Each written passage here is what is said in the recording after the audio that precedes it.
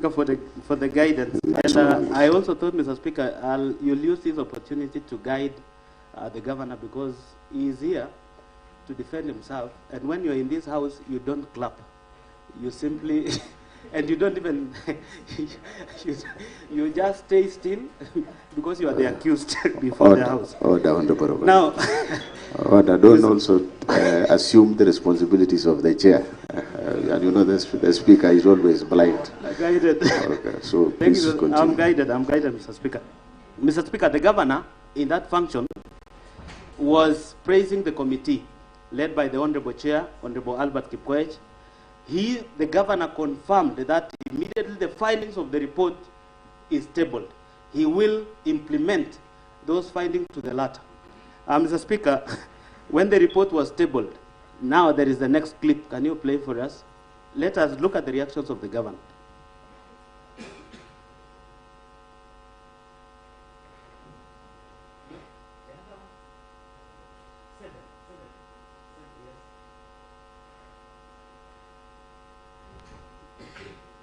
Just say again, the MCs, many of them I respect, but I want also to indicate that the number of those who were seated in the committee looking at the fictitious issue are the biggest supporters of this country. I'm going to be forwarding the list of their proxy companies to EFCC. It is very disappointing that those who are investigating a very noble case chose themselves to investigate themselves. It's a case of a thief appointing himself to investigate how that happened, and yet they are themselves that force our officers and the CEOs and everybody to do crazy things. And they've been twisting and twisting our citizens. I just want to say this. Thank you, Mr. Speaker. I think, Mr. Speaker, at that point only, the clips that you've seen here points a man who is a master of doublespeak.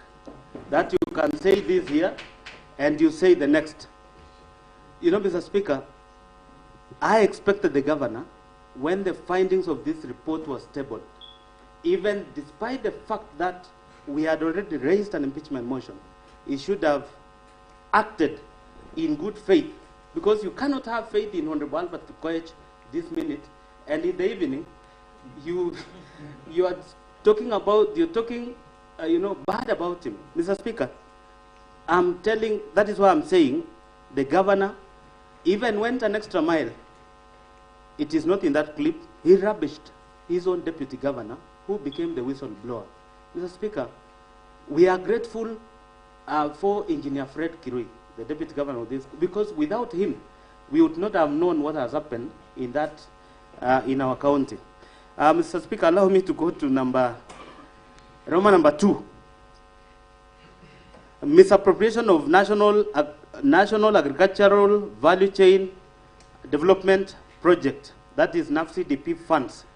Number 11, on various dates between the year 2023 and 2025, the governor has violated the provisions of Article 10, 183, 201, 207, and 208 of the Constitution, and Sections 48 and 159 of the Public Finance Management Act 2012, and Section 30, 3F of the County Governments Act 2012, by aiding, abetting, condoning, and or overseeing the massive looting, pilferage, misappropriation, and misallocation of NAF CDP funds amounting to Kenya shillings 351 million as at 10th June 2025.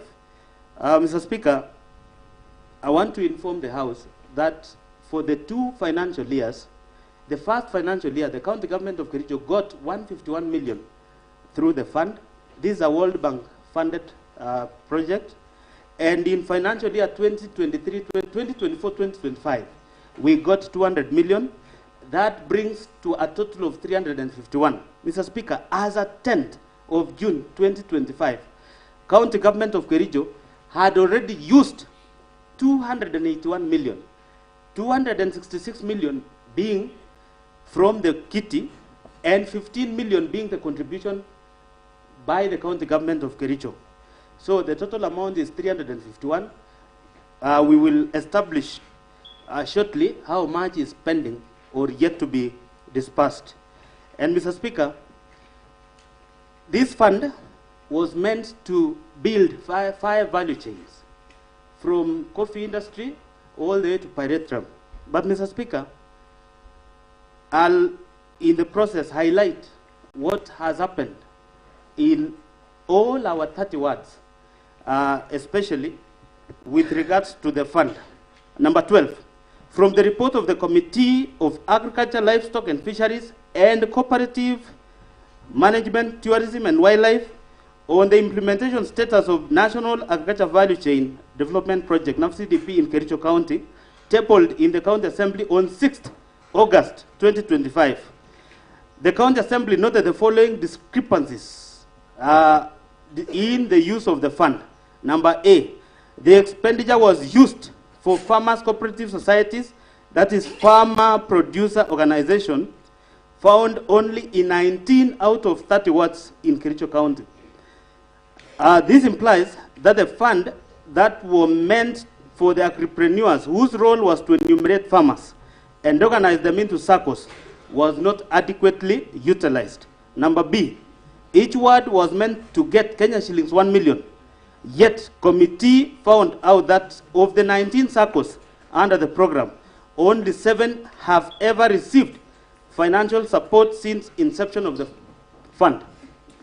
Number C, it is further indicated in the report that some circles received nominal support in kind in form of office furniture and some farm inputs, while others have never received any support. Number D, even those circles and farmer produce organizations which received support in kind did not receive delivery notes when the furniture, computers, and other supplies were delivered, and they cannot therefore ascertain the prices, source, and therefore quality of what was supplied.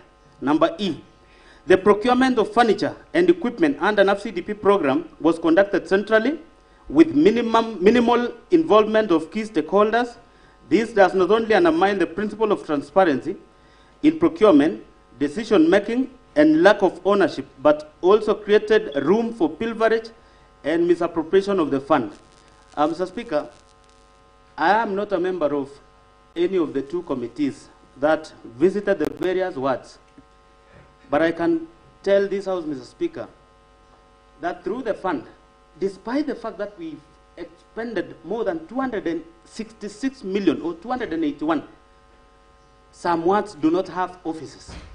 Some wards have never been funded. Some of those circles have never received anything. The point is, Mr. Speaker, I want the governor, when he defends himself, he should be able to tell us where the 281 million has gone. And Mr. Speaker, we are also going to use the courts because we were supposed to get the statement from the bank account where this fund is in. Unfortunately, the office of the clerk was not able to be given that, despite the fact that we wrote to the bank. Perhaps, Mr. Speaker, we will be getting this even as we prosecute this matter elsewhere.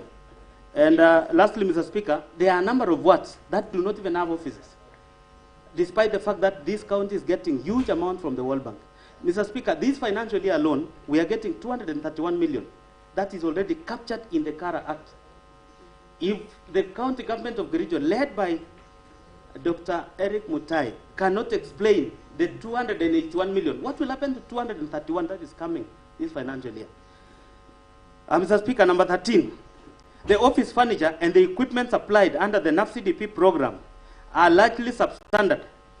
There was, therefore, no value for money and compliance with the Public Procurement and Asset Disposal Act 2015, particularly Section 124, which obligates the procuring entity to select quality and cost-based selection, that is QCBS method, as the preferred method to be used and to evaluate proposals. Mr. Speaker, in some word, like Senator Cheptororiet ward, the Honorable Haron Rotich, our Chief Whip, is representing the cabinet, because through this program, anything that is applied has specifications.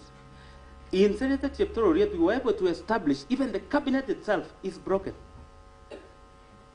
Now, the computers supplied to a number of these circles which have already benefited. That's around, they are not even more than 10. Most of those computers cost 120,000, but they are, you know, refurbished. Mr. Speaker, we will, in due time, even produce some of those laptops, because it is important for us to prove that the county government of Kericho is misusing donor funds, which is not the case. These are the people who've come to help our county. Instead of us appreciating their effort, we are misusing what they have given us.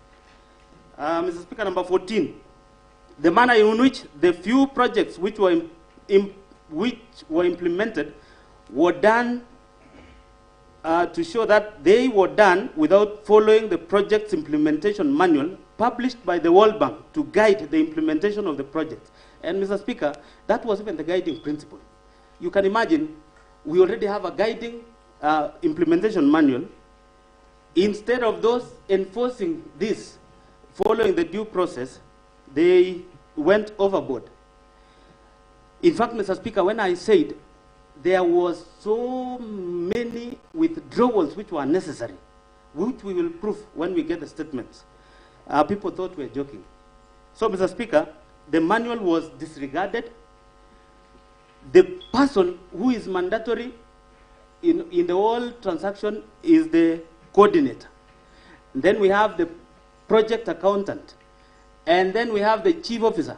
Those are the three signatories who has been ordering the withdrawals of this fund, and for what purpose. Number 15, again, the governor shirked his overall responsibility under Article 179(4) of the Constitution and F of the County Government Act 2020 and use of county resources. Number 16. Honorable Ragoin, so that you take your seat first. You know the governor is here as accused, and there is what we normally say, whoever alleges must prove. So I expect you, as you continue debate,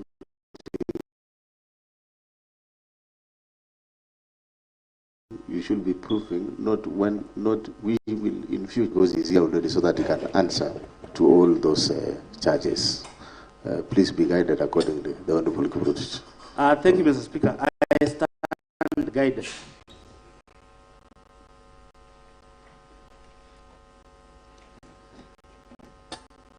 So, number 16. There is evidence that the governor has been ordering withdrawals from the fund for reasons other than those for which the fund was created by the donor. Evidence of this shall be availed at the hearing and consideration of this motion.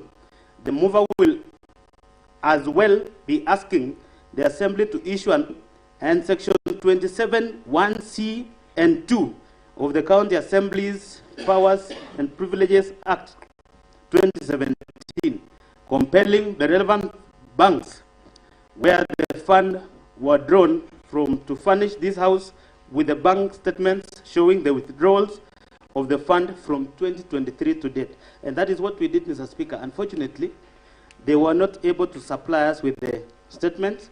Mr. Speaker, we will use another opportunity, perhaps through the courts, for us to get the statements, because analyzing the statements will vindicate my assertion with regards to the withdrawal of this fund, Mr. Speaker. Number 3, Roman number 3, misappropriation of funds and unfair distribution of projects under the Financing Locally Led Climate Action FLOCA Fund. Again, Mr. Speaker, this is a donor-funded project by the same institution, the World Bank.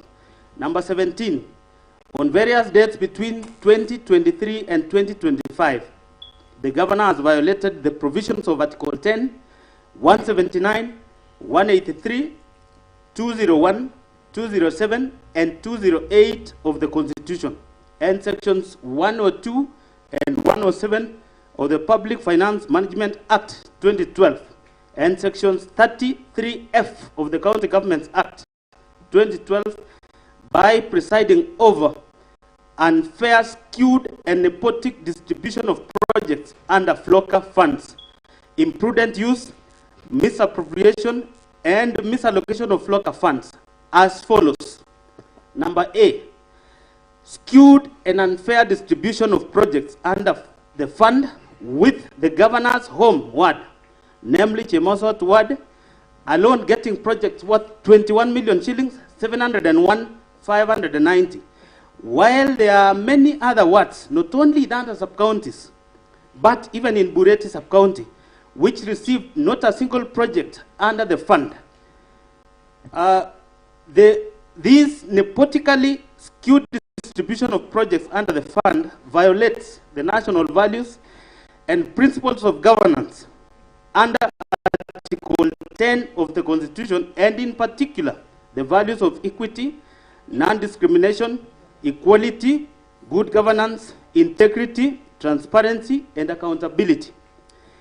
The principle of public finance under Chapter 12 of the Constitution, as well as the provisions of Sections 102 and 107 of the Public Finance Management Act, which enjoins the governor to ensure fiscal responsibility adherence to the values and principles of the Constitution in the management of the county funds. Mr. Speaker, this is even very interesting because the guidelines from this particular donor fund, they are supposed to roll out 3 projects in 3 key sectors. One is environment, number 2 is agriculture, and number 3 is water. Mr. Speaker, what is so shocking, and it cannot be a coincidence, is a ward getting all the 3 projects in one financial year. While there is a ward like Kipchebod. In fact, let me use the Bureti one, Mr. Speaker. We have the member of County Assembly representing Litei with 0 project in FLOCA. But her neighbor has gotten all the 4, agriculture, environment, and water, amounting to 21 million. The source of this information is the report from the Department of Water. Mr. Speaker, I will play a clip up there to show that the governor, where he or she feels that particular MCA supports the governor, that particular ward is given more projects. You know, Honorable Anita is like my mother. Is like my mother. Mr. Speaker, I'm making my case. You will have an opportunity to prosecute your issue.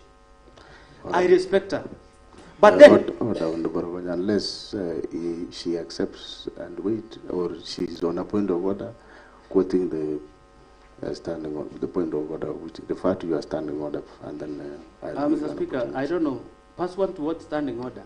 Is she raising the point of order? Yes. We give her an opportunity. Yes, proceed now, Honorable Anita. So you can take your seat, Honorable Rogwan.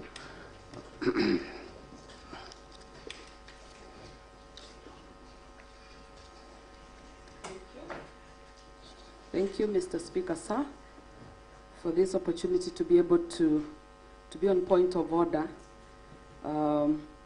Section 101 that talks about upon a motion, other than a motion by way of amendment to a question proposed by the Speaker, a member may second by rising in his or her place and signify acquittance by bowing the head. A member shall reserve same rights of speech as member would have had other members have seconded submotion.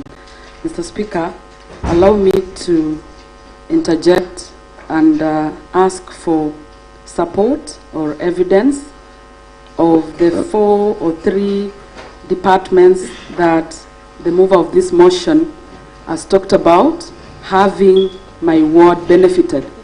Because, Mr. Speaker, sir, being a representative of the people of Chemosot and all of us in this house, Mr. Speaker, sir, I know that the FLOCA project went through a committee, Mr. Speaker, sir, that approved all the projects to be done. Mr. Speaker, sir, for the motion mover to talk about Chemosot being a beneficiary and not look into what other committees from other wards provided for them not to qualify. Mr. Speaker, sir, this is not fair. Thank you. All right, honorable members, I don't want to embarrass you when I say you refer to as standing orders. Honorable Anita, of course, you will have an opportunity to maybe raise those issues in the debate, because you've actually quoted 101, which you have a right of speech. At the same time, I know you have also Honorable Procedural standing order number 98, which actually I want to believe you are the one building on responsibility for statement of fact. So let us we can let us address the issues when that time comes, so that we also avoid maybe moving back and forth. So let's proceed on the one. Thank you, Mr. Speaker. I was reminded that she quoted the wrong standing order. But then, Mr. Speaker, I want to beg that there is a clip that I wish be played where the Honorable Member herself is addressing the public. This was in Kusumek, in her ward, during the homecoming ceremony of the area director, one Mr. Langat. The ICT team.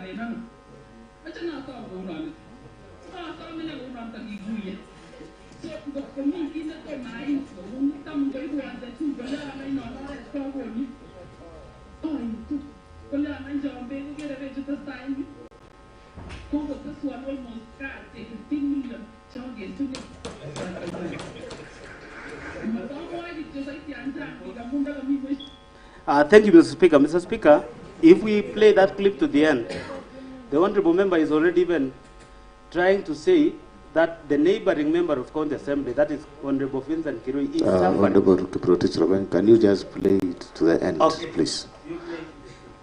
Yes.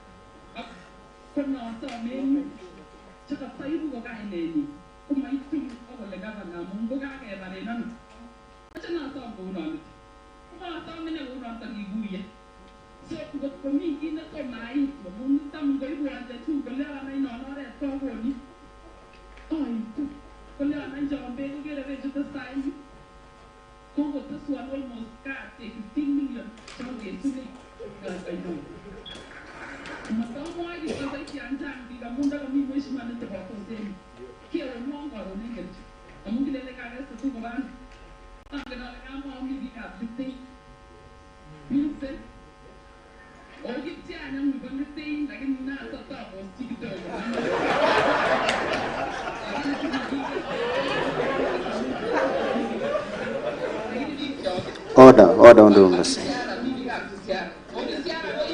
Silence.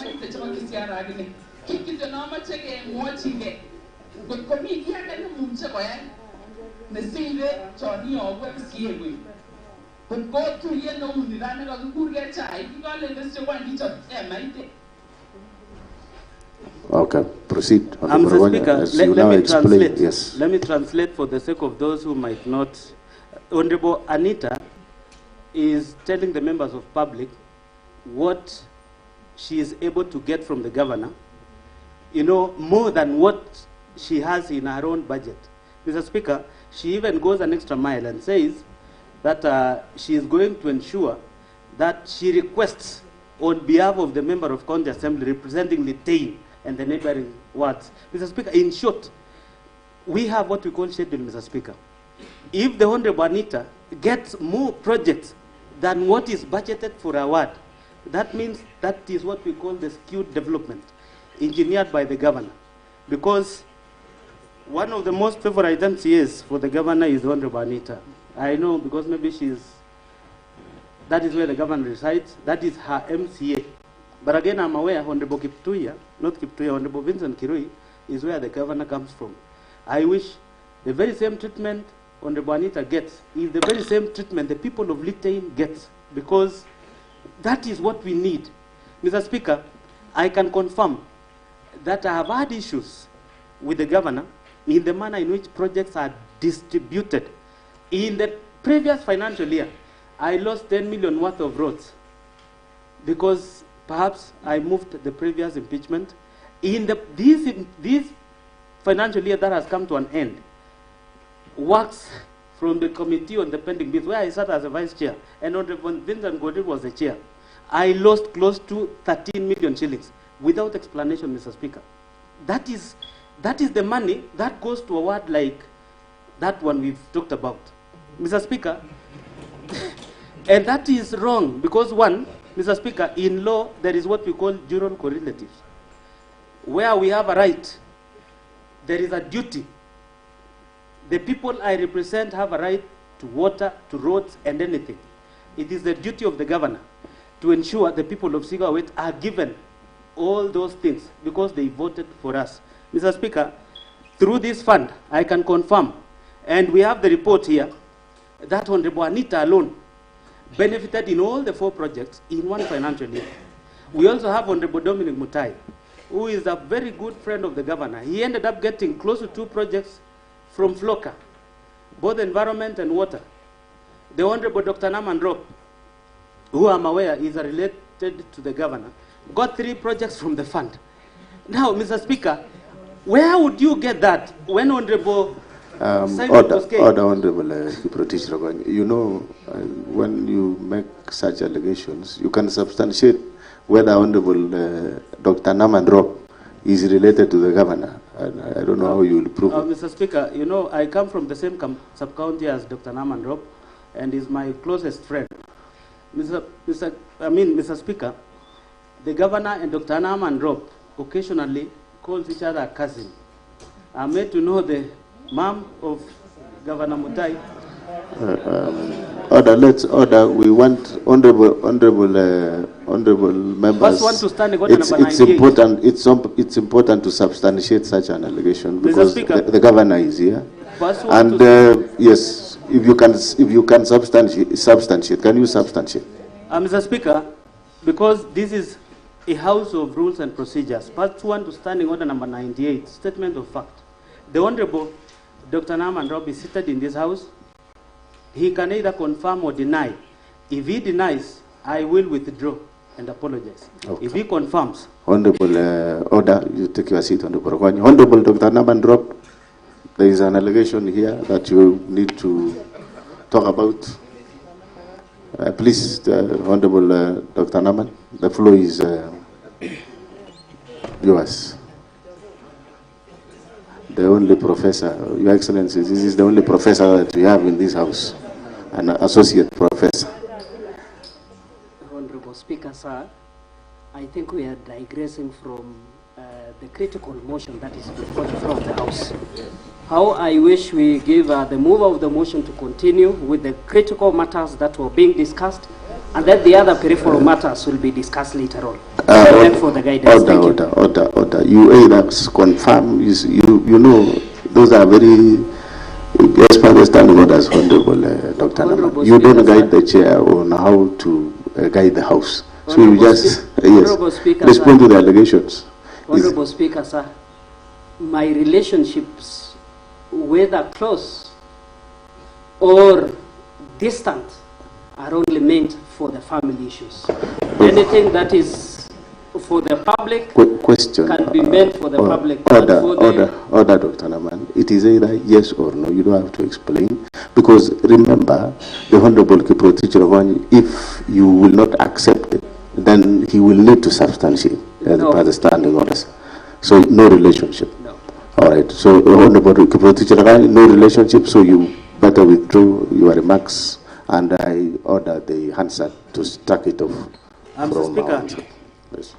Mr. Speaker, I will withdraw and apologize, but there is a clip that I'll not be able to play here where the Honorable Member was addressing the members of the public. Order now overtaken by events. Honorable Kiproti, proceed with thank you, Mr. Speaker. So I was saying in word, the ward got 3 projects from the fund. Again, that is in violation of the guidelines of the fund.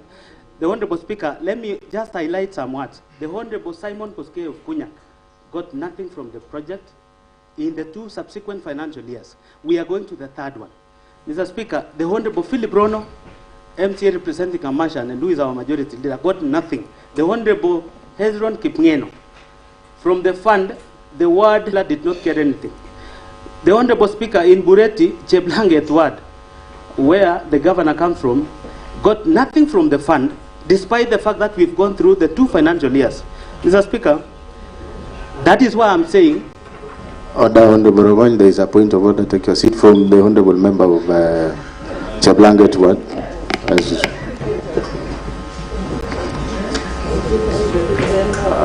Thank you, Mr. Speaker, sir, for giving me this opportunity to stand on a point of order, number 98, on statement of facts. I'm lucky to have been a member to the Committee on Environment, and the flocker gave my ward a project. They supplied avocados of 2.9 million. So, just like you have said, Mr. Speaker, that you alleges must prove. Let Honorable Rogon prove or visit the flocker projects before he table a statement which is so not normal. I don't think what Honorable Rogon is saying is true. And what he said now proves that everything he's going to say is pure lies. Thank you, Mr. Speaker. All right, Honorable Rogon, you have heard the Honorable Kibe possible.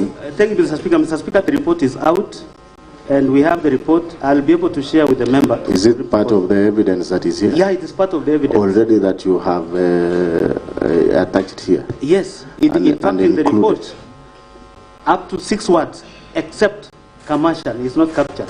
But Cheblanget is one of the words which did not benefit. Now that the member has confirmed got avocados, allow me to proceed, Mr. Speaker. Order, Honorable Members, so that we may not waste a lot of time, I'll direct that Honorable Kiprotich Rovanya, I would like you to stick to the very issues that are in this substantive motion. Yeah. And even as you make your contribution, make reference to it so that we don't have a back and forth. Thank you, Mr. Speaker. Number B, the Joint Committee on Water and Sanitation and Environment, Energy and Forestry and Natural Resources, in the report on the implementation of implementation status of flocker programs, noted that some projects under the fund, namely Chemamul Water Project in Kabianga, Water and Environment Project in Serete Cheptoro Riet Ward, Toroichtany Cooperative Society Milk Cooling Plant in Kapsaos, Soliat Water Tree Nursery Establishment Project in Soliat Ward, Ndonyo Mare Bohol Water Project, and Lelaitich Water Project in Soin are marked as 100% complete, yet there are either defects in their works, incomplete and substandard works. Mr. Speaker, in some of these projects, the payment is already 100%, yet some of them are not complete, others have defects. Number 18, as a result of this unfair distribution of projects, wards like, and Mr. Speaker, from the report of the Committee on Water and Sanitation, Environment, Energy and Forestry and Natural Resources. Mr. Speaker, I sit in Environment, and we paid a visit to a number of wards. Wards like Cheblanget, Litein, Chai, Kipchebor, Chilchila, and Kunyak did not get even a single project in all the categories under the fund, namely environment, agriculture, and water. Number 4, misappropriation of county funds under the equalizer Kazim Taani. And this one, Mr. Speaker, is very interesting. because the Honorable Paul B. was the chairperson of this ad hoc committee. I sat as the vice chair. Number 19, on about 14th of February 2023, Mr. Speaker, it's a typo.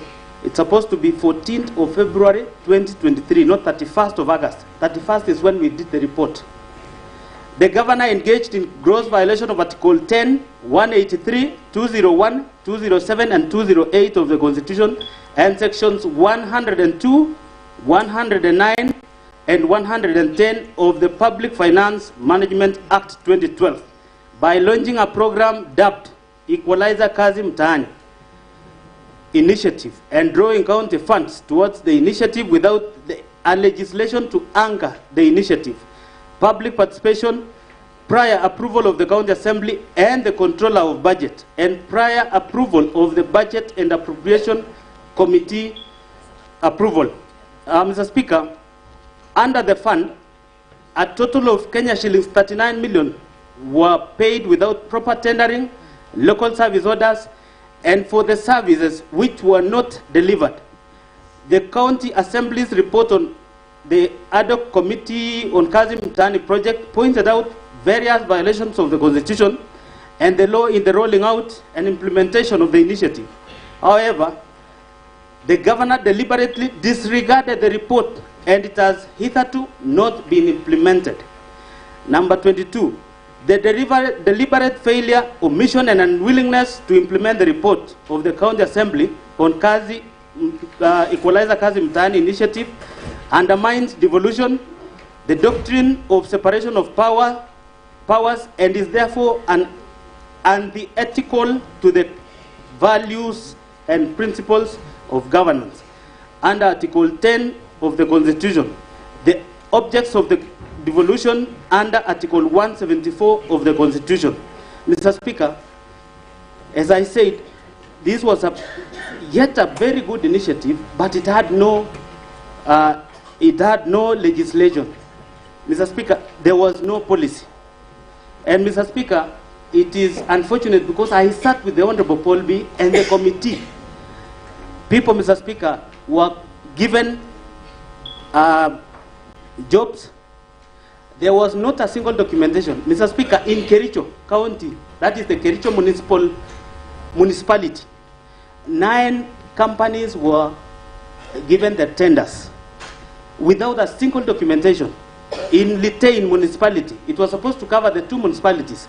6 companies were given the works. Mr. Speaker, for Litain one, from the report, because we have the report here, the then acting municipal manager, one Isaac Basuben, and the board attempted to do some documentations, but of course, not a single LSO was generated, but all those contractors were paid. In fact, there was a funny case, Mr. Speaker, where a contractor who was given a job to do in Brook was claiming a pending bill of close to 2.7 million shillings. When we inquired from her, because we had to call them to ascertain their works, the lady could not even tell where she was given a place to work. Mr. Speaker, the program was supposed to run for 6 months. The county government of Kericho, led by the governor, through the 2 municipalities, allowed the program to run for close to a year, drawing all the development funds meant for the 2 municipalities in the first financial year and the subsequent financial year. And Mr. Speaker, we will prove when we called on the staff led by the former CEC, who is now an employee in this assembly, one Wakili Brad Langat. They were unable even to tell us who got a document. How will you pay for will you pay a contractor without even an LSO? Mr. Speaker, to date, it has never been resolved. And this one, Your Excellency, will actually pin you down because, one, we did a report, not a single money was recovered from those fictitious payments that were made to the various contractors. Let me give you the last shocking revelation. Mr. Speaker, there was a contractor who appeared, the only contractor who appeared before this committee. He had 2 companies. One was pre-qualified and the other one was not pre-qualified. But then the fellow was paid for both. In Litain, there was a contractor with 2 companies. and he was paid for works. And then lastly, the funny scenario, Mr. Speaker, a contractor who was given a job in Caps House, Capsoit, and Capsuse gave a list of laborers who were working in Caps House. The same list was taken to Capsoit, and the same list was taken to Capsuse. How on earth is that possible? How will you take somebody who works in Caps House to go to Capsoit, and then finally to go to... So the list that was generated, Mr. Speaker, was only meant to account for the money is paid to that contractor. Mr. Speaker, we lost 39 million shillings, and I'm happy because the report will vindicate the committee that sat to investigate the entire ordeal. Number 5, Roman number 5, misappropriation of funds under the strategic intervention projects, that is the SIPs. Number 23, in various dates during the financial year 2024-2025, the governor engaged in gross violation of Article 10, 183, 201, 207, and 208 of the Constitution, and Sections 102, 109, and 110 of the Public Finance Management Act 2012 by overseeing misappropriation of various projects under the Strategic Intervention Projects Fund. Number 24, for instance, the project of upgrading of Kunyak Dispensary to Health Center, which is retender project for the construction and renovation of various facilities within the health center by MS Belitra Enterprises Limited for Kenya shillings 44,756,846. A total of Kenya shillings 8,575,186 has been paid for no works done. Indeed, the County Assembly's Committee on Implementation visited the site. They found that the contractor had only supplied material, contrary to the Finance Department's report to the Assembly that the kitchen and staff house was at the walling stage, while the MCH is at the slab level. And this, Mr. Speaker, the chairman can swear an affidavit because this is a committee that went to the site. And the contractor that evening was rushing to the site because he had already been discovered to have been paid without beginning the works. Number 6, Roman number 6, other violations of the Constitution and the law.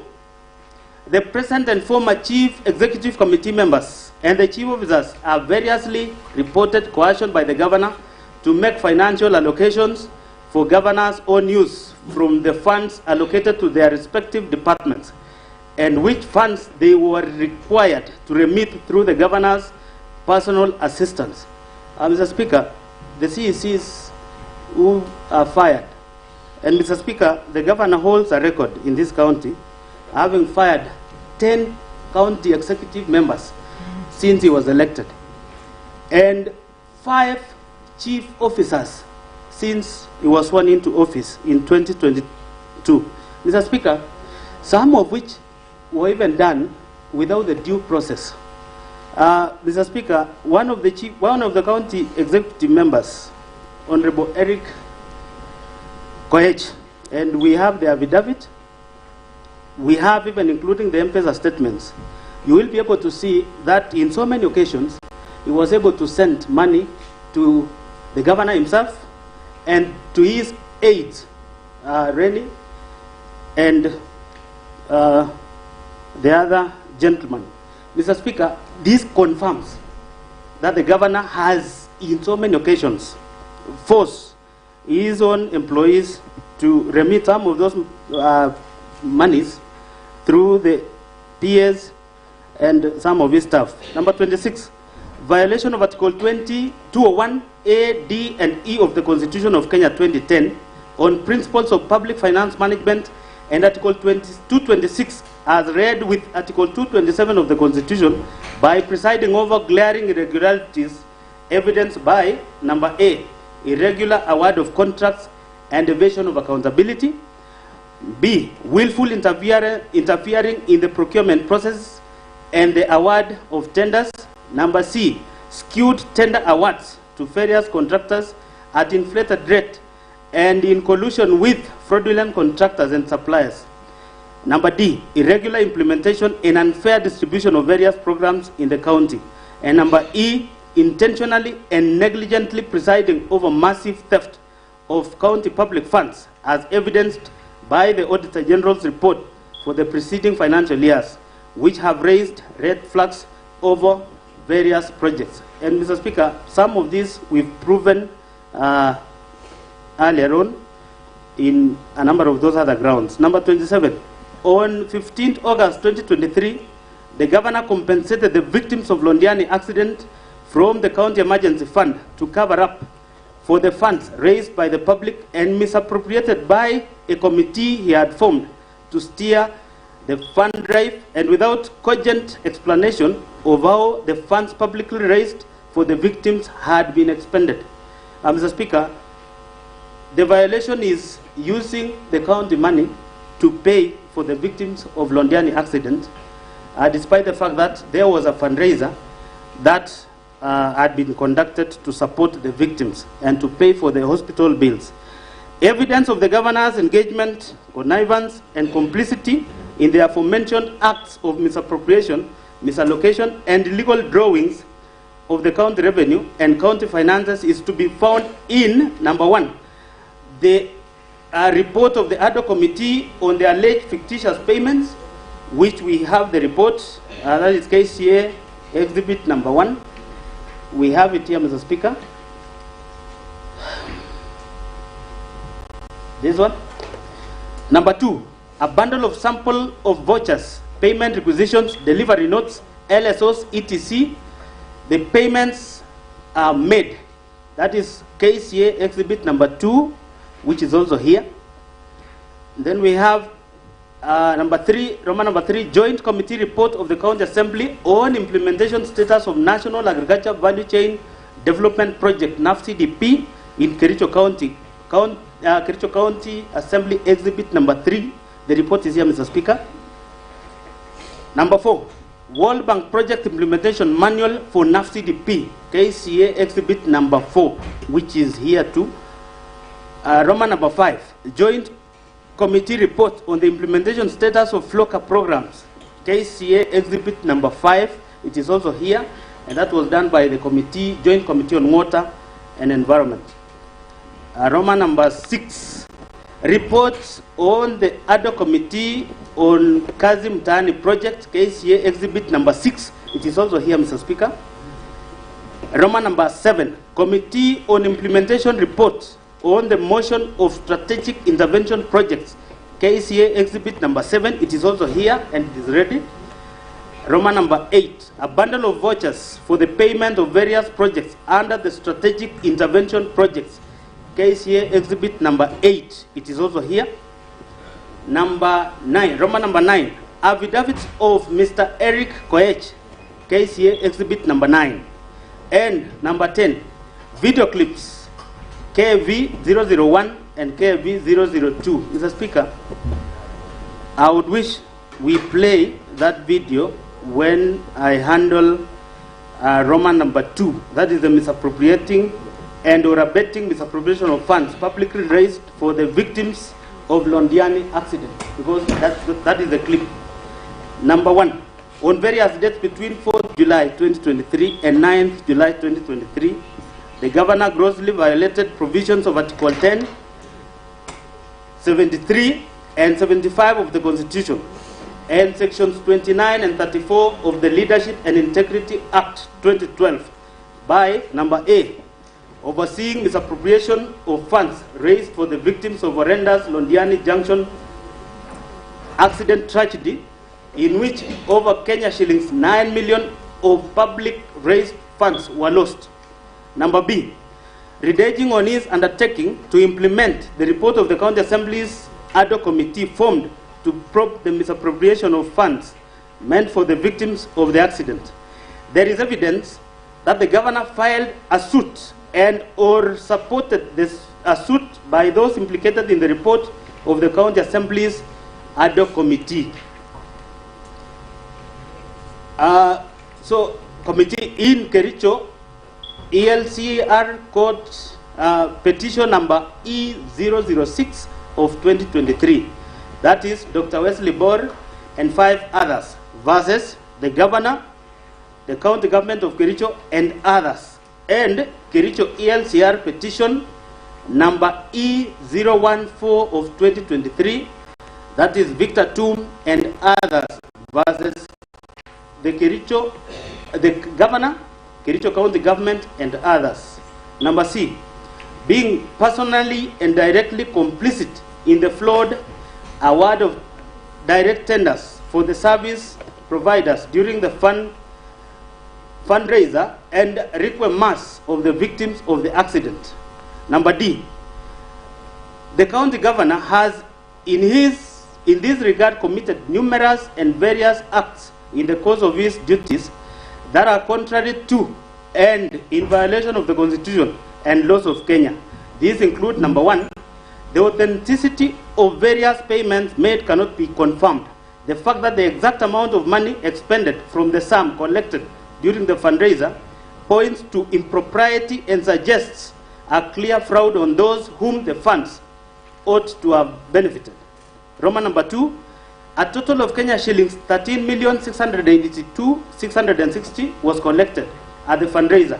A sum of Kenya shillings 423,000 was purportedly expended as pastors' facilitation, transport fund, field preparation, lunches and refreshments, printing, publishing and radio announcements.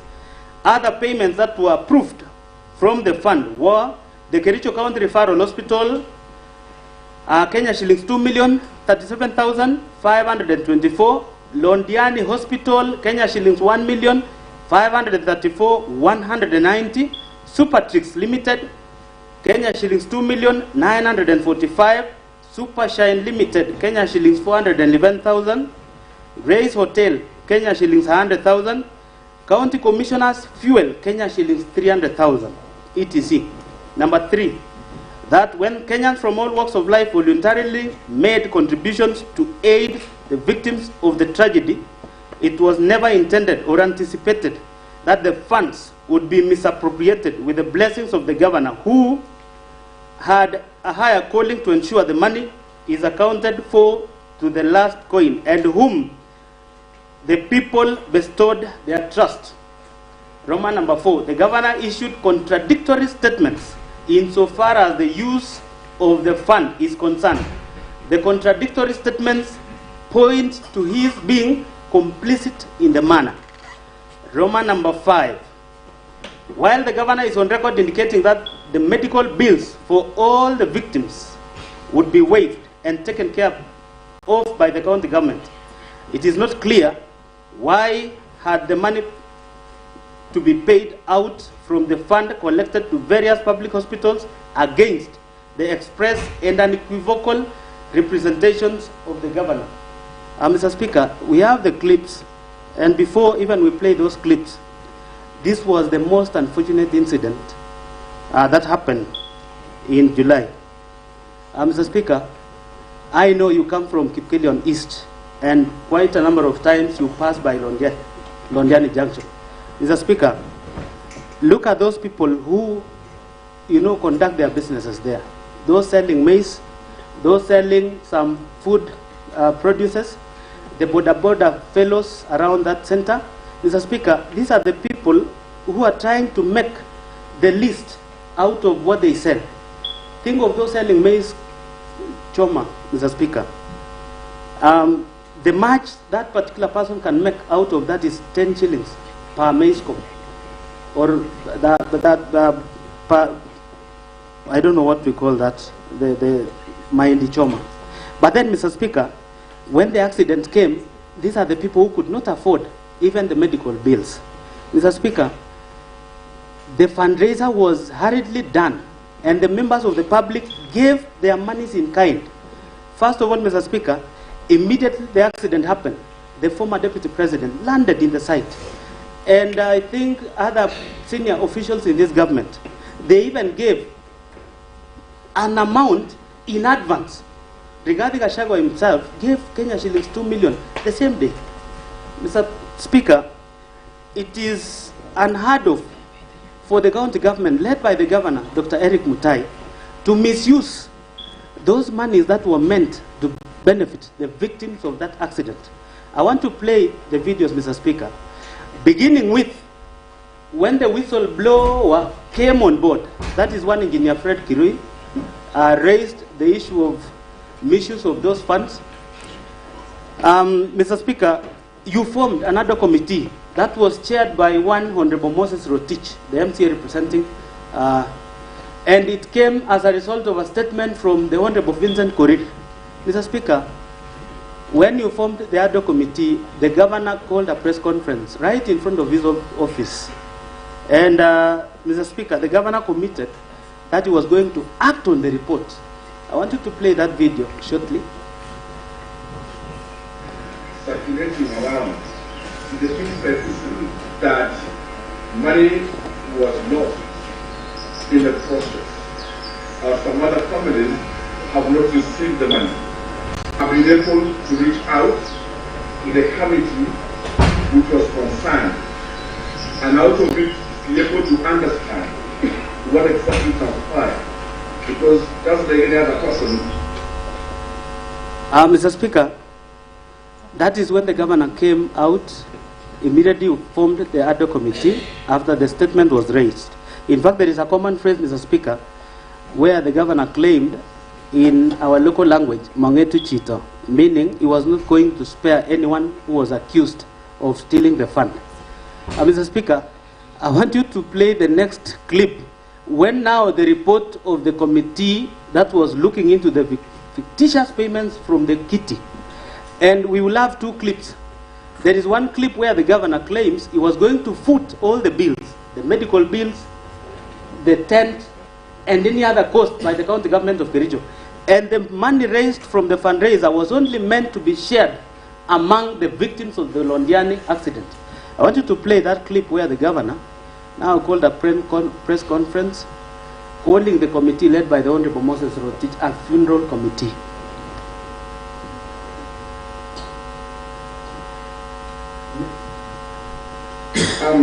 I must admit that having looked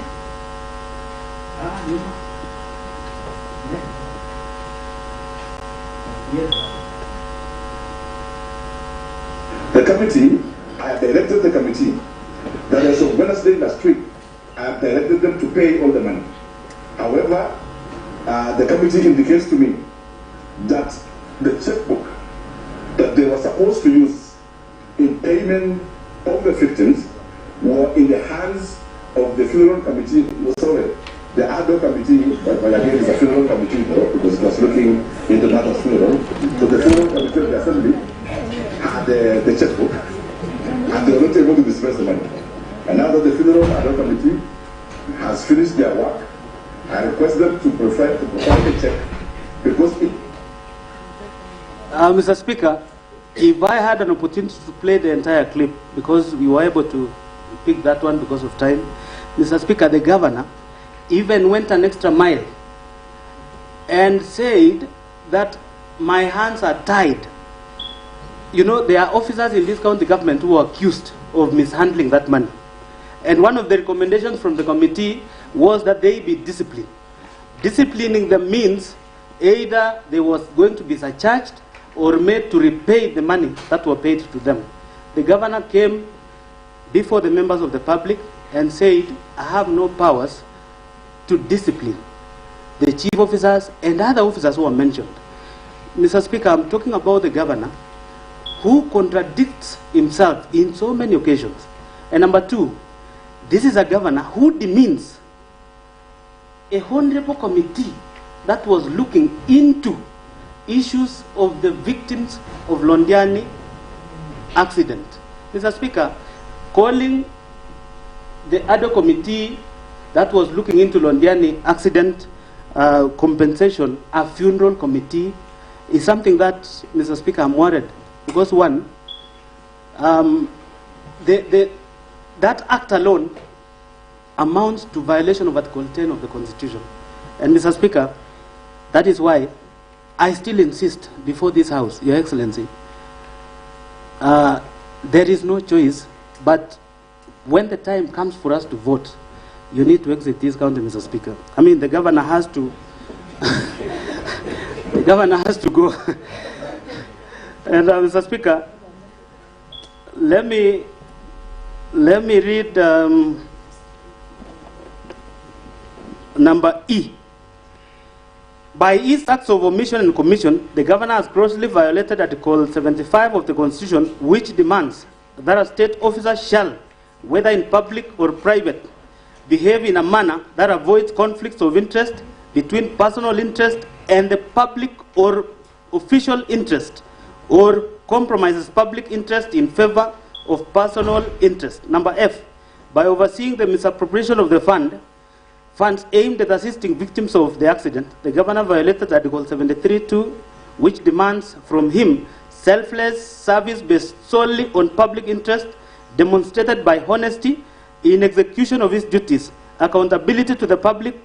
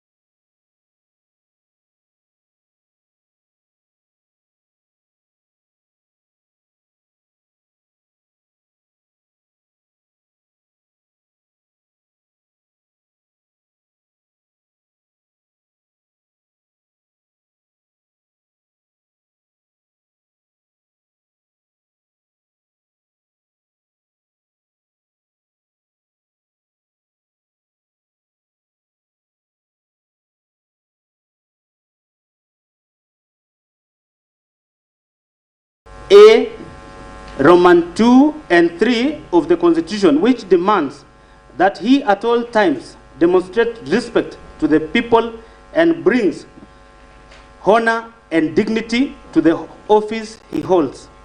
Number H, by allowing himself and senior officials close to him to benefit from the funds, the governor violated Article 76(2)(b) of the Constitution, which prohibits a state officer from accepting a benefit in circumstances that compromise the integrity of the state officer.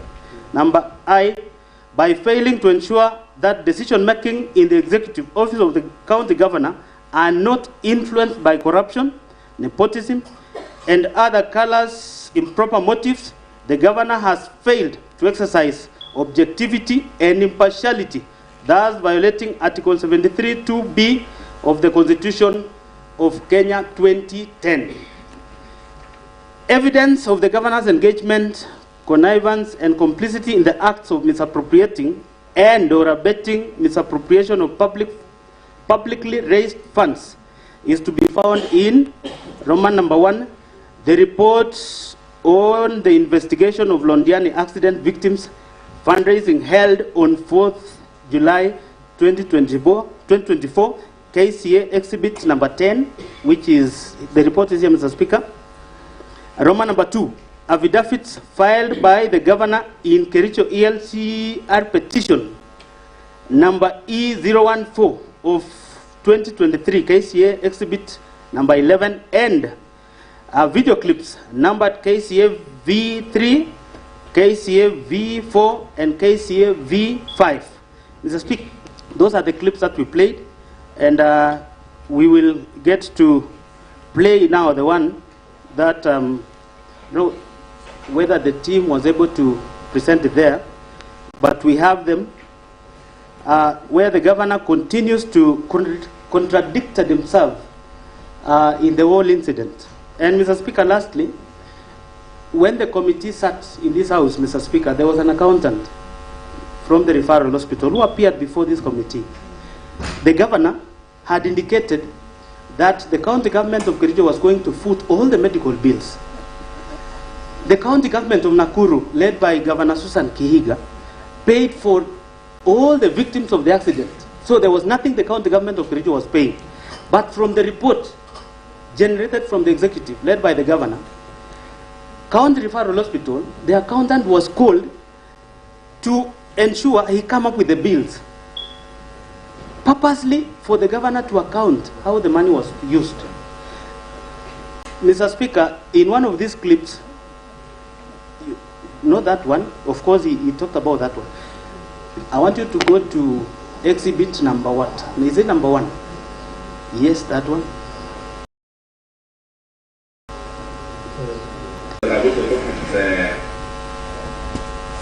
To add additional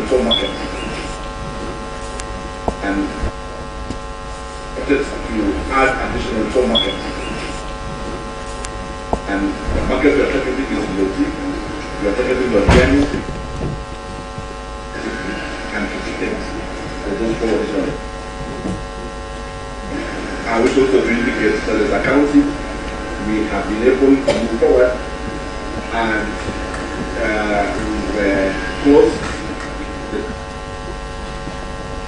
the counsel project, which is the county integrated action processing fund for value addition.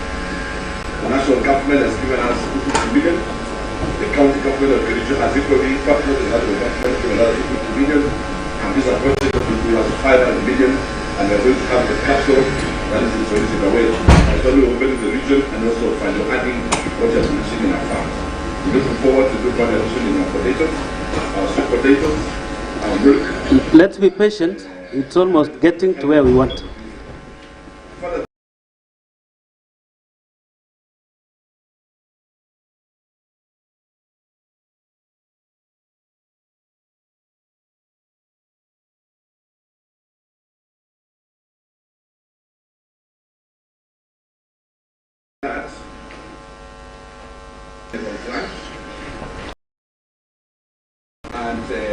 And we are still deliberating with the community so that the remaining material is around 7 million for its completion, together with Kericho and private investors.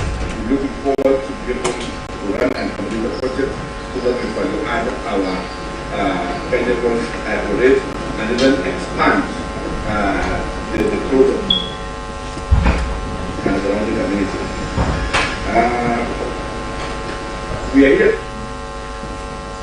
because as a county we had a very serious project in Lodiani which saw a number of people lost. When we were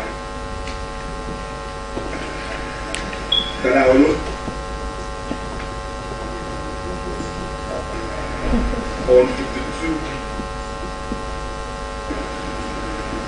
and then went round the clock, reached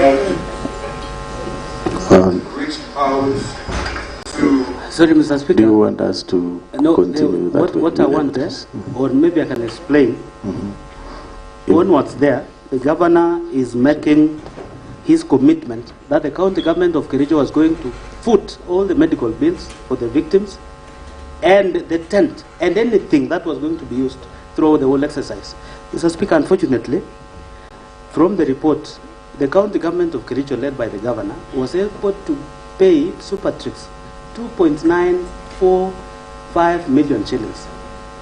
Mr. Speaker, the county government of Kericho again budgeted for Londiani Sub-County Hospital and our Kericho Referral Hospital, and without blinking an eye, they also budgeted for the Nakuru PGH Hospital and Molo Sub-County Hospital. Mr. Speaker, why would you budget for what you had claimed the county government of Kericho was going to pay? Why would you use the same fund to meet the expenses which you had authoritatively stated in that clip that the county government of Kericho was going to foot?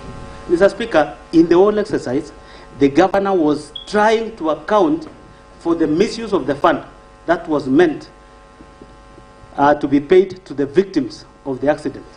We will, of course, get a clearer video of that, that evidence we are adducing, because it is important. This is where we will not let the governor go, because when we went to Senate last time, Mr. Speaker, our case was not heard because of what most of our members know. So we are going to produce this as an evidence. The governor had the overall responsibility to ensure the fund was used prudently and to benefit the victims. Later on, Mr. Speaker, the governor, I want to believe in his own replying affidavit, is going to prove how he was able to retrieve or to get back the money that he eventually used to pay to the victims.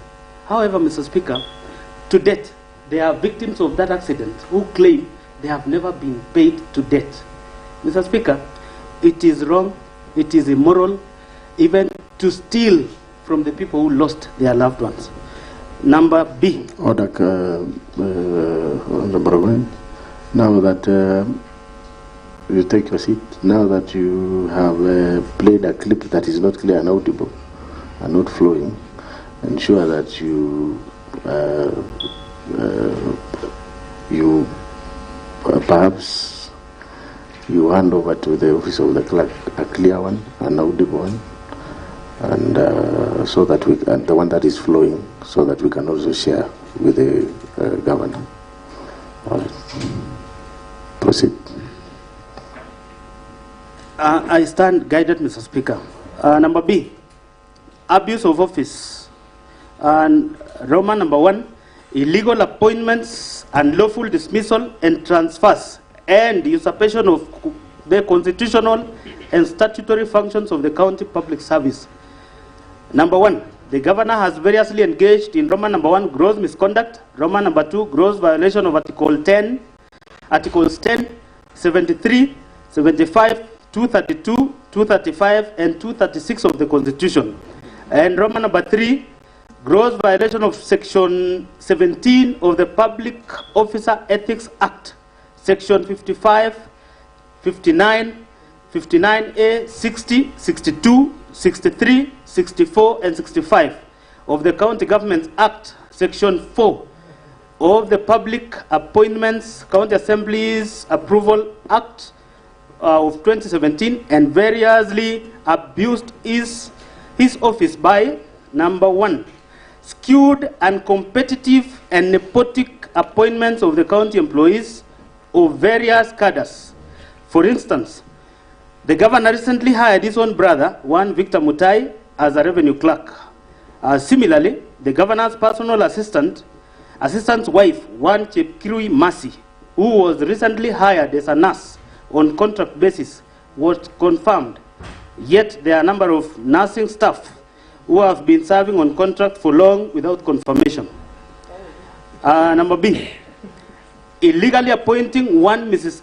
Alice Bett, now a judge of the High Court, as the county attorney when there was a substantive office holder, an act of which the Employment and Labor Relations Court, Honorable Lady Justice Wasilwa, affirmed was irregular and procedural and unlawful in Sang versus Governor Kericho County and 2 others. Petition E001 of 2023. In that case, the governor was found by the court to be in gross violation of Article 73 and 232 of the Constitution. His actions found to be illegal and unconstitutional, and ordered to pay costs of Kenya shillings 2 million and costs personally. The governor has therefore been already adjudged to be in gross violation of the law and all the Assembly and the Senate. And this is very interesting, Mr. Speaker, because 1, the governor was taken through the justice system and the judge ruled that the governor violated Article 73 and 232 of the Constitution. And that means, Mr. Speaker, if the governor has been found to have violated the Constitution, you know, the governor stands adjudged. In this instance, Mr. Speaker, the governor even doesn't need to be brought to this house to be impeached. If a resident in this county was able to bring a petition, definitely the governor would cease holding office. Because 1, why would you hire somebody when there is an office holder? And the petitioner successfully petitioned through the courts, and the governor was ruled to have violated the law. him even being ordered to pay Kenya shillings 2 million personally was enough proof by the courts that the governor was found to have abused office. Number C, causing the advertisement of the positions of doctors, nurses, early childhood education ECD teachers, just to endear himself politically when he knew the county government did not have capacity to hire. The applicants were subsequently not shortlisted, or the alleged vacancies fill up.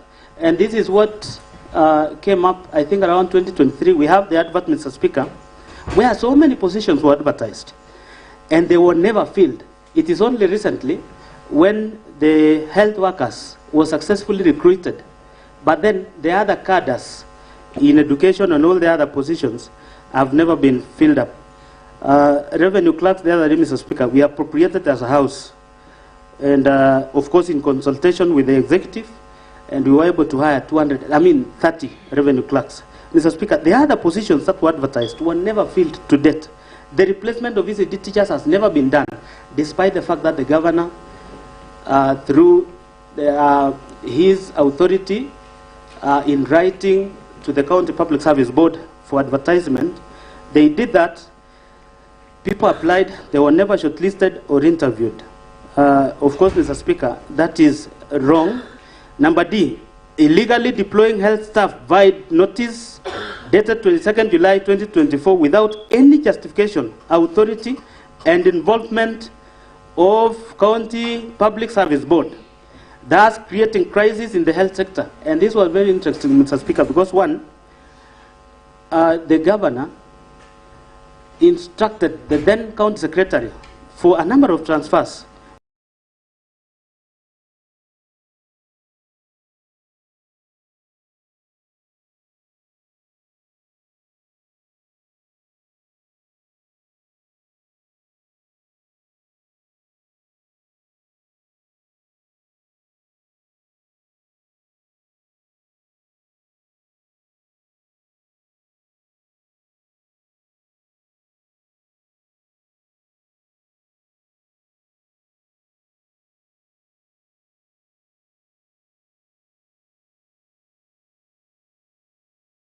Which were reversed when the Committee on Health, led by the Honorable Erick B., intervened.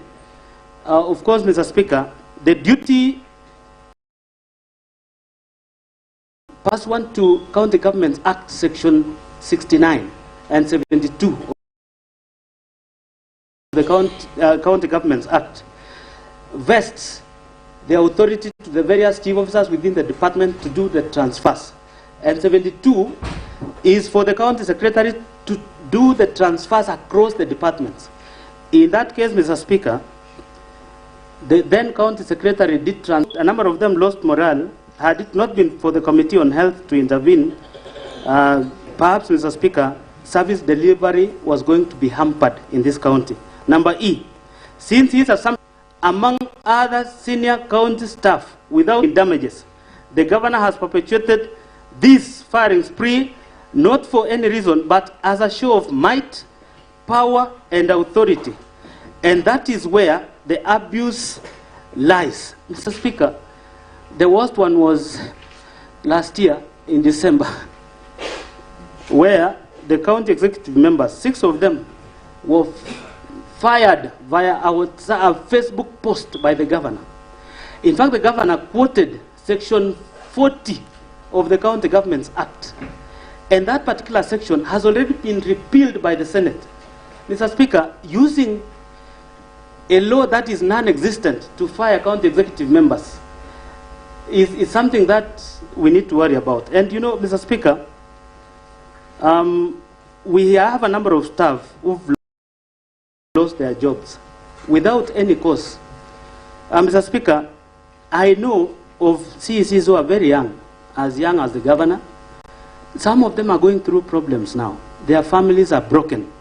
The governor has never considered even a single thought about such employees. Mr. Speaker, why would the governor just wake up one morning, dismiss the CECs? And when he's asked why, there was an instance, and I'm happy, Your Excellency, you're here, where I was calling him to inform him, don't fire this particular officer. He told me, I'm the appointing authority. That was a phone call conversation. Then, Mr. Speaker, I wonder, why would you hire somebody who had a job, a well-paying job, 4 months down the line, you fire that particular individual? Case in point is Malel Kipruto, who was the TSE director in Turkana. The governor implored on him to come, take up the job in the county government. This individual went through 4 departments within 4 months. He was hired. You know, Mr. Speaker, I'm a member of the appointment committee. When the name of one Malel Kipruto came to this house, he was the CEC in charge of public service management. Hardly 1 month later, he was taken to ICT. A month and a half later, he was in charge of lands. How will this particular officer learn the ropes to be able to, offer services to this county? Yes, Mr. Speaker, the governor has continued to abuse office by firing left, right, center officers he himself, proposed through this house for them to be hired. This is the height of impunity, that the governor has continued to show ever since he was elected. Evidence of the governor's engagement, connivance, complicity in the foregoing acts of illegal appointments, unlawful dismissal and transfers, and usurpation of the constitutional and statutory functions of the county organs is to be found in, number 1, the judgment of Employment and Labor Relations Court in Kericho in the case of Collins Sang versus Governor Kericho County, and 2 others, petition E001 of 2023. And it was in 2024, the judgment actually was published.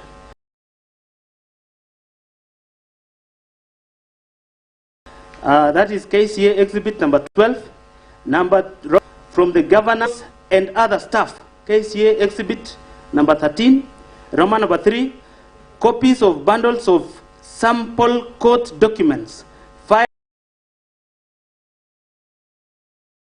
in various cases, KCA exhibit number 14. Mr. Speaker, remember all the CCs who've been fired have gone to court. They have active court cases. And, most of these labor-related cases, oftentimes, the employer always loses the case, amounting to millions because of the number of people the governor has fired. Roman number 2, subversion, discrediting, and impeding of the oversight role of the county assembly. Mr. Speaker, number 1, on 3rd of September 2024, the governor engaged in 1 gross misconduct, and Roman number 2 grossly violated the provisions of Article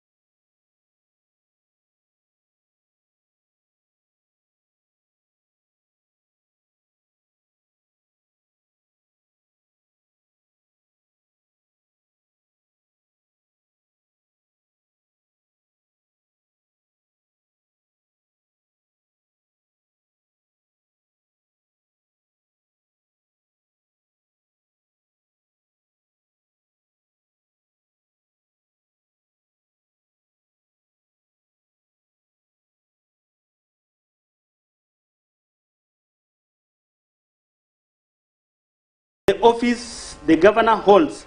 Further, legal actions of the governor, the county was condemned to pay costs. Mr. Speaker, we have the clip, and before we play, this is a case where the governor again lost. The proprietor of the parcel of land went to court. And this was funny, Mr. Speaker, so that you know it is wrong to get it wrong from the word go. This is day 2 after swearing in. The governor led a mop, tore down the fence of that particular proprietor. Even if the governor knew that the land is claimed to belong to the county, there is a due process. You don't repossess illegally, make it a dump site without any approval. And then when the proprietor went to court, he won the court case. The county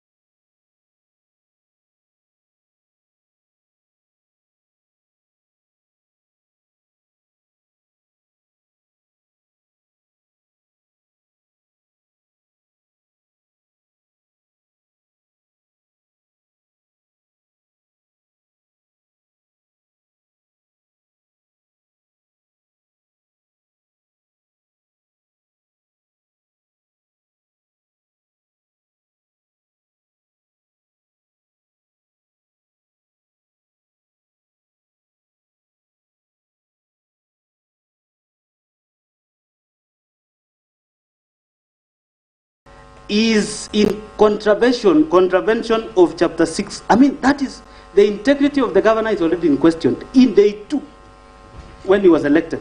Tell me, Mr. Speaker, why this governor should continue holding office, even with the judgment rendered by the courts that he was in violation of the Constitution, that he forcefully entered into somebody's land, made it a dump site, without any approval, Mr. Speaker. And that is why I'm here to say, members, giving him an opportunity, I do not know how this county will be run even until 2027. Number B, none of the dismissed CECs, CEOs, chiefs of staff, and other senior county staff were given fair administrative action, due process, hearing, thus violating the provisions of Article 41, 47, Article 51 of the Constitution.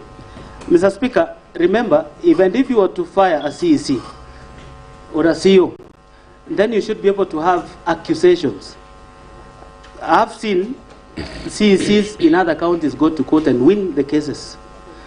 I do not know for Kericho, because case in point, Mr. Speaker, is the December 23rd one, where the governor just updated a Facebook post, and days later he came up with letters of dismissal.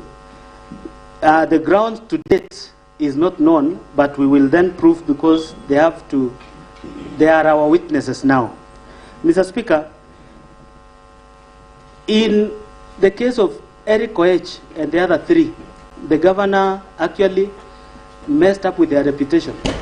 I want to bring to your attention, Mr. Speaker, Engineer Erick Mutai is a village boy who went to school, Kaki Bay, Kapkeburu Primary, Kaki Bay, as a day scholar, scored an A- from that small school, went to Kenyatta University, get the best grade.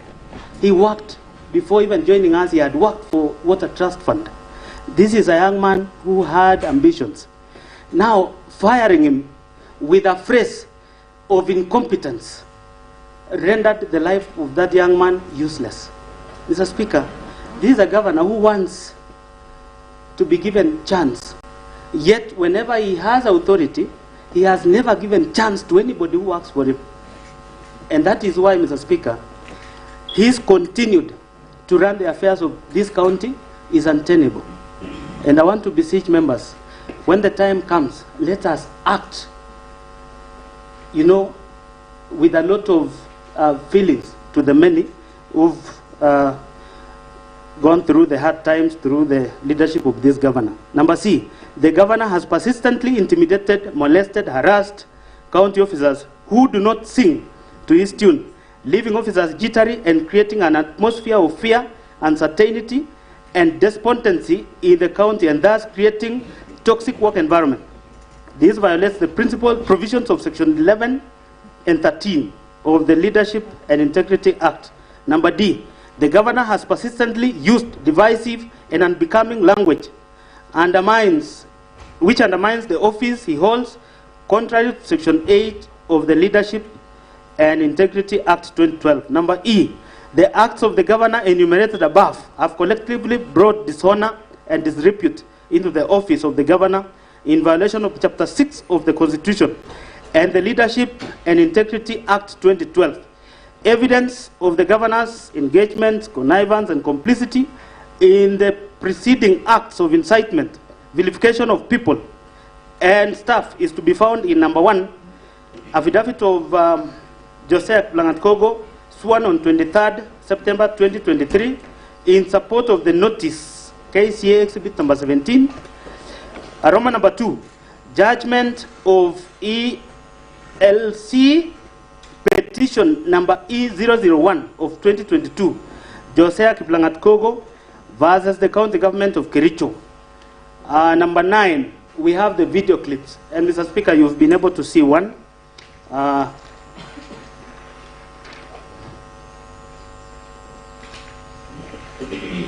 So, Mr. Speaker, to that far, we've come to the end of the motion.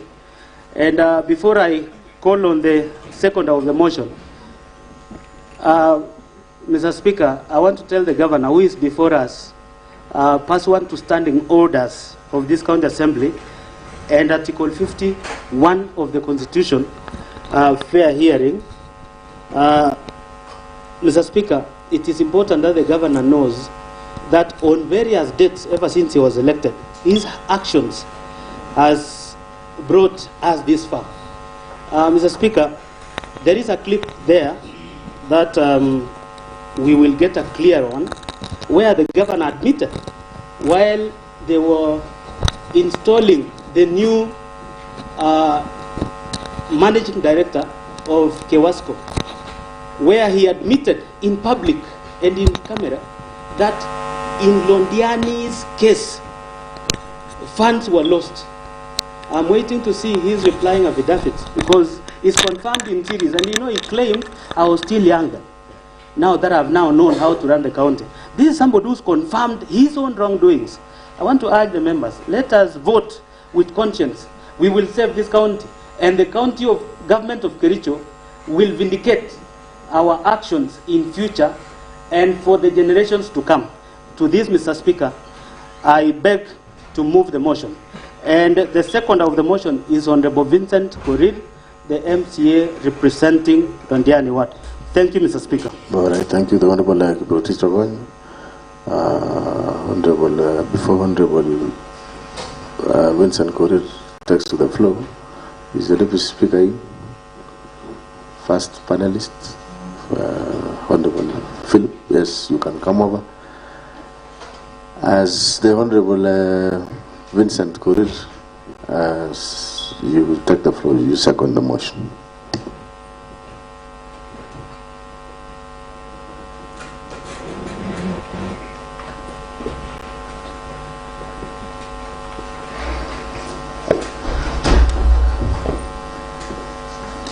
Thank you very much, Mr. Speaker, for giving me this opportunity to second the motion. And before I second the motion, Mr. Speaker, I would like to contribute on what my colleague has stated. And this motion is not only historical, it is also going to have a test of integrity to this House, a test of integrity to the members, a test of integrity to the governor before us, and everyone else who has been entrusted with an office.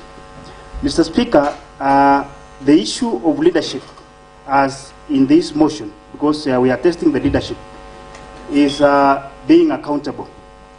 And we are discussing the issue of accountability. We want to look at the issue of accountability of the resources of the people of Kericho County, and upholding the Constitution and rule of law. Mr. Speaker, Constitution of Kenya 2010, Article 73, states clearly on accountability, rule of law, service to the public, interest of the public over personal interest. And Mr. Speaker, the Constitution also gives us mandate as this House, and Article 181, read together with Section 33 of County Government Act. And this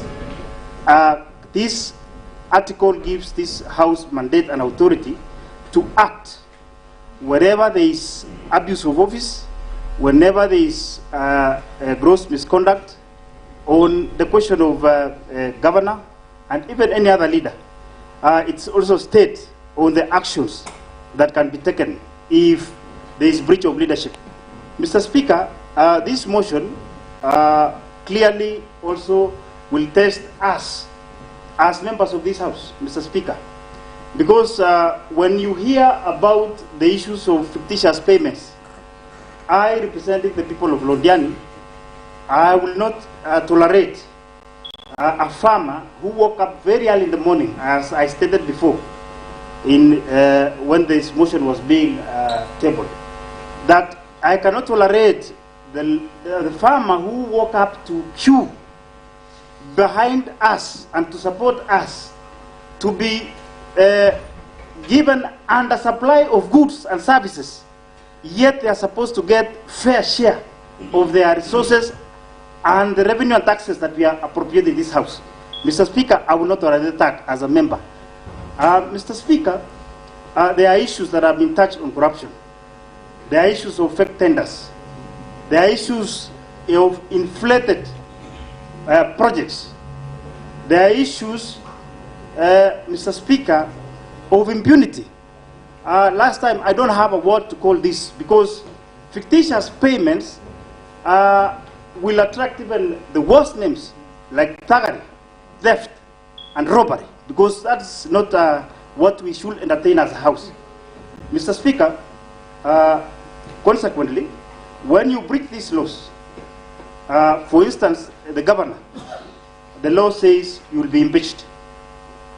For a public officer, you will be disqualified. You will still be prosecuted, and the assets should be recovered. That is what the law says. Mr. Speaker, on the issue of leadership, it is not just a constitutional requirement. It is a test of a character of a person. And our silence in this House, Mr. Speaker, will not absolve us. The people are watching. History will judge us. And if money was stolen, then it means there is a hospital that is lacking drugs, there is a road that is not being repaired, and there is a Mamamboga now, currently, who is suffering out there because they have not received. There is a farmer who has not received the services that are required. Mr. Speaker, as a House, we have that mandate to interrogate these issues, to look. That is why we have the reports on the pending bills. We have the reports of Auditor General. We have the reports of fictitious payments. We have the reports on Londiani accident victims. We have deliberated as a House because we are doing the oversight, the role that we are mandated to do. And I believe today is a day because for the governor, all these reports I believe they normally say documents have facts, and facts don't lie. And I believe whatever was documented here are hard facts. And we cannot divert attention to try and blame any other person. Because I saw in the clips played by my colleague here, where the governor was praising the committee and giving them good names. And later when the facts came out, the names of the committees changed to other names, name calling. We want to believe that in this house, we want to see facts. Mr. Speaker, on the fictitious payments, the 85 million, I'm very sad, because a contractor was paid way in advance, before even the services are delivered. Where on earth can someone do this? When we have genuine contractors who have done excellent job, and they have never been paid for a very long period of time, they are still waiting to be paid. And I want to thank the whistleblower, because if the whistleblower could not have mentioned all this, then it means whatever was being supplied to Toroj Tang last week could not have been supplied. Whatever was supposed to be supplied to Ruskebe, that is in our sub-county, could not have been supplied. Then it means whistleblowers are very important. We should thank the whistleblower for giving us this information as house. And we took the right step of investigating, looking at the documents, and it was done in public. It was all over in our social media. Everybody who has interest will have followed.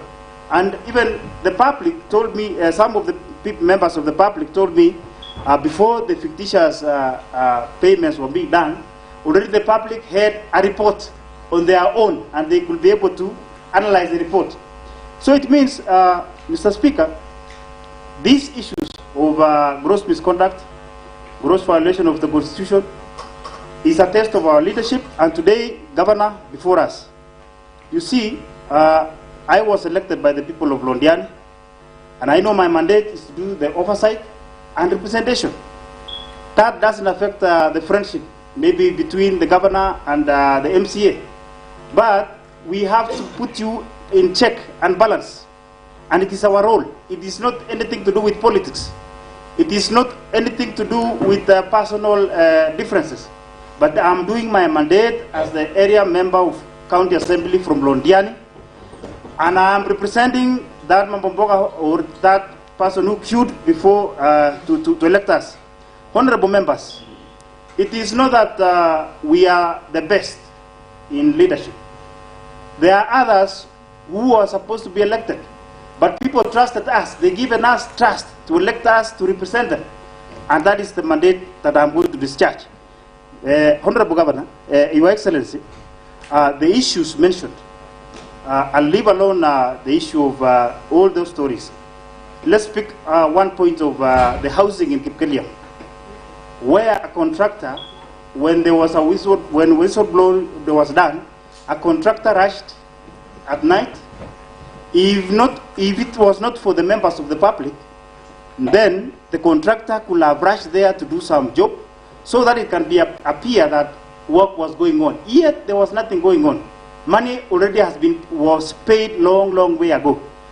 Honorable members, it is our duty, and we are being watched. Not only in our county, we are being watched across the country. And it is our duty, if we fail today to send Excellency Governor Mutai home, then we are giving a leeway to the governors to assume that if they have some political support or small support, then it is their way to continue with corruption. We will never allow that. Mr. Speaker, when you talk of the issue of dismissed 10 CECs, 6 CEOs, 2 chiefs of staff, then my question is it coincidence? It cannot be coincidence, Mr. Speaker, sir. This alone.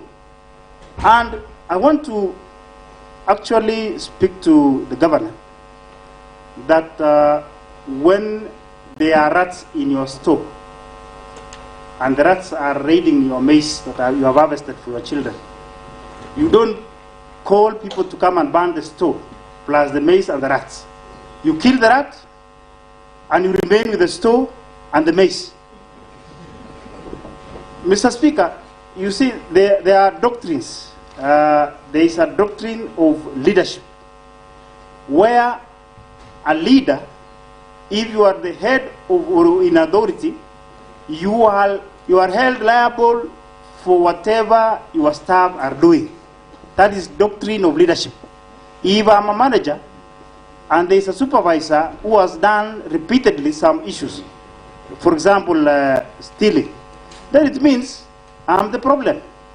And it's me who's supposed to step down or resign or be sacked. So to you, Your Excellency Governor, on the issue of Londiani accident, this is so touching to me because this is in the area where I come from. I managed to witness whatever happened during that day, that time. And actually, I don't want to describe the events that took place, but the saddest of all is when the fundraising was done, I was part and parcel, we contributed, and eventually the money was lost. To me, that money was supposed to be helping those victims who had already died, some were injured. And to my surprise, there was also a whistleblower during that time. And true to the reality, the money was lost and it was misused when there is a family who are waiting to buy their victim. And you see the members of the public could not do a fundraising since they knew that already there was a fundraising held nationally. And it took time for that family. I remember I was in the ad hoc committee. We went through the committee, we looked at the details, and shocking enough, the promises that were made by the governor to waive the bills was never realized. In the real sense, that money was used in different way. If you can look at the details, I remember those people who are in the committee. If you can go into the details, then it is shocking because some of the final details could not even match. Some of the expenditures could not tally. The officers who are called here to come and answer the questions, some could even cry and even they wanted to be seen in camera because there were issues that were being done behind the camera. Mr. Speaker,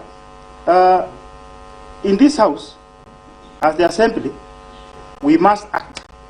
And the action is today. And any member who is here should be convinced beyond doubt, because this report has facts.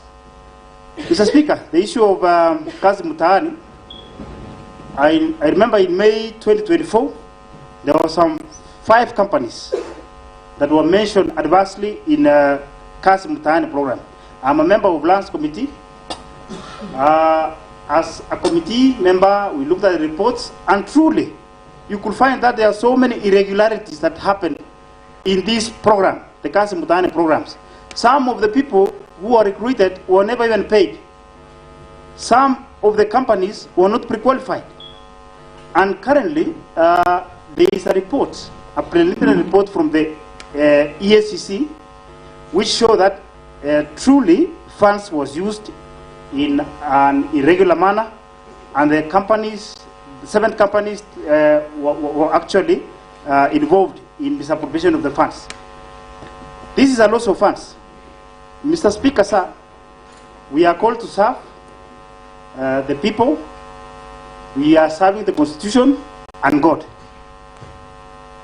Mr. Speaker, as I submit, as I second Mr. Speaker, I would like to urge this House that today, having convened today to debate on this motion, I would like to urge honorable members that with your conviction, with the facts before us, that we do the necessary and vote to remove the governor of Kericho County from office so that we can continue to uphold leadership and integrity as required.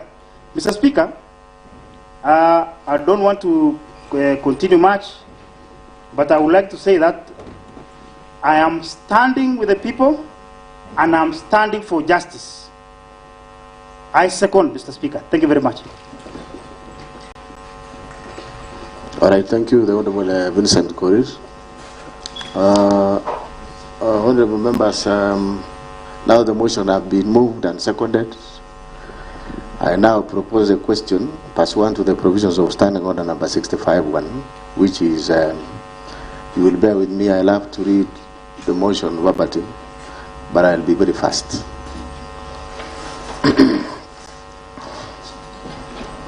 Special motion proposed removal from office of the Governor for Kericho County, Honorable Dr. Erick Mutai, by impeachment. By Honorable Kiprotich, elected member of the County Assembly of Kericho, Sigawet Ward. Honorable Speaker, I beg with the support of members of the County Assembly of Kericho, the County Assembly, whose names and signatures I have annexed here to, as an extra one, to move the motion for impeachment of His Excellency, Honorable Erick Mutai, the Governor of Kericho County, for Roman number 1, gross violation of the Constitution of Kenya. Roman number 2, gross violation of various national and county laws. Roman number 3, serious reasons for believing that the governor has committed crimes under national law. Roman number 4, abuse of office. And Roman number 5, gross misconduct. The specific grounds of motion are organized thematically as outlined below and elaborated in the ensuing pages of this motion. The evidence in support of the motion is set out in 1. Affidavit in support of this motion duly sworn on 5th August 2025 by Honorable Kiprotich. Exhibits annexed to his affidavit in support of the motion. 3. The witness statements, affidavits to be presented at the hearing of this motion. Further, the affidavit presented here verifies the accuracy and reliability of exhibits to the motion. Whereas Article 2 of the Constitution of Kenya 2010, hereinafter the Constitution, restates the supremacy of the Constitution as the supreme law of the Republic and binds all persons and state organs at both levels of government. Article 10 of the Constitution, Section 3 and 16 of the Leadership and Integrity Act 2012 and Section 9, 10 and 12 of the Public Officer Ethics Acts 2003 establish, among others, the rule of law, democracy, human dignity, courtesy, respect, social justice, inclusiveness, inequality, human rights, probity, professionalism, non-discrimination, protection of marginalized, good governance, transparency, and accountability as part of national values and principle of governance. Article 10, 73 and 75 of the Constitution requires state officers at all times, whether in public or private life, to behave in a manner that inter alia brings honor to the nation and dignity of the office of the state officer holds, portray selfless service based solely on the public interests, demonstrated by honesty in execution of public duties and declaration of any personal interest that may conflict with public interest, ensures decisions made by the state officer are not influenced by nepotism, favorism, and improper motives, demonstrate discipline and commitment in service to the people, and 4, avoids demeaning the office that the state officer holds. By dint of Section 11 of the Leadership and Integrity Act 2012, enjoins the governor as a state officer to treat members of the public and other public officer with courtesy and respect, and further, by dint of Section 34 of the Leadership and Integrity Act 2012, the governor, being a state officer, is precluded from bullying any person by engaging in a behavior that is vindictive, cruel, malicious, humiliating, and is intended to undermine a person. Article 73, 2D and E of the Constitution provides for accountability of a state officer to the public for all decisions made in exercise of the powers of the office they hold, and that accountability is a critical principle of leadership and integrity. Article 10, 232, 235, and 236 of the Constitution and Section 59, 59A, 60, 62, 63, 64, and 65 of the County Government Act 2012 provide for the values or principles of public service and establish an elaborate framework for the establishment of county public officers and the recruitment, employment, and dismissal of county public officers. Article 179(4) of the Constitution reaffirms the governor's position as the chief executive of the county. Hence, the Constitution and the law vest primary responsibility for decision making and ensuring the well-being of the county on the governor. This is a strong expression of the county governor's commitment and expectation to provide effective leadership, strategic vision, and direction to the county in ensuring efficient and prudent use of public resources for the good of the county. Number 8, Article 181 of the Constitution, Section 33 of the County Government Act, and Standing Order number 70 and 70A of standing orders of the County Assembly of Kericho, provides for the impeachment of the governor on grounds of gross violation of Constitution, gross violation of other written laws, where there are serious reasons for believing that the county governor has committed a crime under national or international law, gross misconduct, and abuse of office. Number 9. Articles 201, 205, and 207 of the Constitution forms a constitutional basis that guide the counties in raising and utilization of public finances. In particular, Article 207 establishes the County Revenue Fund and clearly stipulates that money shall not be withdrawn from the Revenue Fund unless the controller of budget has approved.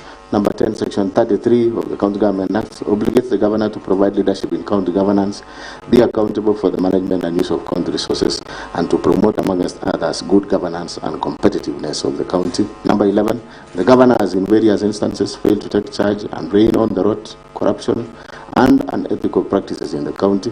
Instead, the governor has deliberately aided, abetted, condoned, and encouraged the misuse, misappropriation, misallocation, wanton theft, and pilferage of county finances.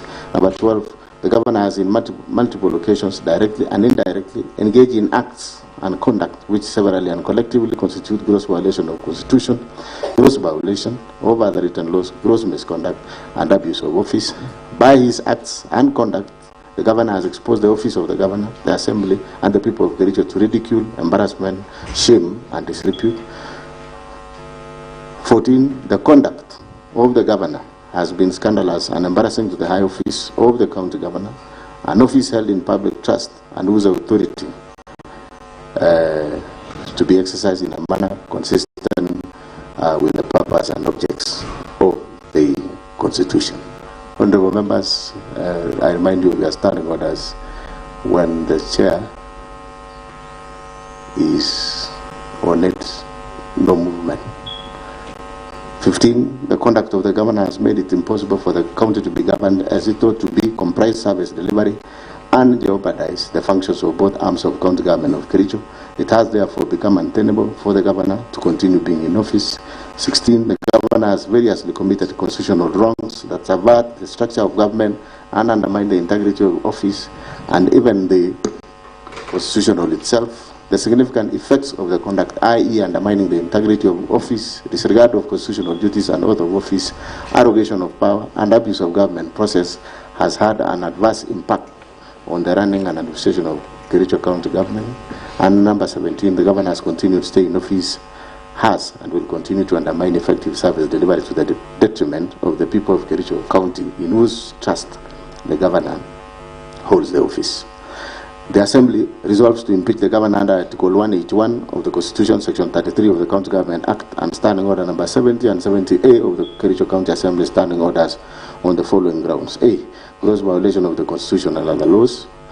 That is, gross violation of Constitution of the Republic of Kenya 2010, the County Government Act 2012, Public Procurement and Asset Disposal Act 2015, the Public Finance Management Act 2012, and Kericho County laws. 1. Misappropriation and misallocation of county finances.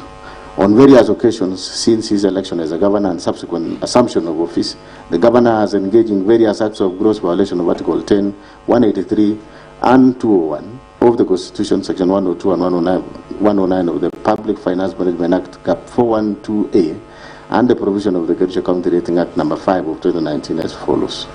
Roman 1, fictitious payment of works, goods, and services. Between January 2025 and July 2025, the governor engaged in gross violations of Articles 10, 183, 201, 207, and 208 of the Constitution, and Sections 102, 109, and 110 of the Public Finance Management Act 2012, and Section 33F of the County Government Act 2012.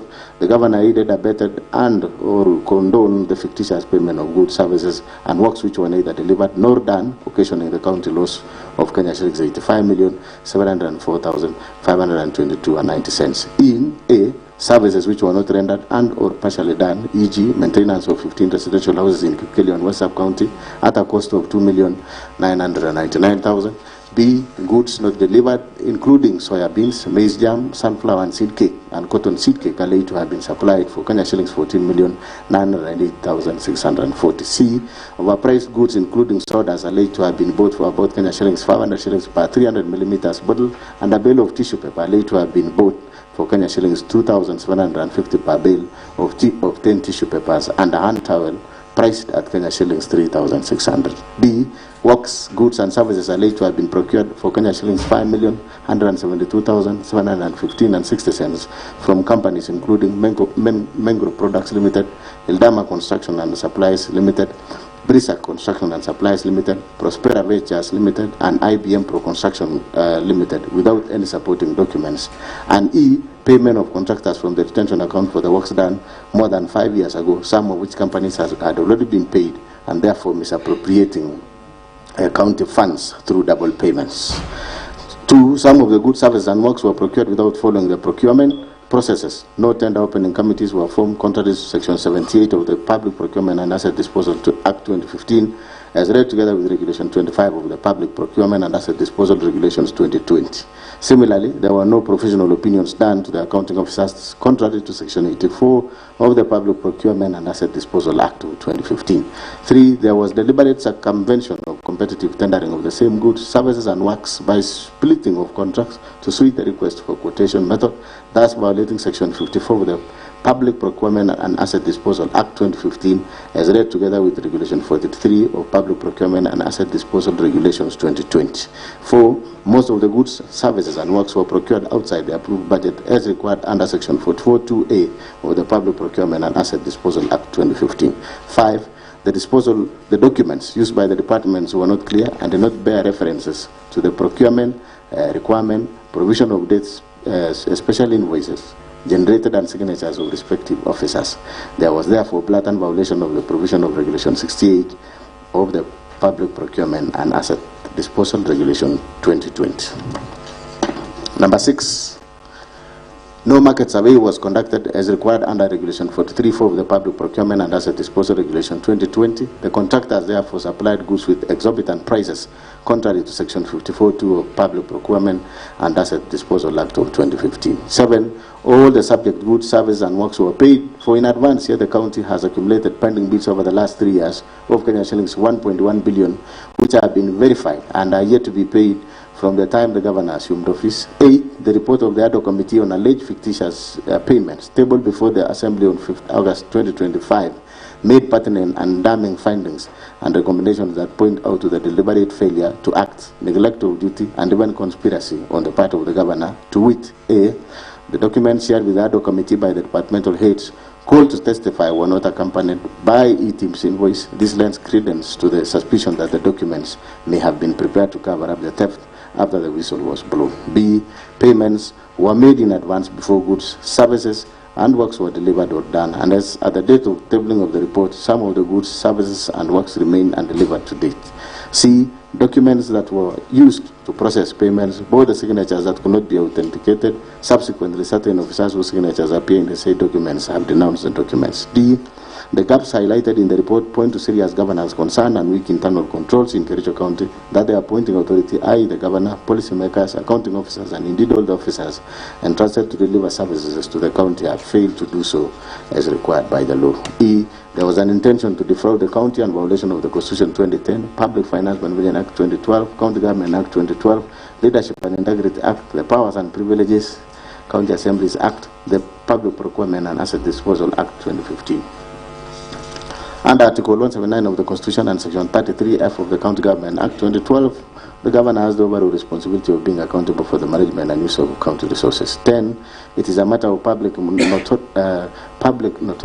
that when the whistle was blown on these fictitious payments, the governor on 26 July 2025, while attending a function at Kamalok village in Cheboinward, rubbished the claims and called for stern action against the whistleblower. This shows someone who is either unaware of the happenings in the county or was deeply involved in the scandal. Roman number 2, misappropriation of National Agricultural Value Chain Development Project, NAF CDP funds. 11, on various dates between year 2023 and 2025, the governor has violated the provisions of Article 10, 183, 201, 207, and 208 of the Constitution, and Section 48 and 159 of the Public Finance Management Act 2012, and Section 33F of the County Government Act 2012 by aiding, abetting, condoning, and or overseeing the massive looting, pilferage, misappropriation, and misallocation of NAF CDP funds amounting to over Kenya shillings 351 million as at 10th June 2025. 12, from the report of the the Committee of Agriculture, Livestock and Fisheries, Cooperative Management, Tourism and Wildlife on the implementation status of the National Agriculture Value Chain Development Project, NAF CDP, in Kericho County, tabled in the County Assembly on 6 August 2025. The County Assembly noted the following discrepancies in the use of Fund A. The expenditure was used for farmers' cooperative societies, farmer producer organizations, found only in 19 out of 30 wards in Kericho County. This implies that the funds were meant for agripreneurs, whose role was to enumerate farmers and organize them into circles, was not adequately utilized. B, each ward circle was meant to get Kenya shillings 1 million, yet the committee found out that of the 19 circles under the program, only 7 have ever received financial support since the inception of the fund. C, it is further indicated in the report that some circles received nominal support in kind or form of office furniture and some farm inputs, while others have never received any support. D, even those circles and farmer producer organizations which received support in kind did not receive delivery notes when the furniture, computers and other supplies were delivered, and they cannot therefore ascertain the prices, source and therefore quality of what was supplied. E, procurement of furniture and equipment under NAF CDP program was conducted centrally with minimal involvement of key stakeholders. This does not only undermine the principle of transparency in procurement, decision making and lack of ownership, but also created room for pilferage and misappropriation of the fund. 13, the office furniture and equipment supplied under the NAF CDP program are largely of substandard quality. There was therefore no value for money and compliance with Public Procurement and Asset Disposal Act 2015, particularly Section 124, which obligates the procuring entity to select quality and cost-based selection QCBS method as the preferred method to be used to evaluate proposals. 14, the manner in which the few projects which were implemented were done show that they were done without following the project implementation manual published by the World Bank to guide the implementation of the projects. 15, again the governor shirked all his overall responsibility under Article 179(4) of the Constitution and Section 33(f) of the County Government Act 2012 to bear accountable for the management and use of county resources. 16, there is evidence that the governor has been ordering withdrawals from the fund for reasons other those for which the fund was created by the donor. Evidence of this shall be availed at the hearing and consideration of the motion. Mover will be asked the Assembly to issue an order, Article 195(2)(b) of the Constitution and Section 27(1)(c) and 2 of the County Assemblies and Powers Privileges Act 2027, compelling the relevant banks where the funds were drawn to furnish this House with a bank statement showing the withdrawals of the funds from 2023 to date. Number 3, misappropriation of funds and an unfair distribution of projects funds under financing locally led climate action FLOCA fund. 17, on various dates between the year 2023 and 2025, Governor has violated the provisions of Article 10, 179, 183, 201, 207 and 208 of the Constitution and Section 102 and 107 of the Public Finance Management Act 2012 and Section 33(f) of the County Government Act 2012 by presiding over unfair, skewed and nepotic distribution of projects under FLOCA funds, imprudent use, misappropriation and misallocation of FLOCA fund as follows. A, skewed and unfair distribution of projects under the fund with the governor's home ward, namely Chemau South ward, alone getting projects worth Kenya shillings 21,701,590 shillings, while there are many other wards not only in other sub-counties but even in Bureti sub-county which have received not a single project under the fund. This nepotically skewed distribution of projects under the fund violates the national values and principle of governance and under Article 10 of the Constitution, and in particular the values of equity, non-discrimination, equality, good governance, integrity, transparency and accountability, the principle of public finance under Chapter 12 of the Constitution, as well as the provisions of Section 102 and 107 of the Public Finance Management Act, which enjoins the governor to ensure fiscal responsibility and adherence to the values and principles of the Constitution in the management of county funds. B, Joint Committee on Water and Sanitation, Environment, Energy, Forestry and Natural Resources, in the report on the implementation status of FLOCA programs, noted that some projects under the fund, namely Chemamul Water Project in Kabianga, Water and Environment Projects in Sereteti Tororiet Ward, Toroing Tight Cooperative Society, Milk Cooling Plan in Kapsaos Ward, Soliat Water Tree Nursery Establishment Project in Soliat Ward, and Donyo Mare Borehole Water Project and the Laitich Water Project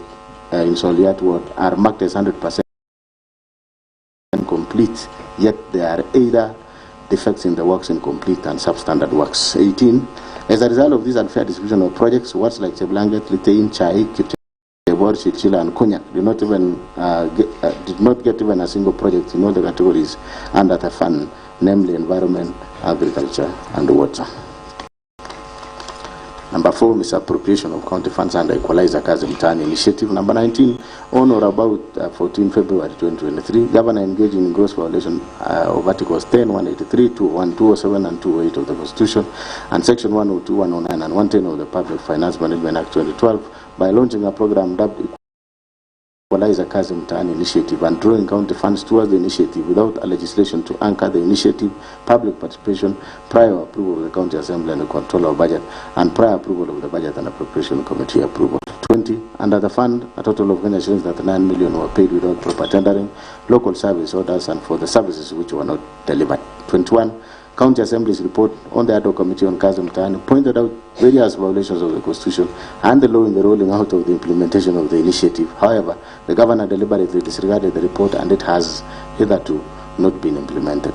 22. The deliberate failure, omission, and unwillingness to implement the report of the County Assembly on Equalizer Kazimani initiative undermines devolution, the doctrine of separation of powers, and is therefore antithetical to the values or principles of governance and Article 10 of the Constitution, the objects of devolution, and Article 74 of the Constitution. Number 5, misappropriation of funds under the strategic intervention projects, SIPs. 23, in various dates due to the financial year 2024-2025, Governor engaged in gross violation of Article 10, 183, 201, 207, and 28 of the Constitution, and Sections 102, 109, and 110 of the Public Finance Management Act 2012 by overseeing misappropriation of various projects under the Strategic Intervention Projects Fund. For instance, that's number 24, the project for upgrading of Kunyak Dispensary to Health Center, which is a retender project for the construction and renovation of various facilities within the health center by MS Belitra Enterprises Limited for Kenya shillings 44,756,846, a total of Kenya shillings 8,575,186 has been paid for no works done. Indeed, when the County Assembly's Committee on Implementation visited the site, they found the contractor had only supplied materials, contrary to the Finance Department report to the Assembly that the kitchen and staff house was at walling stage while the MCH is at slab level. Number 6, other violations of the Constitution and the law. 25, the President and former Chief Executive, County Executive Committee members and Chief Officers have variously reported coercion by the Governor to make financial allocations for Governor's own use from the funds allocated to their respective departments, and which funds were required to remit through the Governor's personal assistance. 26, violation of Article 201 A, D, E of the Constitution of Kenya 2010 on principles of public finance management, and Article 226 as read with Article 227 of the Constitution by the presiding over glaring irregularities evidenced by A, irregular award of contracts and evasion of accountability, B, willfully interfering in the procurement processes and the award of tenders, C, skewed tender awards to various contractors at inflated rate in collusion with fraudulent contractors and suppliers, D, irregular implementation and unfair distribution of various programs in the county, and E, intentionally and negligently presiding over massive theft of county public funds as evidenced by Auditor General's report for the preceding financial years, which have raised red flags over various projects. 27, on 15th August 2023, the Governor compensated the victims of Londiani accident from the County Emergency Fund to cover up for the funds raised by the public and misappropriated by a committee he had formed to steer the fund drive, and without cogent explanation of how the funds publicly raised for the victims had been expended. Evidence of the Governor's engagement, connivance, and complicity in the aforementioned acts of misappropriation, misallocation, and illegal drawings of county revenue and county finances is to be found in Roma number 1, report of ad hoc committee on alleged fictitious payments, KCA Exhibit 01. Roma number 2, a bundle of sample vouchers, payment requisitions, delivery notes, LSOCTC on the payments, KCA Exhibit number 2. And Roma number 3, joint committee reports of County Assembly on implementation status of National Agricultural Value Chain Development Project, NAF CDP in Kericho, County, KCA Exhibit 03. Roma number 4, World Bank Project Implementation Manual for NAF CDP, KCA Exhibit number 4. 5, Joint Committee Report on the Implementation Status of Local Programs, KCA Exhibit number 5. 6, Report on the Ad hoc Committee on Kazimani, KCA Exhibit 06. Roman number 7, Committee on Implementation Report on the Motion of Strategic Intervention Projects, KCA Exhibit 07. A bundle of vouchers for the payment of various projects under strategic intervention projects, KCA Exhibit 08. Affidavits of Mr. Erick Mutai, KCA Exhibit 09. And video clips mark KAV 01 and KAV 02. 2. Misappropriation and or abetting misappropriation of the funds publicly released for the victims of Londiani accidents. 1. On various days between 4 July 2023 and 9 July 2023, the governor grossly violated the provisions of Article 10, 73 and 75 of the Constitution and Section 29 and 34 of the Leadership and Integrity Act 2012. A. By A. Overseeing misappropriation of funds raised for the victims of horrendous Londiani Junction accident tragedy, in which over Kenya shillings 9 million of public raised funds were lost. B. Reneging on his undertaking to implement the report of the County Assembly's ad hoc committee formed to probe the misappropriation of funds meant for the victims of the accident. There is evidence that the governor filed a suit and or supported a suit by those implicated in the report of the County Assembly's ad hoc committee in Kericho, ELRC petition number E006 of 2023, Dr. Wesley Bor and 5 others, versus the governor, Kericho County Government and others, and Kericho ELRC petition number E014 of 2023, Victor Tum and others, versus the governor, Kericho County Government and others. C. Being personally and directly complicit in the flawed award of direct tenders for service providers during the fundraiser and requiem mass of the victims of the accidents. D. The county governor has in this regard committed numerous and various acts in the course of his duties that are contrary to and in violation of the Constitution and the laws of Kenya. These include Roman number 1, the authenticity of various payments made cannot be confirmed. The fact that the exact amount of money expended from the sum collected during the fundraiser points to impropriety and suggests a clear fraud on those whom their funds ought to have been benefited. 2. A total of Kenya shillings 13,682,760 was collected at the fundraiser. A sum of Kenya shillings 423,000 was purportedly expended as pastors' facilitation, transport refund, field preparation, lunches and refreshments, printing, publishing and radio announcement. Other payments that were approved from the fund were Kericho County Referral Hospital 2,037,524, Londiani Hospital Kenya shillings 1,534,190, Supertix Limited Kenya shillings 2,945,000, Supershine Limited Kenya shillings 411,000, Raise Hotel Kenya shillings 100,000, County Commissioners Fuel Kenya shillings 300,000. Roman number 3. That when Kenyans from all walks of life voluntarily made contributions to aid the victims of the tragedy, it was never intended or anticipated that the funds would be misappropriated with the blessings of the governor, who had a higher calling to ensure the money is accounted to the last coin and on whom the people bestowed their trust. Roman number 4. The governor issued contradictory statements insofar as the use of the funds is concerned. The contradictory statements point out his complicity in the matter. 5. While the governor is on record indicating that the medical bills for all the victims will be waived and taken care of by the county government, it is not clear why money had not been paid out from the fund collected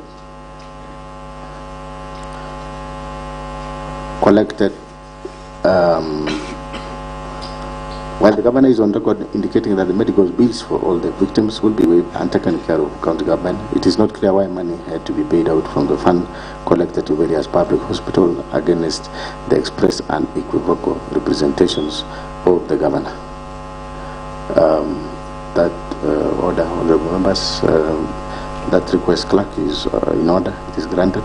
You can proceed. Number E.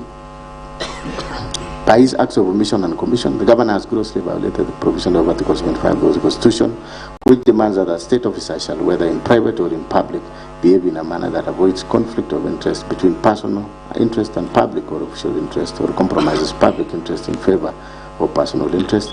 F. By overseeing the misappropriation of funds aimed at assisting the victims of the accident, the governor violated Article 73(2), which demand from him selfless service based solely on public interest, demonstrated by honesty in execution of his duties, accountability to the public for decisions and actions, and discipline and commitment in service. G, by allowing himself to be a master of double-speak in such a grave matter that shook the conscience of the nation, the governor violated Article 73, 1A, Roman 2, 3 of the Constitution, which demand that he at all times demonstrate respect to the people and brings honor and dignity to the office he holds. H, by allowing himself and senior officials to close to him to benefit from the funds, the governor violated Article 76, 2B of the Constitution, which prohibits a state officer from accepting a benefit in circumstances that compromise the integrity of the state officer.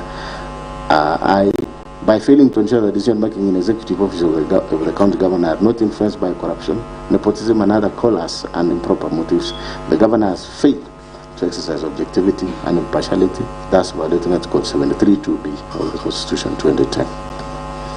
Evidence of the governor's engagement, connivance, and complicity in the acts of misappropriating and or abetting the misappropriation of publicly raised funds is to be found in Roman number 1 report on investigation of Rondiani victims, fundraising held on 4 July 2024, KCA exhibit number 10, Roman number 2, affidavit filed by governor in KCA petition 014 of 2023, KCA exhibit number 11, and video clips numbered KCA with 3, KCA V4, and KCA V5.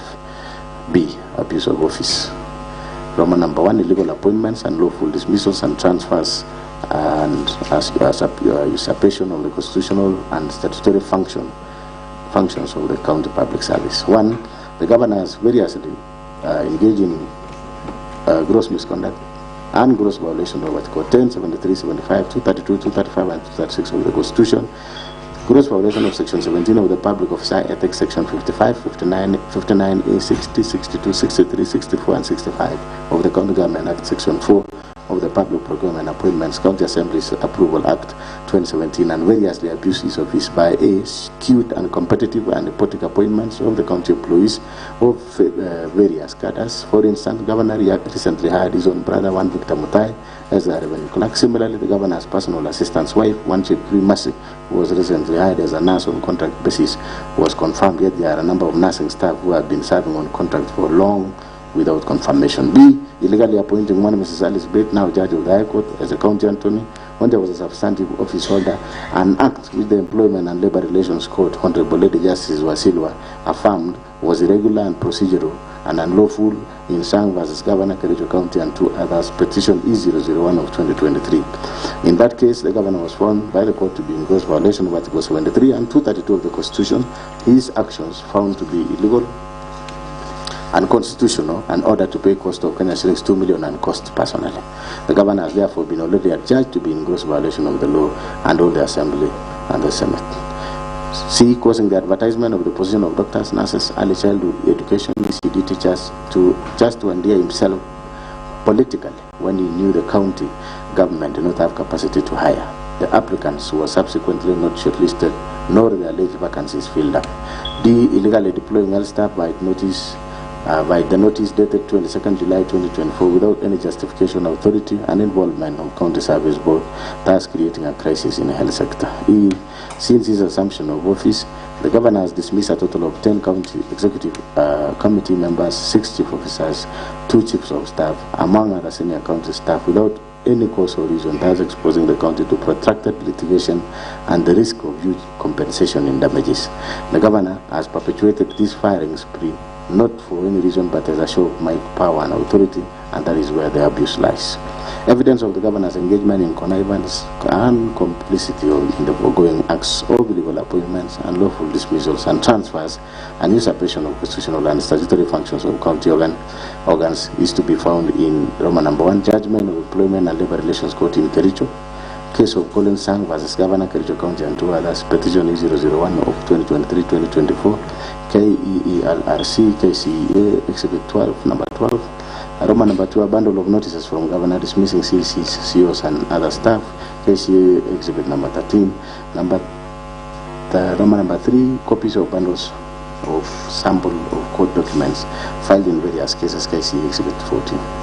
And number 2, subversion, discrediting, and impeding of oversight role of the County Assembly.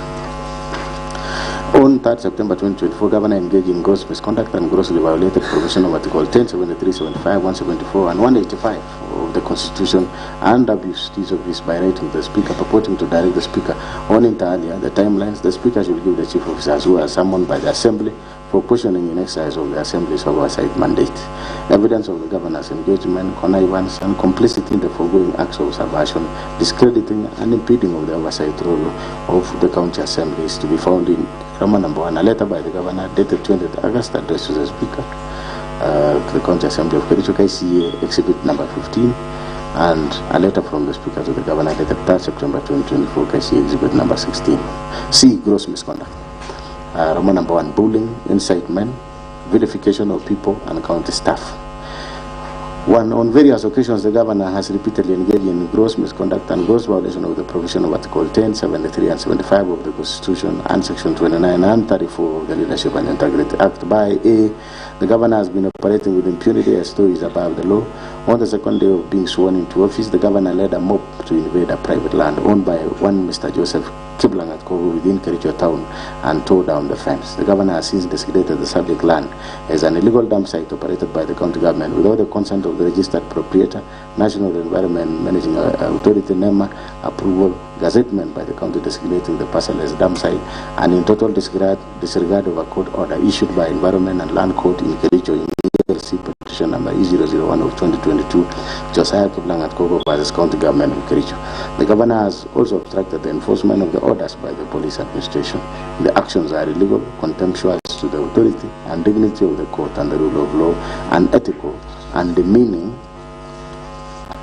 the office the Governor holds. Further, as a result of the illegal actions of the Governor, the county was condemned to pay the cost. B. None of the dismissed CECs, chief officers, chief of staff, and other senior county staff who have given fair administrative due process and hearing, thus violating the provision of Articles 41, 47, 51 of the Constitution. C. The Governor has persistently intimidated, molested, harassed county officers who do not sing to his tune, leaving officers jittery and creating an atmosphere of fear, uncertainty, and despondency in the county, and thus creating a toxic environment, work environment. This violates the provision of Section 11 and 13 of the Leadership and Integrity Act of 2012. D. The Governor has persistently used divisive language, divisive and unbecoming language, which undermines the office he holds, contrary to Section 8 of the Leadership and Integrity Act 2012. E. The acts of the Governor enumerated above have all collectively brought dishonor and disrepute in the office of the Governor in violation of Chapter 6 of the Constitution and the Leadership and Integrity Act of 2012. Evidence of Governor's engagement, connivance, and complicity in the preceding acts of incitement, vilification of people and staff is to be found in Roman number 1, affidavit of Joseph Kiblangat Kogo, sworn on 23rd September 2023 in support of notice KCA exhibit number 17, and 2, judgment of ELC in ELC petition number 001 of 2022, Josiah Kiblangat Kogo versus County Government of Kericho, KCA exhibit number 18, as well as the video clips. Thank you, honorable members, for your patience.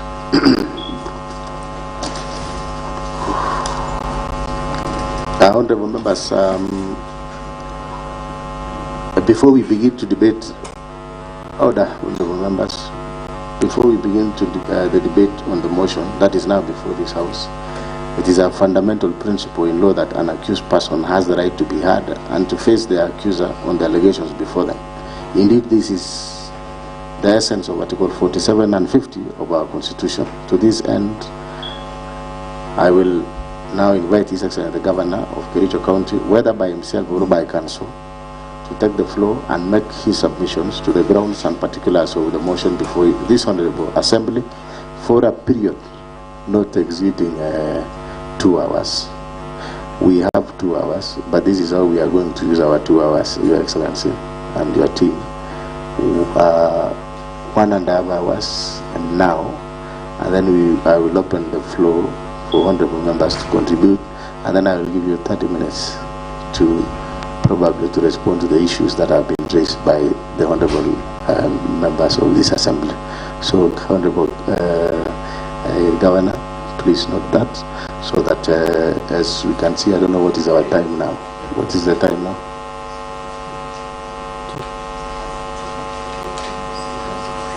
So it's 2.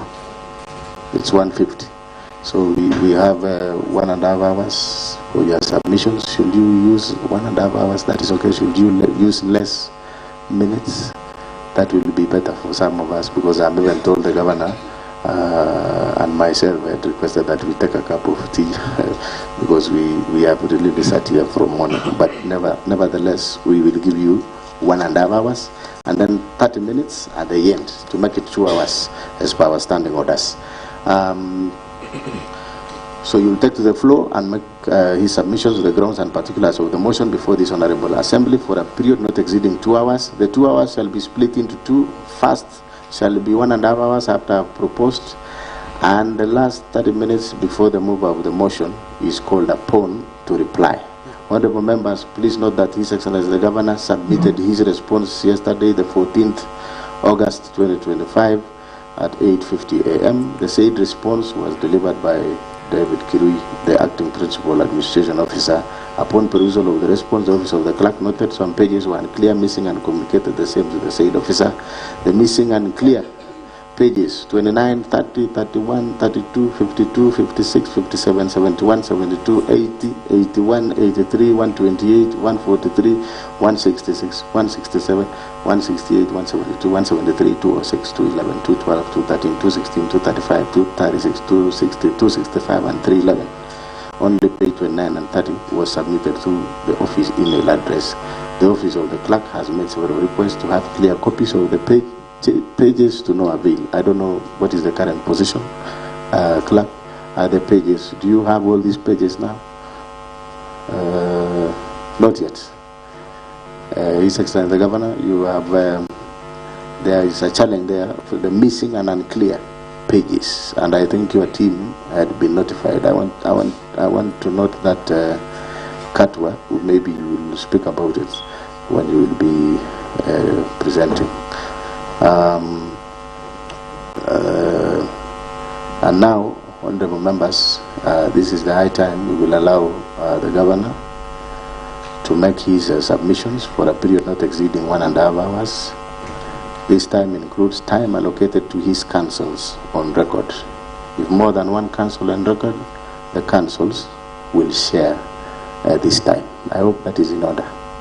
So we need to administer the oath, starting with His Excellency the Governor.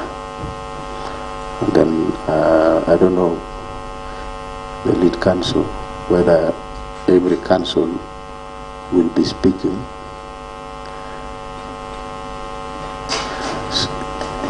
So Governor first. Governor first.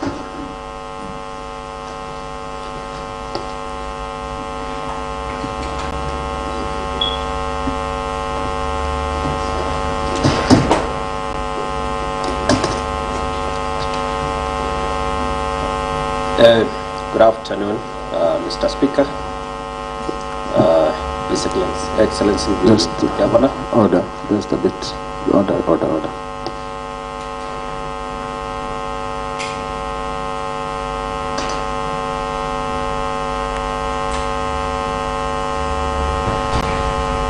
So it is okay. You can proceed with your submissions, and you will probably introduce your team so that for the purpose of the record. Continue. Thank you, Mr. Speaker, sir. My name is Joash Mutai, an advocate of the High Court. Mine is just to introduce our team. We have His Excellency the Governor, Kericho County. We have Senior Counsel Katwa Kigen. We have Advocate Evanson Kiri and Advocate Joy Kawagen. With that, I would wish to welcome Senior Counsel Katwa.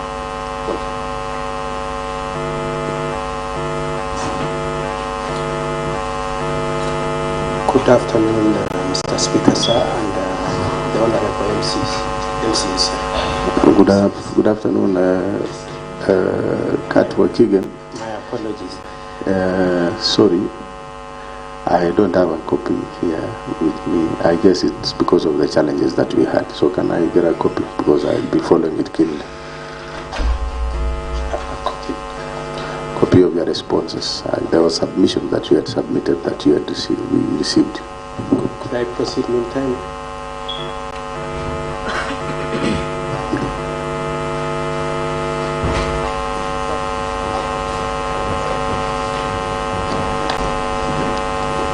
If you can be kind enough, I have a copy if you have more than two, so that as we wait for the others, copies to be provided. The one actually, yes, the one with the written submission from the governor. Yes, if I can have a tester copy, and then I'll use it and then I'll give it back. Yeah, sure.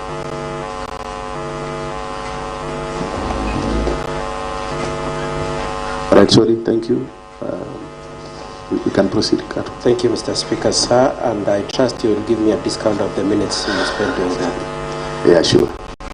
Mr. Speaker, sir, I have three preliminary issues I wanted to raise with you and seek your direction, subsequent to which we will go into the body of our case. Mr. Speaker, sir,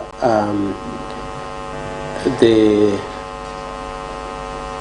governor was served with an order emanating from Kericho High Court case number 10 of 2025, which order was targeting these proceedings in the words that the moving of the motion, the seconding of the motion, the consideration of the motion should be stayed.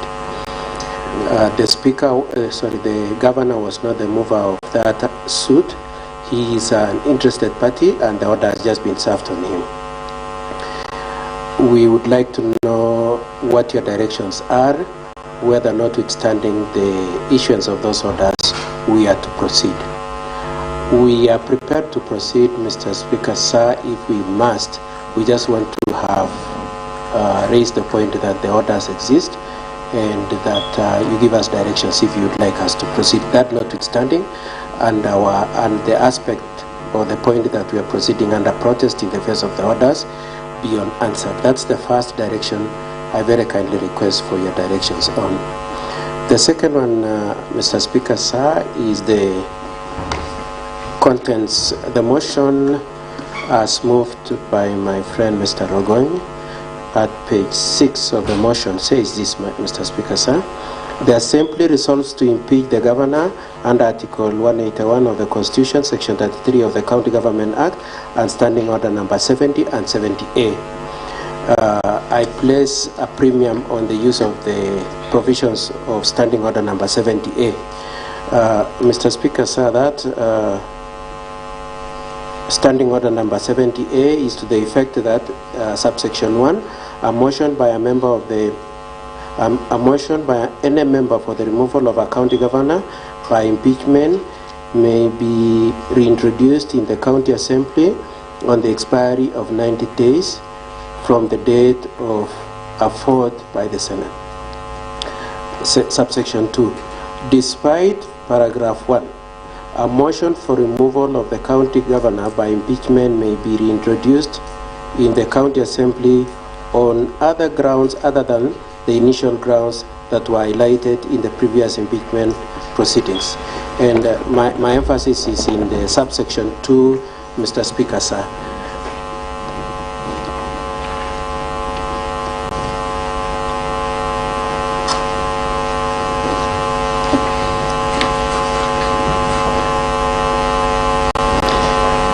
So, Mr. Speaker, sir, I was making reference to Standing Order 70A, subsection 2, which says that none of the things, and I just want to put emphasis on the words used by your standing orders, that were highlighted.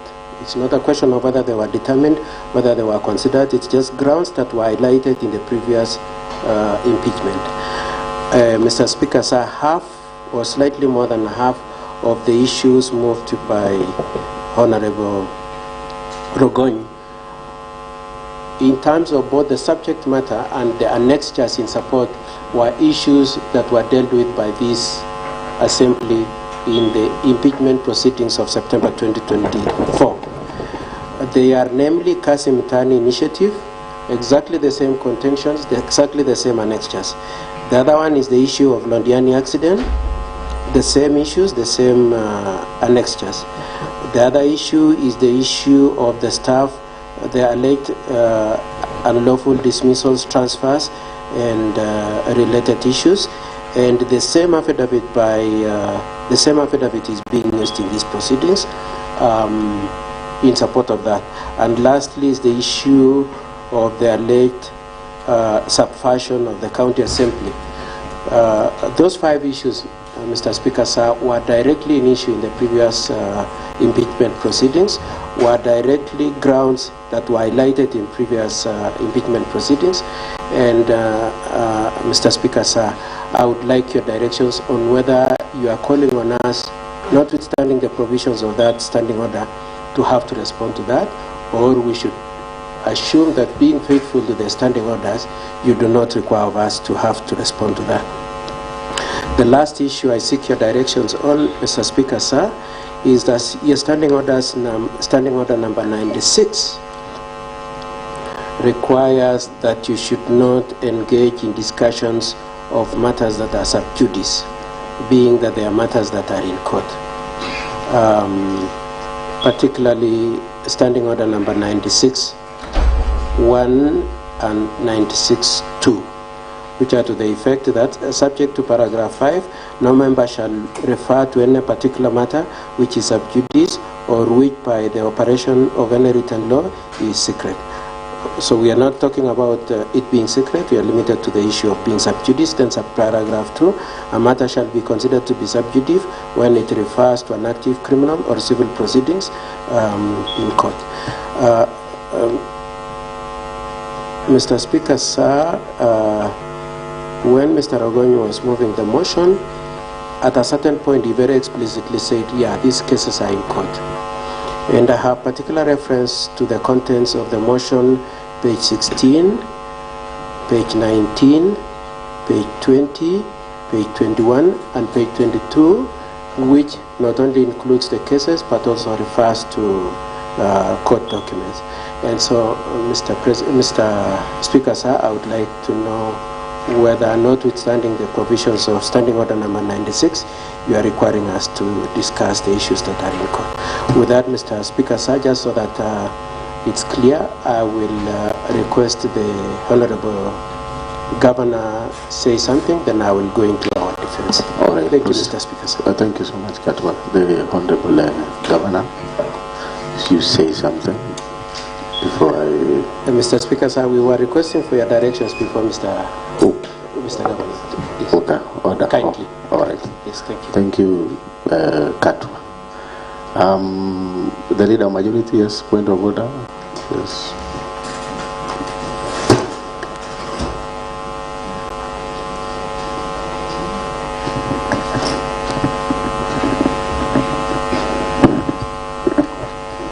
Thank you very much, Mr. Speaker.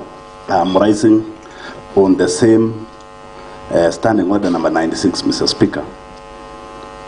Since the senior counsel decided to refer to the previous matter or to the previous impeachment that was conducted in this House, Mr. Speaker, and subsequently it landed in the Senate, Mr. Speaker.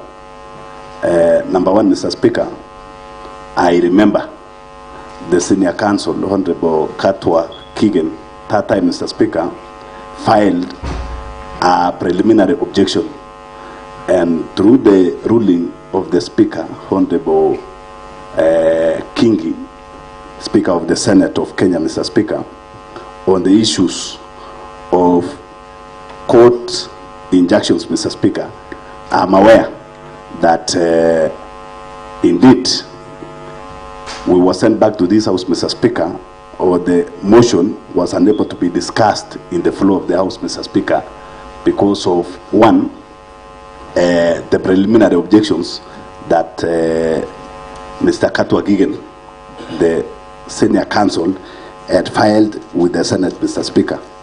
And during the ruling of the Senate Speaker, number one, Mr. Speaker, he ruled, and based on the Supreme Court rulings, Mr. Speaker, that a process of a county assembly, of a national assembly, and that of Senate, Mr. Speaker, are not being injected. And by that, Mr. Speaker, I didn't see Senior Counsel Keegan challenging the findings and the ruling of the Supreme Court at that time. And so, before we even, I'm not trying to guide you, Mr. Speaker, on the same, but since he decided to refer to the previous matters that were in the Senate, is the one that did file the PO at that time, Mr. Speaker, and the ruling was done, and it was referred to the previous ruling of a Supreme Court, Mr. Speaker. So it was just informing the House. Thank you very much, Mr. Speaker. Okay, thank you. Leader of Majority. Okay. So, thank you so much, Katwa, Lead Counsel Katwa Keegan, on the issues that you have raised. Number one is on the matter of, you have mentioned of court order, which we are not in receipt of that court order, and therefore I am limited even to respond to it. And maybe just to guide you a bit is that we have our County Assembly Service Powers and Privileges Act, that is CAP 265C, on service of civil process, and to that effect, none has been served before us. Maybe you can just refer to that. I don't need to read to it. So on that matter, we shall just proceed, because we can't admit, for instance, maybe you have it here, we can't admit any strange documents at the moment in this House, because already the motion, we are already discussing and debating the motion. I don't even want to talk about what the Leader of Majority has spoken about on the matter of the ruling made in the Senate on the issue of injuncting parliamentary process. I don't want to speak about that, because I think as a lead counsel, and of course you know, as a senior counsel in this republic, you know the ruling, the Supreme Court's ruling on that matter, because we are in the midst of a process that is ongoing. Secondly is on the issue of the motion mover, standing order number 70A. Of course, carefully, as you can see, under number 8, the motion mover relied heavily on Article 181, Section 33, as well as the standing order number 70 and 70A. So there are two. Katwa, you've chosen only to rely on 70A by opposing it, but you have not considered 70. Nevertheless, we also appreciate the fact that you were with us last time until the Senate, and as you know clearly, is that what the Leader of Majority has raised is true. The Senate didn't even get a chance to prosecute the matters that have been raised in that impeachment. They took a vote because you raised a preliminary objection on matters and numbers, which actually the case was not even, the file was not even open for discussion. Nevertheless, the standing orders also, as you can see, uses the word may. You may underline that, may, not shall. I think those are the things that small things that we need to look at. And then on the matter of sub judice now, because already we have addressed the issue of court order, then I think that one I will not now, that is overtaken by the event now, because we have not received any court order. So we would have even loved to address it in a different manner, but as at now we cannot talk of something that has not been received officially, or not officially, have not even been received I've not even heard about it personally. In fact, I've just heard about it now. When you just took to the floor, Katwa. Let it be on record. So I think I'll just direct you to proceed to the main, your main submissions, so that we can proceed and also save time before we give it to the governor. So do you still want me to give to the governor, or I give it to you? You proceed to the main submissions. Okay. Thank you, His Excellency the Governor. Probably you can step forward here, Your Excellency. Maybe you can, yes.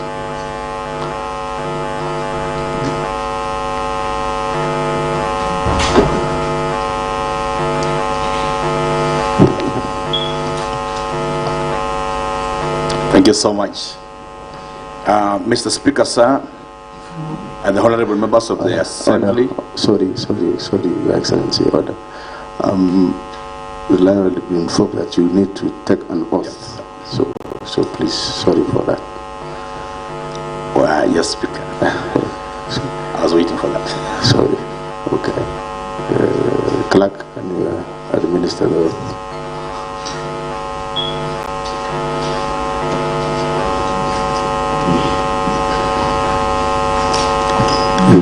I, His Excellency Dr. Erick Mutai, do swear that the evidence I shall keep before this committee is the truth, the whole truth, and nothing but the truth, so help me God. Thank you so much, Your Excellency. Now you can proceed with your submission. Thank you so much. My submission, Mr. Speaker, thank you so much for this great time and this afternoon. And with a lot of humility, unlike the previous impeachment, Mr. Speaker, I was not there in person. But because this is a second impeachment happening in a row in Kericho County, the previous governor was impeached once. This one of Kericho County has been impeached the first time. This is the second time, and I thought I would like to come and listen also to debates, contribute, and also provide the facts that pertain to this county. Because the matters beforehand, Mr. Speaker, are grave issues that are of importance to the great people of Kericho County that they elected us to be able to serve them. Secondly, Mr. Speaker, I'm very happy that my persistent accuser, Mr. Ragoin, today did not prod anybody in Buibui. And it's an improvement from the previous impeachment, Mr. Speaker. I was looking around, and when he was presenting videos, I thought I would see suddenly a Buibui, and we were not prepared for that, Mr. Speaker. But I'm happy that today he has improved a bit from the previous one, which is very good for all of us, because we're now discussing real substantive issues. Number three, Mr. Speaker, is to really appreciate your kind gesture since we came to this house. You've received us very well. The debates has proceeded very well. And I think this is a strength of maturity in the democracy of a nation, where we can agree, we can disagree to agree, and at the end of the day, we are able to debate on facts and even provide proper directions for the county governments that the Lord has placed us under jurisdiction. Number four, Mr. Speaker, I would just like to make some few observations that as it is, and the matters before us at hand, the matters that has been raised substantially here, I received the reports of this house after the impeachment has been tabled. A discussion was made in this house on the ad hoc committee on fictitious payment. Mr. Speaker, sir, it's just the following day after the discussion that I was in, and the impeachment motion was tabled in this house notice at around 2 p.m. Mr. Speaker, on the committee report on NAF CDP and the report on floor reports, these were debated long after the impeachment notice has been given, Mr. Speaker,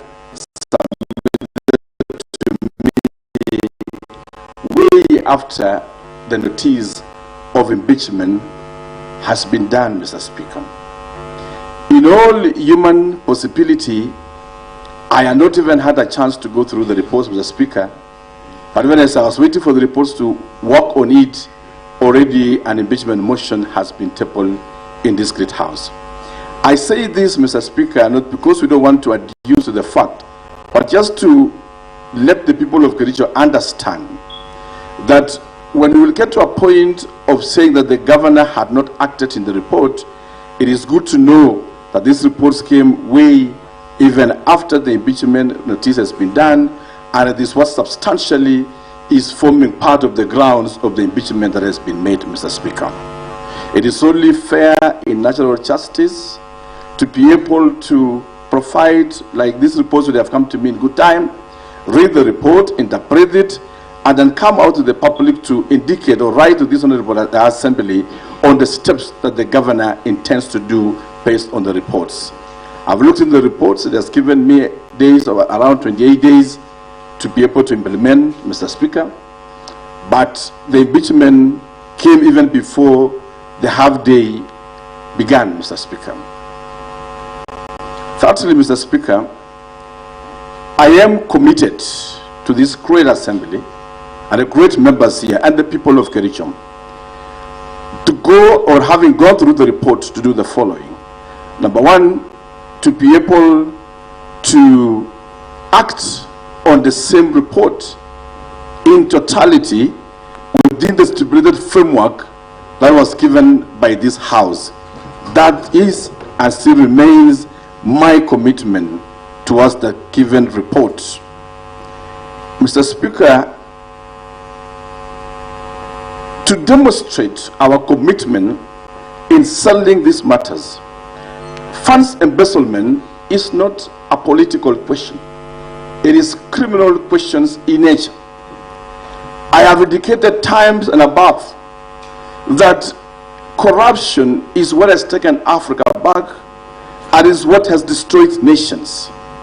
My commitment is demonstrated by the fact that EACC, DCI has taken say of the matter.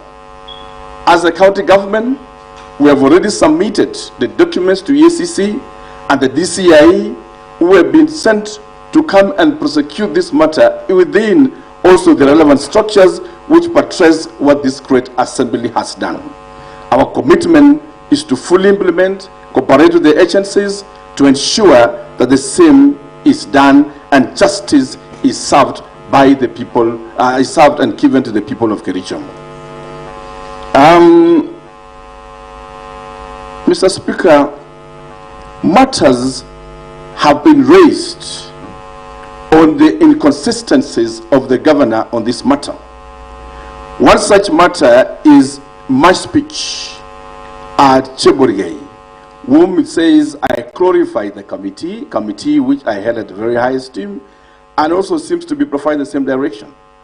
It is then in my view that if we listen to the entire of that clip, I did indicate it, that those who are found culpable must face the law. And it is a commitment that I have. I don't have the instruments of investigation. Probably this House has, the EACC has, and the DCI. But a governor does not have the instruments. And it relies on the report that has been given to me.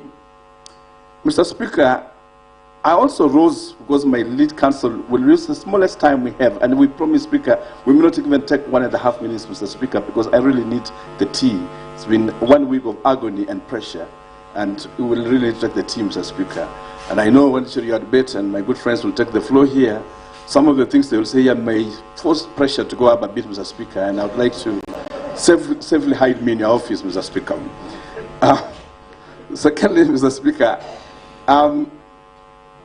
Mr. Speaker, questions have arose on the imbalanced distributions of works in this county. My chief accuser, who is also my good friend, Honorable Rogoin, didn't report to this House as a few weeks ago he was doing a road in his ward, Mr. Speaker. I thought he was going to tell his people that he has just done a road, and so many others. I was also anticipating my chief accuser to indicate to the seconder of the motion, my good friend and my age-mate, Vincent Korir, that at this home, Londiani, Chagoror Water Project, which is going approximately 80 million, funded by Flocker, is almost 90% completion or almost done, and we are planning even for His Excellency President to come and commission, because they're one of the best in this area. My good friend, Honorable Ragonyi, my chief accuser, equally, says that my friend Norman, and he claims he's my relative, and I don't want to discuss the substance because we are not here to discuss relatives and cousins and brothers and sisters, but he did also mention that Sawa's water project, which is in the ward of Honorable Kablela, that Mheshimiwa Maji, Kapsa Sur Water Project, and bordering his own constituency, his own ward, is actually funded by the Flocker project, Mr. Speaker. And he didn't mention that he's my relative or Maji is my relative, Mheshimiwa Maji, Mr. Speaker, sir.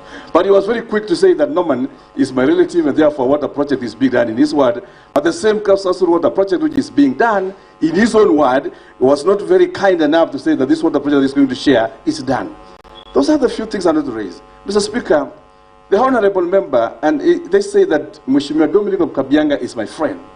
Mr. Speaker, my chief accuser, in the same breath, didn't realize that at a place called Kibrenkwe, somewhere in Kedawa, Kimugul, Mr. Speaker, a key Flocker water project is being done in that area at a cost of 17 million, and it is in the word of my good friend, which we just inspected the project today, Mheshimiwa Sigilai, Honorable Speaker. That is not your Mossad word. And I'm happy that the chief accuser didn't say that the member is my friend. So because he's my enemy, if using his own terms, it means that the project is again being done in his word, and it's a very good thing, Mheshimiwa Speaker Sam. Mr. Speaker, the question that the governor is unbalanced in distribution of work is far-fetched. Today, we are building a facility at Soshat, upgrading Soshat Hospital to be level 4 hospital. And we are doing a project worth 158 million. I'm very happy again that my chief accuser didn't mention, Mr. Speaker. Order.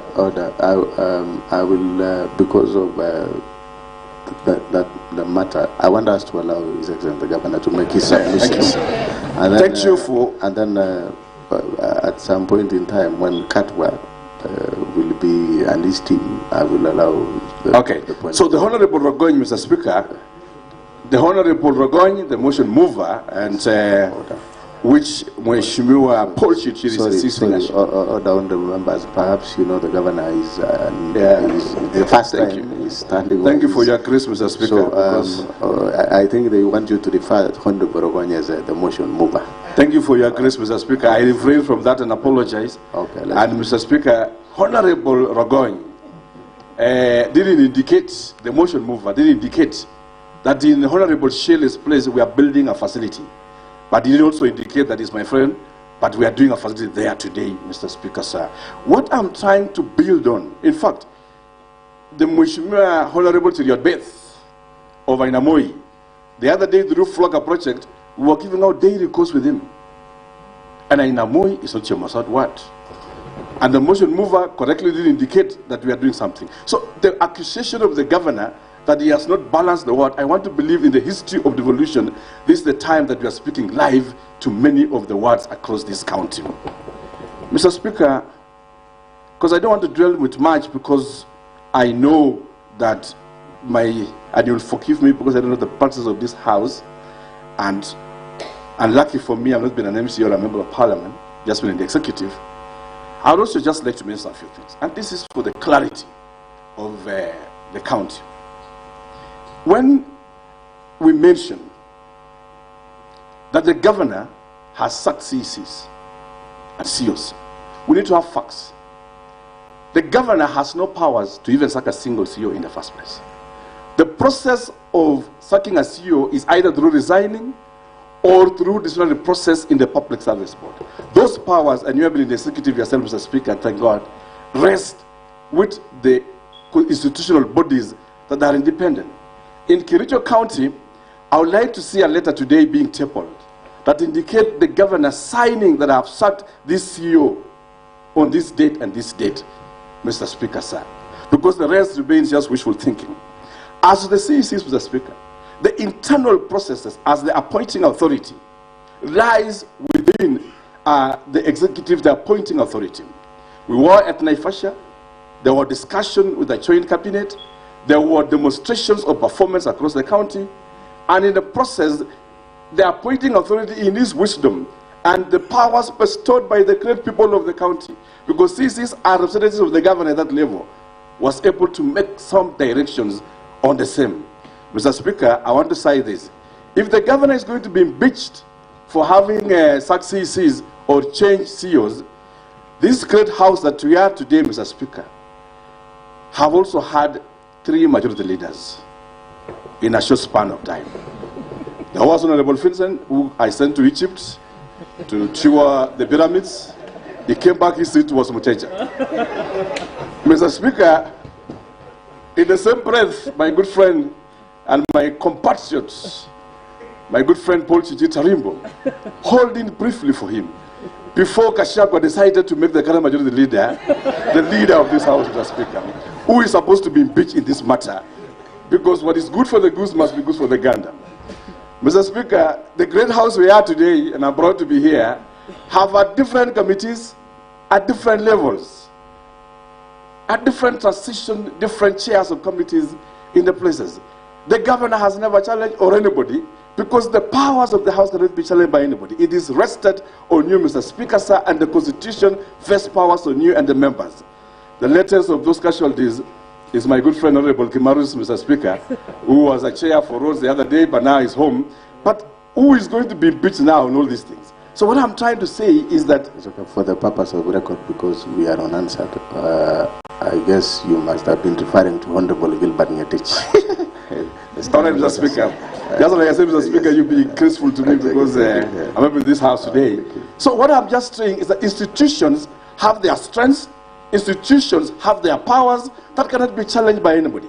In this same case, the institution of the county governor's office also, the people vested powers on him on matters he says, and the public service board have also been given such other responsibilities.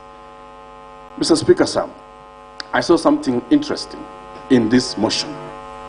One very interesting thing is the governor is accused to have employed his brother and the wife of his staff. Mr. Speaker, you have been in the executive.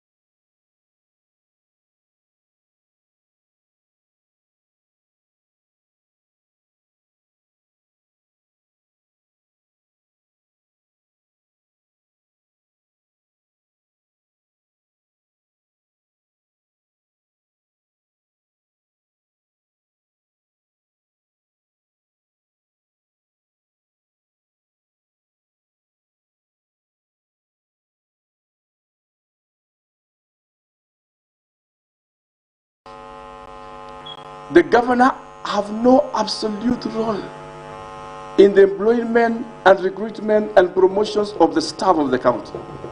The power is vested on the Public Service Board, which is a constitutional independent body. If the governor is facing an impeachment because he's accused of maybe nepotism, Mr. Speaker, then I'll ask myself the same question. The wife of my good friend, Honorable Burchid Shir, is a staff in our county facility, Mr. Speaker, sir, who is supposed to be impeached, Mr. Speaker, sir. Mr. Speaker, many members here, around, I don't want to mention names, 4 or 5, have their spouses working in the county government of Kericho.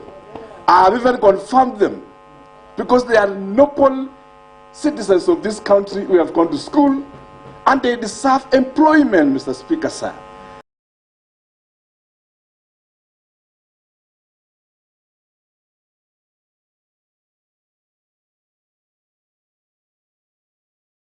And these things were happening when some of the members were seated in this same house as members of this house.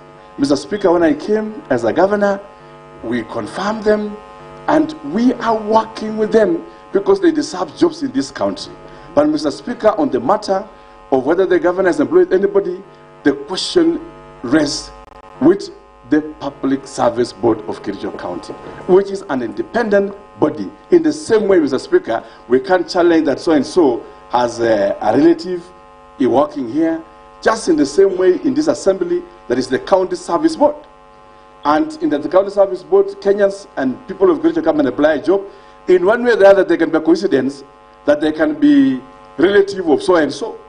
That, Mr. Speaker, is something that I think the question provides for the same. Lastly, Mr. Speaker, I wish to say this. As a governor of this county, I regret that we're in this situation. That is devolution conference, a key event happening for this nation at Homa Bay. It was my sincere it would give us a chance to prepare. Mr. Speaker, we're having the last financial, or basically second last financial year. It has always been my desire that we resolve our issues, because impeachment is always the last resort when issues cannot be resolved. However, I wish to deny any wrongdoing. My senior counsel will come and demonstrate the hype stories of sodas, the hype stories of tissue papers, which was choreographed, planned to wipe public emotions. He will come and demonstrate that in a short while, Mr. Speaker, sir. And we will want to do this not for anything, for posterity. For posterity, because another impeachment motion will come to this house. We would want to treat a governor based on innuendos, on malice, but we would want the same to apply, that the law stands on its here and this place. Because as it is, I haven't seen statements, Mr. Speaker, that the governor withdrew funds of NAF CDP. Mr. Speaker, you have been the CC Finance for those years in Kericho County. The governor has no role in withdrawal of funds. It doesn't have the accounting rights at all the times. And the statements that have been made by the motion mover is that he is going to provide the financial statements in future. In future. But an impeachment is being discussed today as we wait for documents from the bank to be provided in future. Mr. Speaker, we need to be balanced in our thoughts. That where issues are, we keep fair justice where it deserves. The matter of Londiani will equally be dealt with my senior counsel, and I know we'll exhaustively discuss those details. But I wish to say, finally, that the process is ongoing. I just want to also request this great assembly that whether the impeachment becomes successful or not, because God knows the fate of everybody. We are here today, we are not there tomorrow. We are seated today as Waishimiwa of Kericho County, elected by the people. We will not be there forever. People have been in this house, they have gone. And I quote Senior Counsel James Orengo, that when my time comes to go, I'll always go with my head high, knowing that I've done great for the people of Kericho County, even within a short time. And I've done it with my heart and passionately with my heart. And I'm not guilty. And I'm not afraid. I have summoned my soul for the last 1 week and asked myself what is happening. And I know that I am not a perfect person, I'm not an angel. I make mistakes just like any other person. But out of all this, Mr. Speaker, let's do some few things for Kericho County. The Public Service Board is not in place. The names are in this great assembly. These are institutions that need to operate and run. When we make recommendations that the CEO should face the Public Service Board, or recommendations that take the CEO to the Public Service Board, the work of the governor is just to write to the Public Service Board. In the absence of a functional Public Service Board, Mr. Speaker, the same will not be realized. Allow it to happen so that it forms another ground for an impeachment. And looking into the energy of motion mover, having moved this time, I don't know if we'll survive this. Maybe we have another energy for a third one. But it's my prayer that the Lord will lead us to green pastures. Lastly, Mr. Speaker, as we do this, I still invite the honorable members of the Great County Assembly of Kericho. That all is not lost. We have a county that has been given by us by the people of Kericho. We have just a year or two to finish on what our people ask us to do. It's an assignment that cannot happen in the place of rancors and disagreements. I invite the Great County Assembly of Kericho that there comes a time again when we can look into ourselves, hold our hands, look ourselves into our face, forgive one another, and move forward to a prosperous county. I'm ready to work with every member of the County Assembly. Whether this motion will be defeated here, whether it will go to Senate and we will come back, whether it will be defeated in the Senate or it will move and we go to courts and come back, because the whole process, all these things, I still want to say I harbor no grudge to anybody, including the motion mover. I extend my hand that we are ready to work together, build this county together for the grace, the little time that God has given us. With those remarks, Mr. Speaker, I would wish to end by inviting Lawyer Katwakiki and also request you, Mr. Speaker, for that cup of tea you had proposed, because the energy levels are going down on me. Thank you so much. And lastly, before yes, Mr. Speaker, just lastly, I beseech of you, Mr. Speaker, with your grace, we are going to progress with this motion and finally vote. So many issues have been raised, that there is an e-system, e-procurement, and it's good to say this in public, that there is an e-system. The standing orders provide that we can vote electronically, we can vote through acclamation, we can vote through roll call. Mr. Speaker, all I beseech your good office, if there is one string lying between me and death, is fairness. Just fairness. But when it comes to voting, let it be transparent. If we will feel at your discussion and request you, Speaker, that we do a roll call voting and people will stand up and say that my name is so and so, honorable so and so, I want the governor to go home, I will smile, Mr. Speaker. If this one say this and this, I'll equally smile. And at the end of the day, if I may go, let me go with dignity and with fairness, because a democratic right of every individual. Thank you, Mr. Speaker, and looking forward for the cup of tea under your grace. Thank you so much. All right, thank you so much, His Excellency the Governor, for your submissions and responses. Before you proceed, I think I want to, of course, from the submissions by the Governor, because of the time that we had, I hope, Katwa, I know you are keen. I have realized that the Governor has handled a number of the allegations that have been raised by the motion mover. He has addressed them. Probably, of course, if you have something to add on it, that is in order. But if you feel that the others that he has answered sufficiently, then that is also okay. So thank you for that, Governor, and you may proceed to have your cup of tea as your counsel continue with the submissions, and then you will also join us. And then before I open the floor for the members to contribute, I think that is in order. So, proceed. Thank you very much, Mr. Speaker, sir. The Governor will sit in for just a few minutes, then we can go to the much sought for tea. I would like to start by saying that we will supply, it looks like this process might take the whole day. We will supply by 2 p.m. the pages that have been referred to. We'll make sure that by 2 p.m. on Monday they have been supplied. We request for that accommodation, and we appreciate your indulgence on that. That is okay. Thank you very much.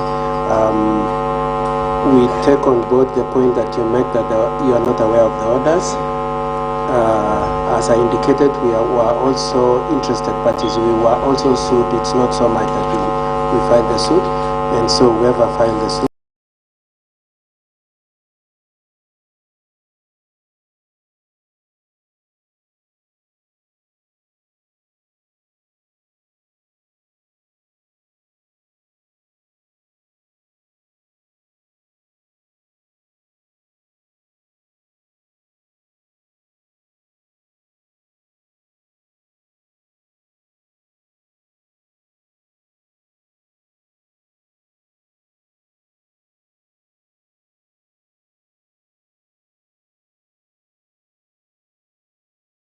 probably take up the issue, so I would like to leave that issue there.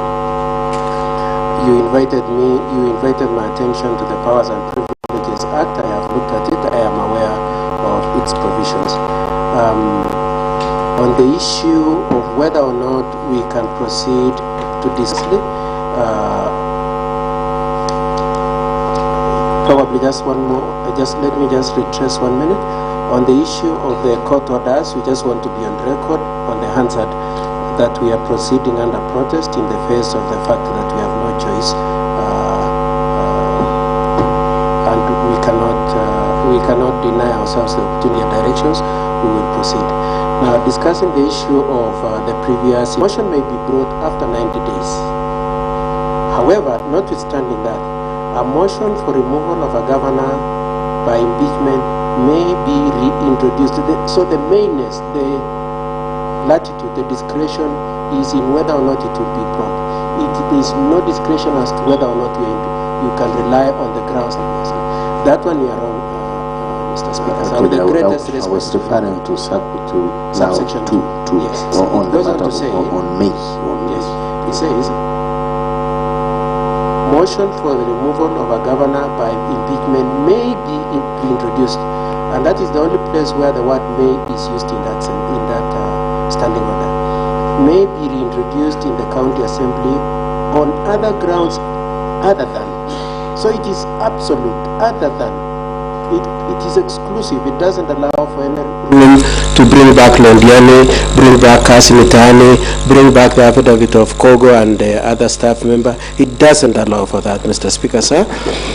And the other important words that are used in that is that grounds that were highlighted in the previous impeachment. Now, I appreciate the point made by Honorable Rokony, that this issue was not discussed on merit. And Mr. Speaker, sir, also in giving your directions, you seem to be going back to the same point, saying that the preliminary objection had the effect of having not allowed the issue to proceed. But as pointed out to me by my colleague, Mr. Evans, highlighting is what is done in this floor, in this house. The fact of moving the motion, the fact of discussing it in this house is the aspect of highlighting, so that the moment you have exhausted the point of highlighting, you cannot bring it back. It doesn't matter what happened in the Senate. It only matters that it has been a subject that was highlighted in moving the motion. It is a subject that was highlighted in discussions on the floor, and it was debated on, and it was voted on in this assembly. For those reasons, Mr. Speaker, sir, I would like to say that with the greatest respect, the assembly would be mistaken to allow and entertain issues relating to the previous impeachment. Order, Katwa. I had already actually made a ruling that we proceed, yes. Despite I only allowed you to protest a bit, but you wanted to proceed. Yes, I just wanted to have said that, yes, so that it is on record, and just in case you change your mind, Mr. Speaker, sir. Okay, proceed. Okay, thank you, Mr. Speaker, sir. Now, Mr. Speaker, sir, there is an issue that my client has very particularly said I should mention before he goes for this extremely important cup of tea of his. It is the issue of the voting, Mr. Speaker, sir. Mr. Speaker, sir, my client comes from a very uncomfortable position that the information we have is that a voting system was installed last night, specifically targeted at the handling of this process. Both the timing, the hurry, makes us very uncomfortable. We also have information, Mr. Speaker, sir, that some votes belonging to some people supporting him, that is Amos Birir, Martin, Edna, and Dominic, have already been manipulated. Yes, we just want to be on record as protesting right from the one. Sorry, Cut one. Okay, fine. I will still refer you back to our standing order number 19, the responsibility for statement of facts. Of course, you have mentioned that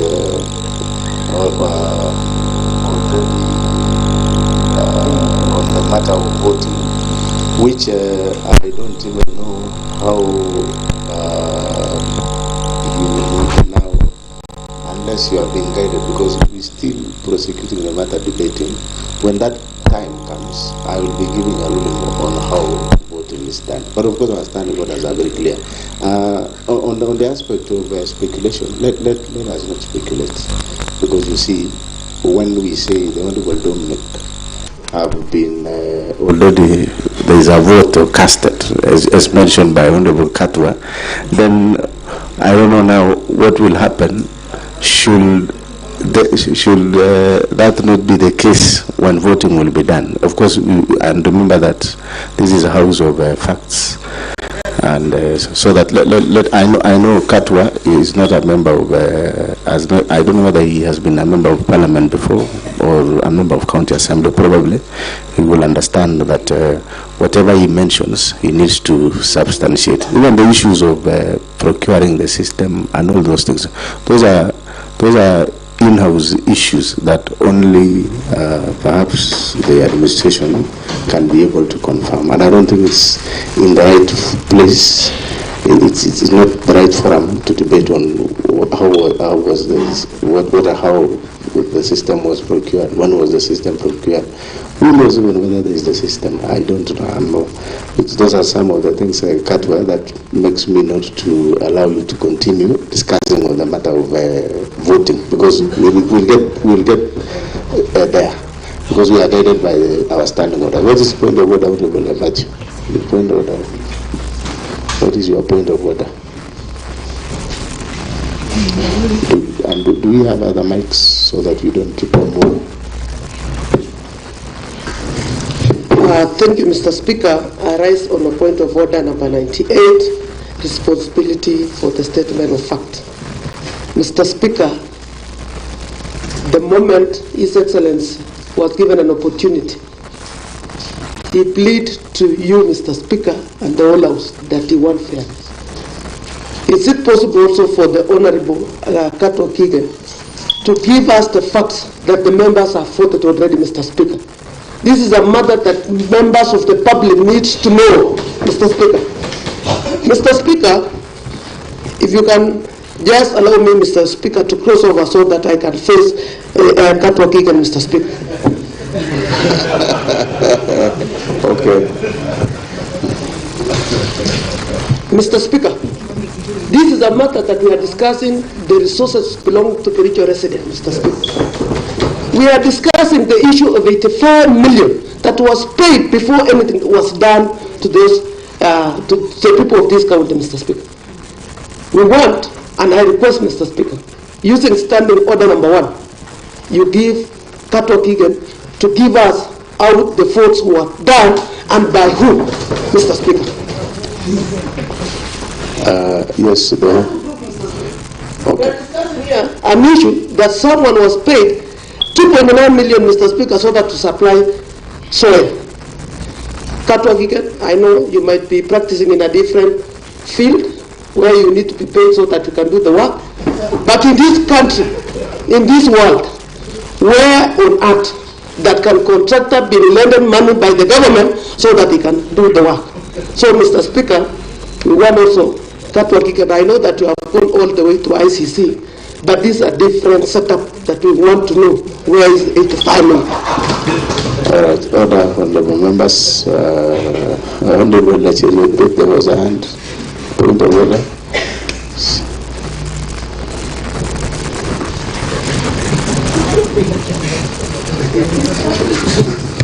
Mr. Speaker, thank you, Mr. Speaker, for giving the people of Inamoya an opportunity to be represented. Mr. Speaker, I was raised on the same point of order. You know, Mr. Speaker, what we are discussing here, Mr. Speaker, is a very serious allegations that was, labeled against our governor, Mr. Speaker. Mr. Speaker, the legal counsel tries, Mr. Speaker, to pick issues from the Facebook, Mr. Speaker, and Mr. Speaker, in fact, I'm even worried, Mr. Speaker. Why is it that they are saying probably members of the county assembly that are supporting the impeachment because they have already, done the voting, Mr. Speaker, or are they, in my view, Mr. Speaker, I think they are just preparing our minds, Mr. Speaker. Maybe they have also, voted against the impeachment, Mr. Speaker. So he needs to substantiate, Mr. Speaker. And the same standing order, Mr. Speaker, 98.2. If the member cannot, because we treat Katwa as a member now because he, is giving us information, he needs to have those facts. If he doesn't, substantiate, Mr. Speaker, with facts, I think you need to make him, withdraw and apologize, Mr. Speaker. In case he doesn't, Mr. Speaker, you rule him out of order, Mr. Speaker, and of course, you know what normally is done when someone refuses to, to apologize, Mr. Speaker, and throw him outside the county assembly, Mr. Speaker. Order. There is a point of order by Honorable Gilbert Ngatich first.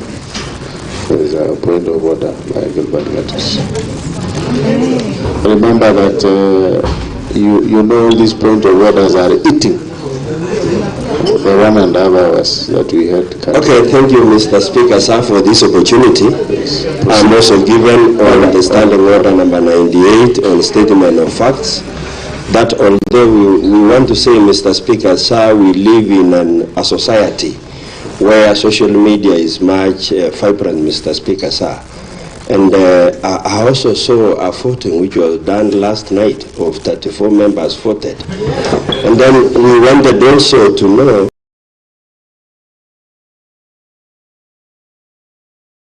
how this 34 was obtained, Mr. Speaker, because even if it is the social media, Mr. Speaker, an honorable member seated in the House, Mr. Speaker, wrote it, Mr. Speaker, and we also felt threatened that some voting has been done, Mr. Speaker. Thank you. Honorable members, I want to give to, I'll only give to two. I'll give to the Honorable Paul Chipsil, and then I give to Honorable Eric Bett, and then finally leader of majority, and then I give direction so that we proceed. I don't want us to measure on the matters that are not in the substantive motion. We'll proceed, Honorable. Thank you very much, Honorable Speaker, for giving me an opportunity while I rose on a point of order, Mr. Speaker.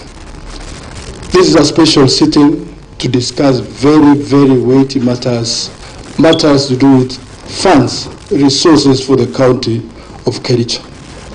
Our standing order, Mr. Speaker, sir, is very clear, expressly. The responsibility for statement of fact. Mr. Speaker, sir, if a member can rise, and especially a senior member like Katwa Gigi, can rise before this House, we have a mess that is representing authority in this House, Mr. Speaker, sir. Mr. Speaker, sir, how can a whole senior member make very serious allegations that maybe some voting has been done?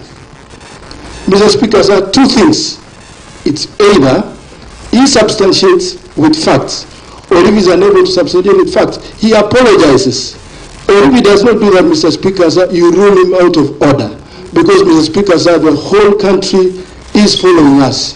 Mr. Speaker, sir, how can a whole member, a senior member, rise again and bring serious issues that voting has been done about some 34? Mr. Speaker, how do you admit into this House information? We are a house of rules and procedures. Anything that has not been processed to be admitted in this House is foreign, Mr. Speaker, sir. Then back, I take you back again to the statement of facts.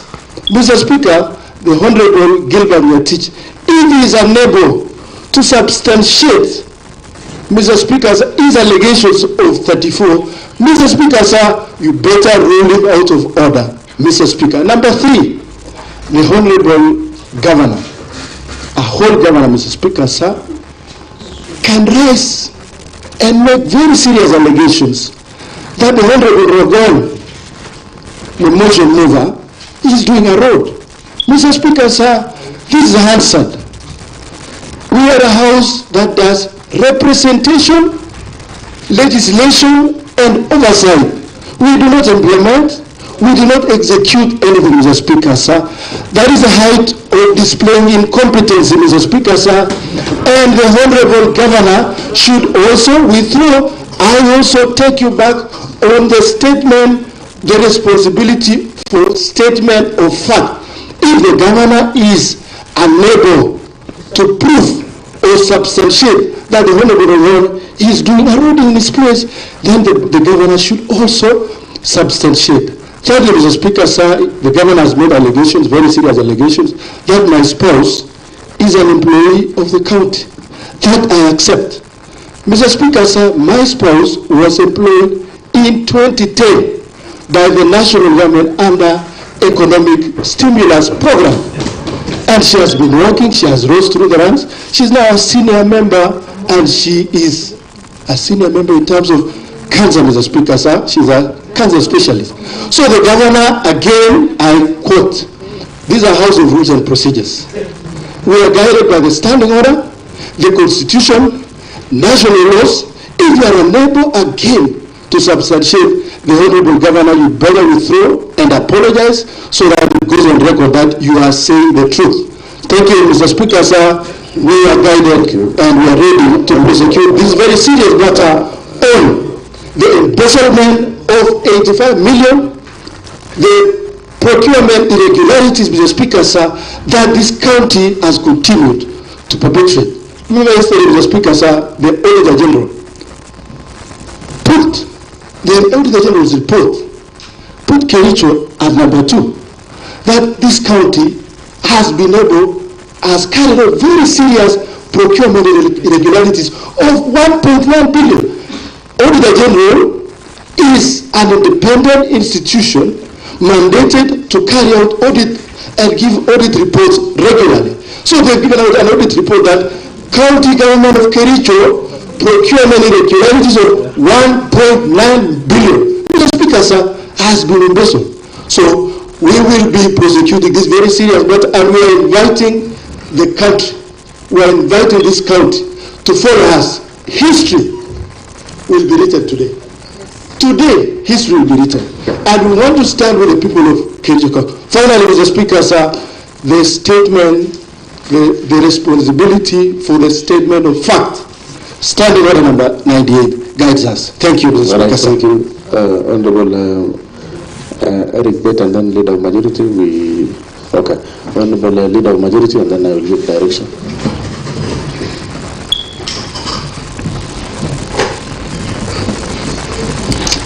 Thank you very much, Mr. Speaker. Mr. Speaker, I think it's high time we guide the discussion and the debate of the House, Mr. Speaker. One, if we will sit here, Mr. Speaker, discussing what was in the social media, Mr. Speaker.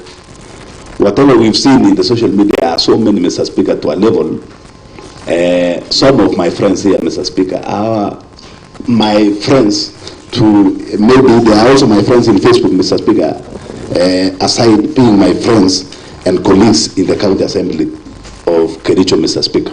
Mr. Speaker, if we were to discuss the issue of voting, Mr. Speaker, yesterday and the other day, Mr. Speaker, we've seen section of honorable members, Mr. Speaker, of this County Assembly doing a voice voting, Mr. Speaker, in an hotel somewhere, Mr. Speaker, when there is no official sitting, there is no nurse, there is no speaker, there is no motion. So, Mr. Speaker, if we will go in that direction, Mr. Speaker, of saying, I saw this in the social media, you saw this in the social media. Mr. Speaker, social media is widely used by so many people, Mr. Speaker, and therefore, it is good to know that this House is guided by, one, the Constitution, number two, the standing orders, and the County Government Acts, Mr. Speaker. That, if we can confine ourselves to those things, Mr. Speaker. Mr. Speaker, let me remind each and everybody here, Mr. Speaker, that if you are sick, when you attend the hospital, Mr. Speaker, you will not ask or you will not prescribe medicines for yourself, Mr. Speaker. You will wait for the doctor to see you, Mr. Speaker, then prescribe the medicine that you are supposed to take, Mr. Speaker. Number two, Mr. Speaker, when you are in the field, Mr. Speaker, I'm a football player. Number 9. Mr. Speaker, when you are in the field, Mr. Speaker, we have a referee, we have members or players of both teams, Mr. Speaker. And in this case, even looking and hearing the presentation here, Mr. Speaker, you will know that for a fact there are teams. Now, when you have a team A and team B, Mr. Speaker, the only person who will give guidance in the field, in the playing field, Mr. Speaker, is the referee, in which, in this case, Mr. Speaker, is one honorable Dr. Erick Mutai, the Speaker of the County Assembly of Kericho, is when it is that time, I don't know why we are preempting the issues of voting. Maybe it will not even get to that point. The last one, Mr. Speaker, on electronic voting, I don't know why, when the County Assembly, you see, the President, who is also the party leader of the United Democratic Party, Mr. Speaker, has pronounced himself on people or Kenyans moving from the analog, Mr. Speaker, going digital. I don't know what is the problem when the County Assembly of Kericho decides to go digital, Mr. Speaker. I don't know why, but I believe the systems, whether they are there or not, Mr. Speaker, are subject to audit, Mr. Speaker. If they find that maybe this thing is not going to favor anybody, Mr. Speaker, let us sit, wait, we will challenge at the right time, Mr. Speaker. The issues of voting, I know, after being maybe this house for a very longer time now, Mr. Speaker, it will reach that time, and that time, I believe, the Speaker, according to the traditions of the House, will guide the House at that time. Thank you very much, Mr. Speaker. Okay, thank you, the Leader of Majority. I want us to have a way forward so that we don't waste time on non-issues. Really, because we are in the midst of a debate. The only thing that I request both parties, the representatives of His Excellency the Governor, as well as the honorable members, is that I think that standing order of responsibility of facts is very important. So let us just avoid making statements that will require you to substantiate. That means you will be eating on the time that we have allotted to the Governor. So let me direct this way. Another thing is that there is no way we can anticipate, because the end process of this debate. However, the Governor had made his submission very clear that he wanted a fair process. So, of course, as you all know, in this House only we operate using standing orders. And anything that is outside these standing orders will be unfair. That is you need to note that. And then secondly, of course, when it comes to that matter of which you are raising, it shall be addressed at that point in time. I want us to avoid the dangerous path that we are taking, and I kindly request the Katwa, lead counsel, because you know you mentioned that you have information that the Honorable Dominic has been voted yes, or vote, I don't know, you said a vote already has been done. Of course, that is, unless you will prove it, that is, you are out of order. I'll be very kind not to initiate those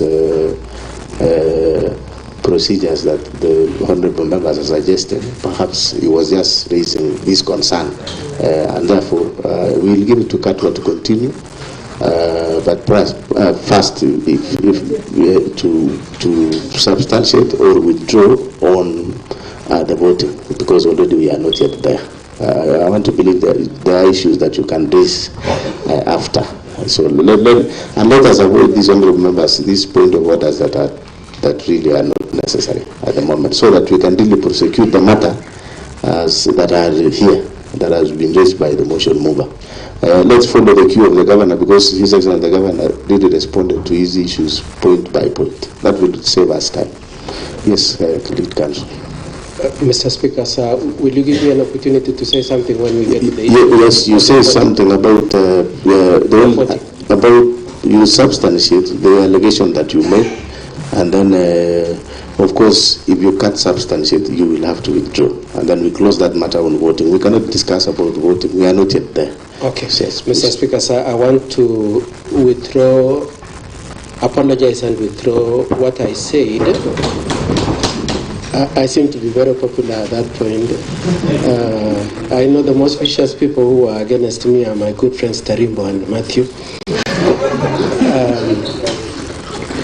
Having apologized and withdrawn, Mr. Speaker, sir, I know one of the speakers has said history will be made here. I think Mr. Tarimbo, Honorable Tarimbo, saying history will be made. I think I know we will look all the honorable members. Probably Katwa may not know you all by your names. I'll be guiding him. Honorable Tarimbo is not an official language. His name is Honorable Paul Chirchir. Yes. So he said history will be made in this sitting today. I think that history might be in the sense of impeachment, and we want to say that history can only be made if the 18 of people who have said they are not supporting this impeachment is manipulated. Yes. Now, I would like to move on then to the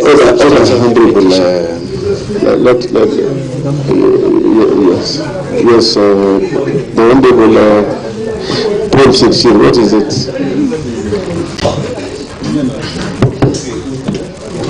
Mr. Speaker, sir, I am rising again on a point of order. And like before the session began, you pronounce yourself that this sitting is official. Mr. Speaker, sir, the responsibility for statement of fact is very important. When I say history will be made today, where did I say history will be made by the governor being impeached? Impeachment is a process. That process, we are not even at the tail end of the process. So why would you imagine that I'm thinking that that is the position?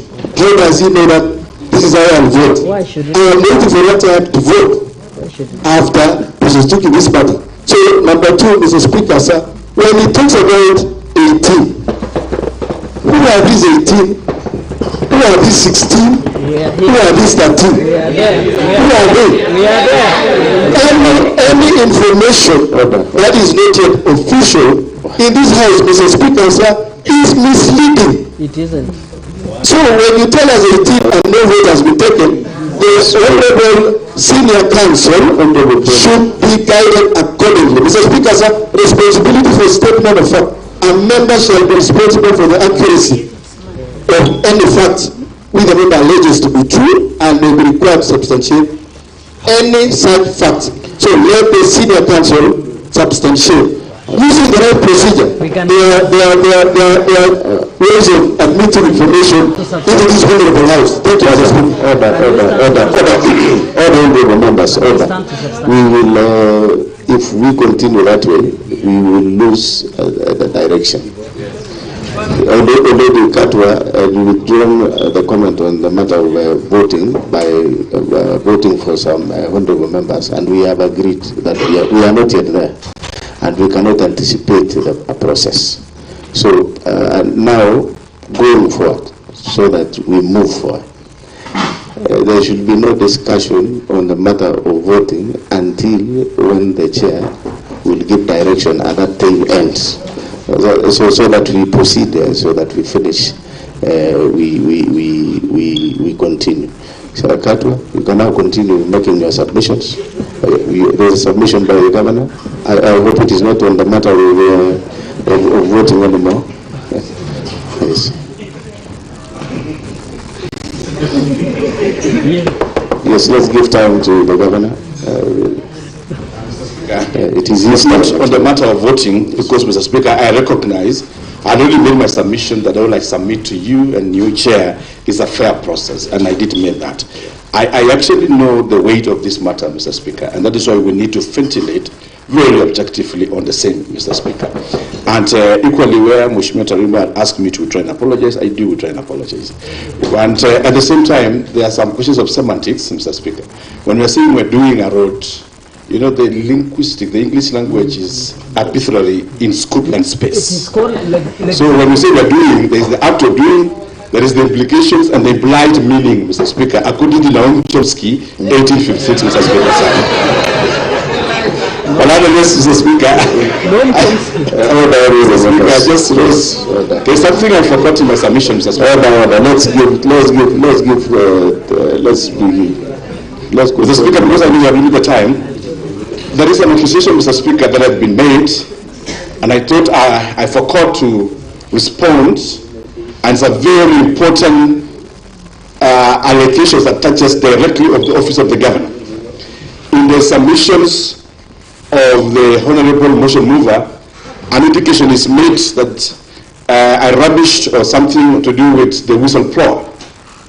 And I thought, because it directly touches in my office, Mr. Speaker, it's important to mention before we go for the cup of tea. And you know you are my age mate, it will be okay if we do that cup of tea together. Mr. Speaker, the office of the governor, as constituted, has the governor and the deputy governor conjoined by the hips.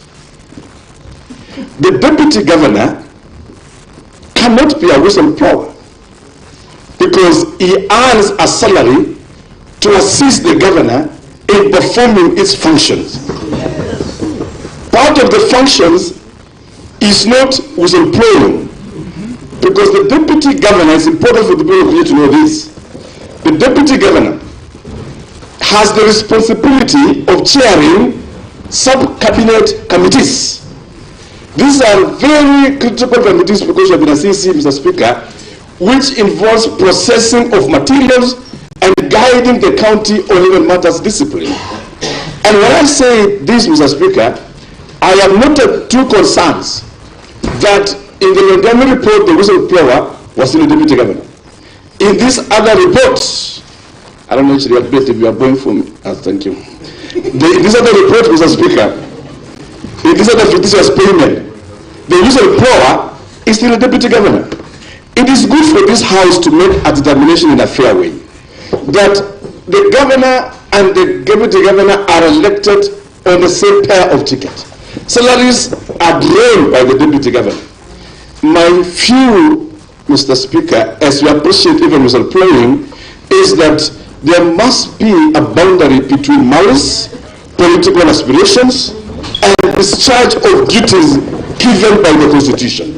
The whistleblower in this matter is an interested party because one is elected to serve the people of Kericho. In this service, it's about providing governance, directions, and administrative work to the CCs, the CEOs, and the staff of Kericho County government. So when we say that the governor found it irresponsible for his principal assistant to have uttered such remarks, it is a constitutional matter that must be looked beyond even this assembly. Because if today there's a president here, we have the deputy president.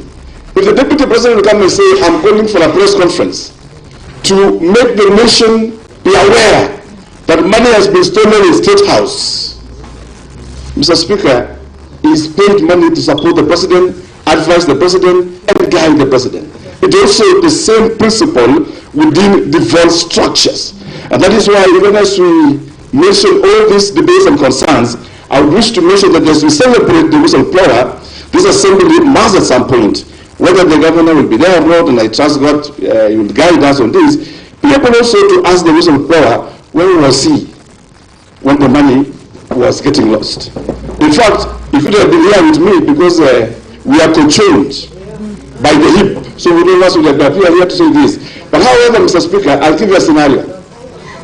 You equally have, you also have a deputy speaker in this House. The formation of the county assembly is that the speaker and the county speaker. It is going to be very across a portion of justice. If your deputy speaker will call a press conference today outside this precinct and say that the service board of the assembly has stole this money, or this committee is not working. His business is to come, guide you, and alert you, and sit together as top administrators of the county assembly do so. So it is this out of this concern that I rose to also make this submission that while we celebrate that there's a whistleblower of this one, then we must also be recognized of the fact that at the same time, the same whistleblower are to join with the governor to do service for the people of Kericho. Once again, Mr. Speaker, thank you for your grace, and I know that God will give us justice and help us to move forward as one people of Kericho County. Thank you so much. Thank you so much, Governor. I think you have made your point very clear on the matter of whistleblower. Now, now you proceed in the manner that I directed, so that we save on time. We started at 14:00. I can see it's 15:20. Mr. Speaker, sir, let me address the allegations. I've forgotten the name, but I know him as Honorable Tarimbo has asked me to substantiate the 18. I can either do it now, to substantiate the point of history. I can either do it now or the end of my presentation on the issues. May I start on the issues, Mr. Speaker, sir, the less contentious ones.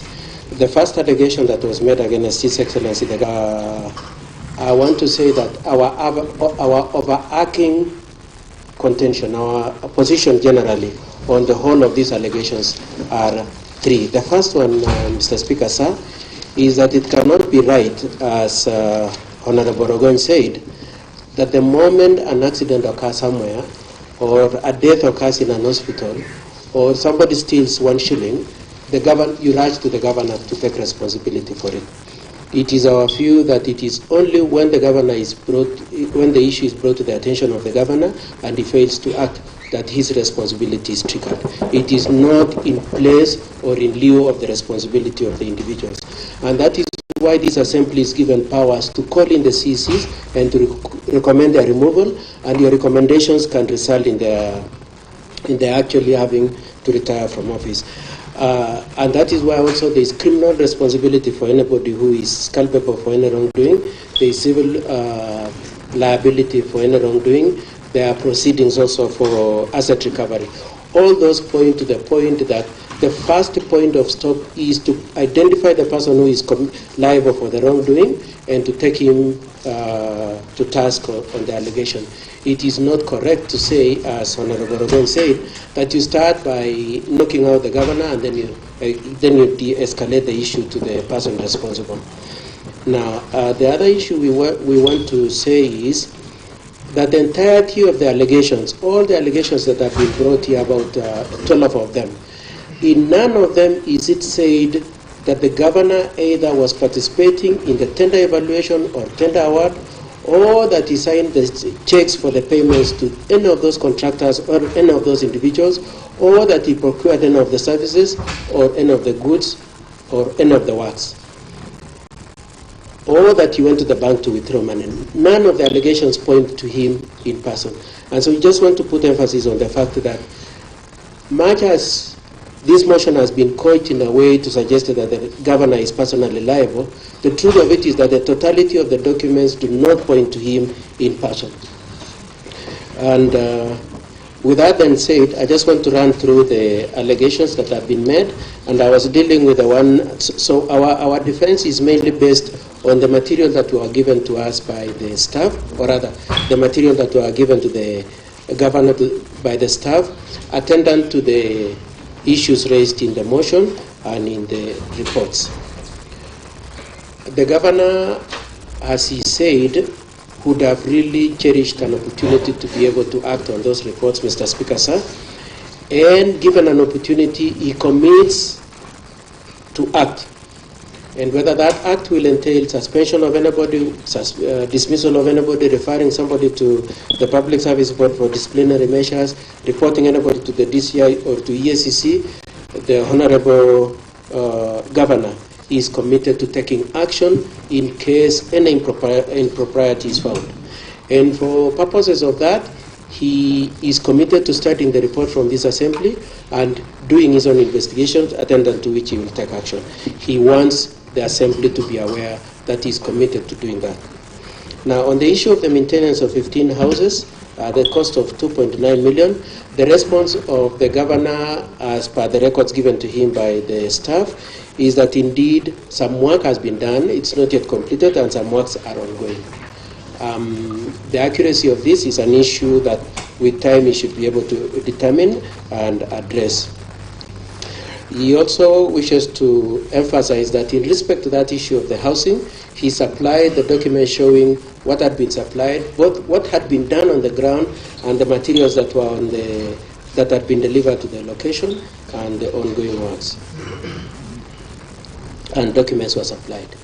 I would like to move on to the next allegation, being the alleged goods that were not delivered, and that is soya beans, maize, jam, sunflower, cottonseed, at the cost of 14 million. And the documents we have and which we are told the assembly was supplied with is because the whole case rests on the dichotomy of whether payment was made before delivery or delivery was made ahead of payment. And the position of the county staff, the executive, is that indeed delivery was preceded payment. The payment was made after the delivery of these items, that is the soya, the maize, the sunflower, the cotton, and so on and so forth. Now, it is said when the motion was being moved that a certain tonnage, I remember something like 10,000 tons were found on the ground instead of 30,000 tons. The explanation we have is that these are consumable. It's not like they rest there through. They come and the farmers pick them, the cooperatives pick them, and so the mere fact that you do not find them on the ground is not necessarily proof or an indicator that the deliveries were not done. I would like them to move on to the next issue of the overpricing. And we've seen so much on social media about tissue papers that cost 2,700 and hand towels that cost 3,600. The materials that we have that were supplied by the staff and which we are told the assembly were given were that indeed the tissues, the price of 2,750 was for 40 bales containing 40 pieces of tissue paper each. So the 2,700 is 40 bales times 40 pieces. So the 2,700 is not the cost of one unit. It is the cost. It is 40 times 40 divided by 2,700. On the issue of hand towels, the information and the documents we have in terms of the procurement of those items is that it was 3,600 related to 5 dozens of the hand towels. So it's not true to say 3,600 was for one unit of hand towels. It is related to 5 dozens. And the documentations on all these issues were supplied, and we've supplied the same to this assembly. And as Mr. Speaker, you already observed at the outset, you indicated that indeed we supplied our statement. The first statement, there are 2 statements, both dated 13th of August, and then the explanation is at volume 2, page 1 to 26, and all the supporting documents, including the documentation relating to these tissue papers, hand towels, are at page 228 to 326. On the issue of works, goods, and services that were allegedly not properly procured, our response is that they were properly procured, and the documents showing the floating of the tenders, the evaluation of the bids, the award of the tenders, and the payments were supplied. All the documents are in the bundle we have supplied, page 28 to 325 of our documents. Now, it is also alleged around the same issue that some contracts were split so that they would escape the criteria of a substantive bidding. The committee was given the procurement plans for each of these items. And if you compare the procurement against the procurement plan, it will be noted that none of the procurements was split. Each of them was done as a block, as had been anticipated and planned for in the procurement plan. On the issue of retention, we also, of course, want to observe that on that issue of alleged split tenders and impropriety in the procurement process, we did our utmost best because we didn't have details of those allegations. They were general allegations. There was no specific case where we were pointed to a specific bid or a specific tender. On the issue of retention, it is said that some payments were made after 5 years of works. And we want to say that the law on retention runs for 6 years. The contracts provide for retention for up to 6 years. So any claim made within the period of 6 years is a valid claim on the retention amount, and it is only paid upon satisfaction that any defects that arose have been done. In none of the, other than making the general accusation that payments were made 5 years down the line relating to retention, which we are saying was right, other than making that general statement, it is not specified anywhere in the allegations that indeed there is a specific case where there was a defect and payment was made for retention before the defect had been rectified. And it is the position of the executive that indeed there is no case where there was a defect that had not been rectified by the time of payment. However, as we said, we will be conducting investigations on this. We will apply, the governor will conduct investigations, establish indeed if there are any cases where there was any impropriety in the payment of retention. And at this point, Mr. Speaker, sir, with the greatest respect, you will realize that these are the payments you made 5 years ago, and so we might call you to come and assist us to clarify some of those, if it is actually a substantive issue. On the documentation, it is alleged that they are lacking documents, and some lack IFMIS invoices and stamping. We very categorically say that there is nowhere where documents are missing. I know Honorable Rogon said that one of the challenges they had in the course of the committee hearings is that there were instances when the staff were asked to supply documents and they either took too long or they brought the documents in piecemeal. Our position, from the position of the executive, the office of the governor, is that all the documents are there. They have been supplied in the documents we have supplied in this assembly. But we would like to make additional explanation on the issue of IFMIS to this effect. All payments that were made using the IFMIS system. And so the contention made in one of the allegations that indeed some taxes were avoided cannot be true, because the IFMIS system itself not only secures the guarantee that the payments are made, but it is also interconnected with KRA, and so nobody who has been paid can escape having to pay taxes. And so that allegation that indeed there were instances when parties or contractors escaped having to pay taxes or that they were paid outside IFMIS, we deny completely, as we deny the allegation that there are any documentation lacking. And we put anybody saying that the documents are lacking or that taxes were not paid or that payment was made outside IFMIS to strictly proof in the allegation. That allegation is not specified. There is no specified allegation saying contractor X was paid outside IFMIS or that he escaped paying taxes or that there was an impropriety in terms of that process. And so I would like to raise that contention there.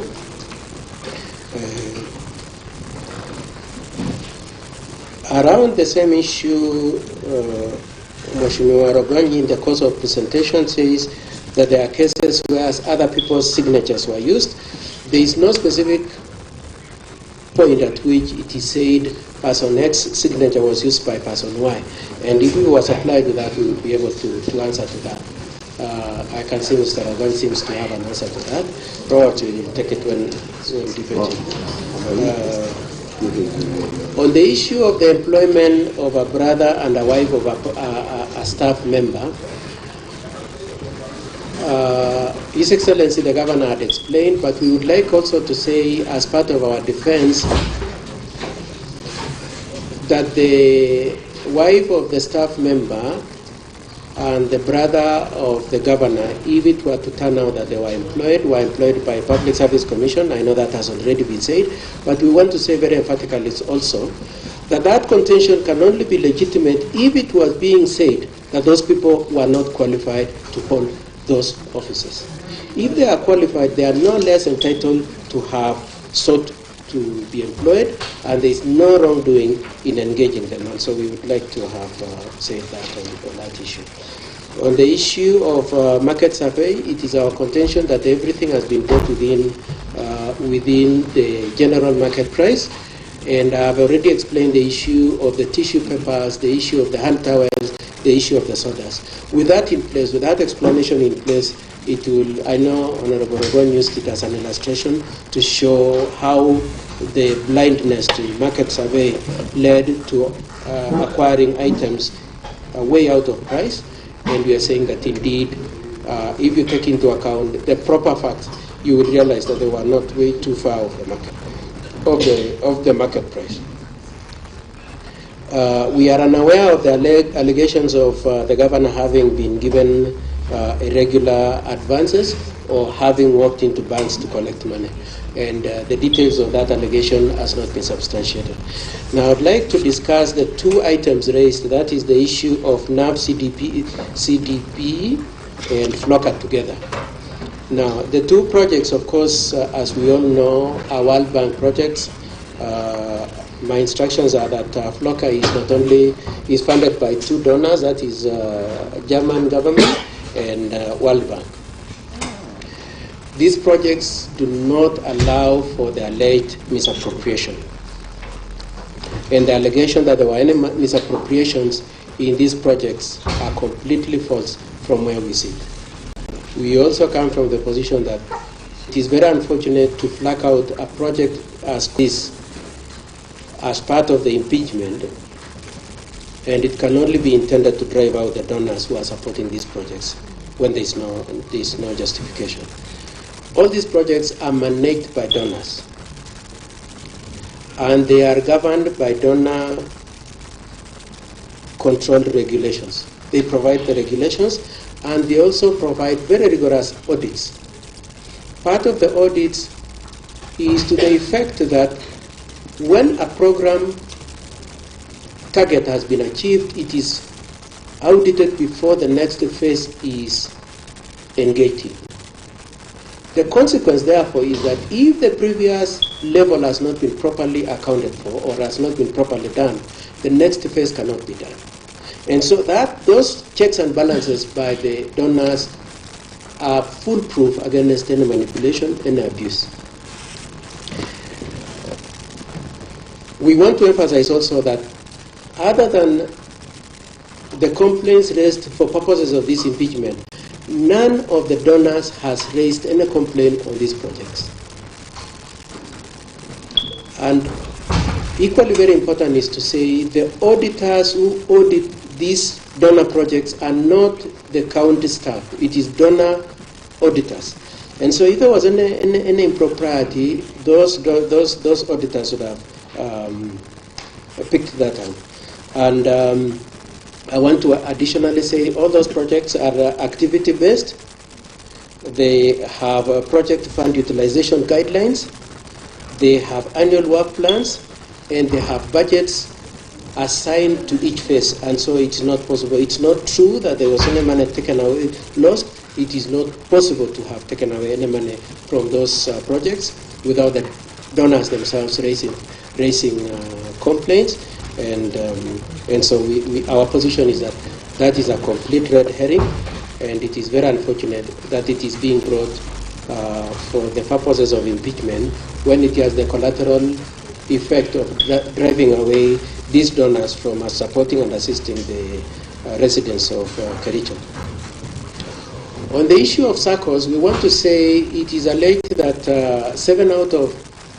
19 out of 30 SACCOs were found to have become eligible for various supports as at the time the committee went on the ground, and that it is also said in the allegations that 7 of them are the only ones who have received support.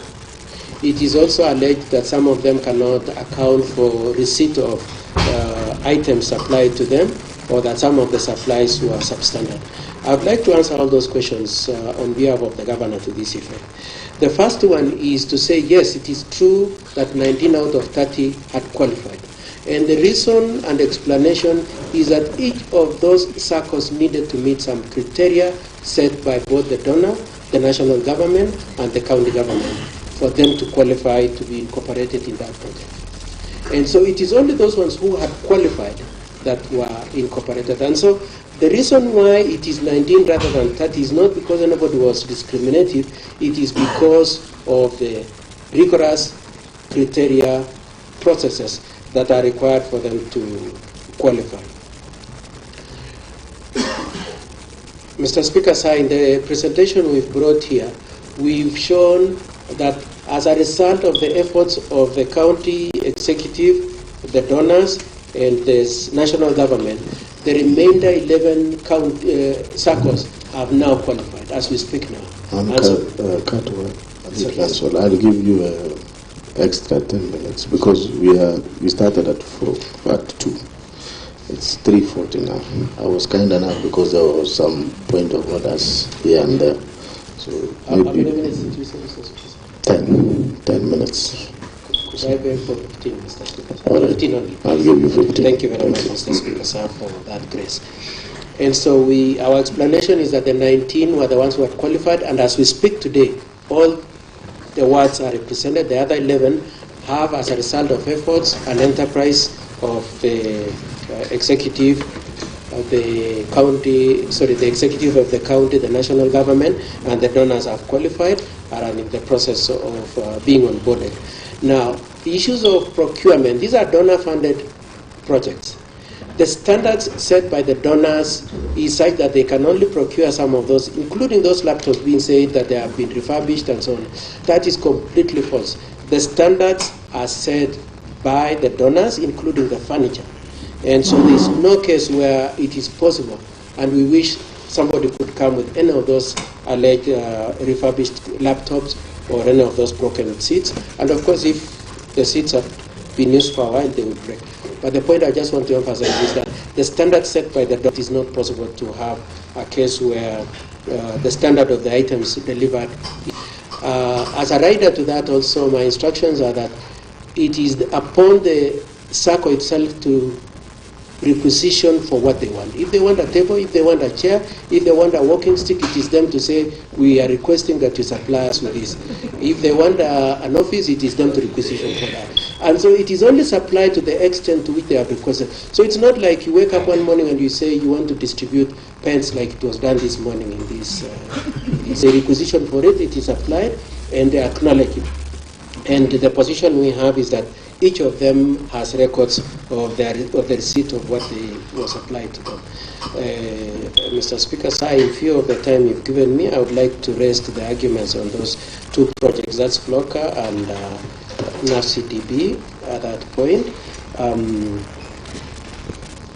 The issue of the projects which are said to be skewed in favor of the areas where His Excellency the Governor comes from, and probably where my good friend Honorable Anita comes from, it would seem like even before Honorable Okon could let the bird fly, people have already shown that it is not true.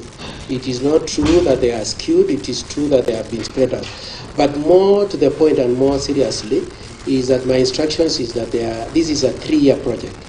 2024-2025 financial year, 25-26 financial year, and 26-27 financial year.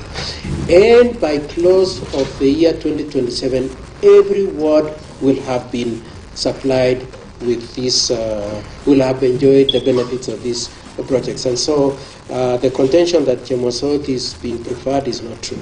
It is also not true that 21 million was spent. It is actually, the truth is that it is only 16 million that has been spent. The work plans for these projects is such that if it is closely looked at, some of the projects will attract more expenditure than this Chemosot that is being picked on. Some will incur more expenditure than that Chemosot. And there is also reference to some other projects, Toroitany, I think, and and Chemamul. And my instructions that the executive wishes that there was audience for the people from those areas. They would come and say they are very happy. The project was completed, it was handed over to them, and they are very happy with its performance. And so to say that there is any deficiency in those projects is is inaccurate. And there is no skewedness, there is no discrimination.